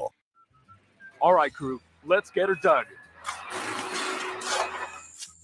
Honey, you want to give me a hand? I'm planting that tree, remember? No matter how large or small your digging project may be, no matter how urban or rural, you must always call 811 before any digging project. 811 is our national one-call number, alerting your local utility companies to come out and mark any lines they have near your dig site. You must call 811 at least 2 to 3 business days before any digging project, so you can avoid hitting our essential buried utilities. This includes natural gas and petroleum pipelines, electric, communication cables, and water and sewer lines. So before you do this or this, make sure you do this. For digging projects big or small, make the call to 811. Brought to you by Common Ground Alliance. I absolutely love my dog, but the constant shedding, not so much. But then I got a Swiffer Sweeper Pet Kit, and it is amazing. These super thick cloths pick up a crazy amount of hair. Just look at all that. And that was from just one swipe. And the best part? Sweeper's so much easier to maneuver than a broom or a vacuum, easily getting around chairs and under the couch. You're right. Now I can focus on you, not your shedding. Swiffer Sweeper Pet Kit, because shed happens. Summer is over. It's time to settle into your back-to-school routine. I'm Jenny Benson, president of the Nebraska State Education Association. As teachers, we're excited to see our students again. Parents, help your child. Set a time and a quiet place for homework and establish bedtime routines so your child will be rested and ready to learn. Help us make a bright new beginning for our students this year. Sponsored by the Nebraska State Education Association, aired by the Nebraska Broadcasters Association and this station. I always wanted to learn Spanish, but I never thought I'd have the time. Then I discovered Babbel. Babbel's lessons are fun. They only take like 10 or 15 minutes, and in 3 weeks, presto, you're speaking another language. Like magic. I love that Babbel's lessons aren't just robots talking. They're voiced by native speakers, so you get the pronunciation just right. And they're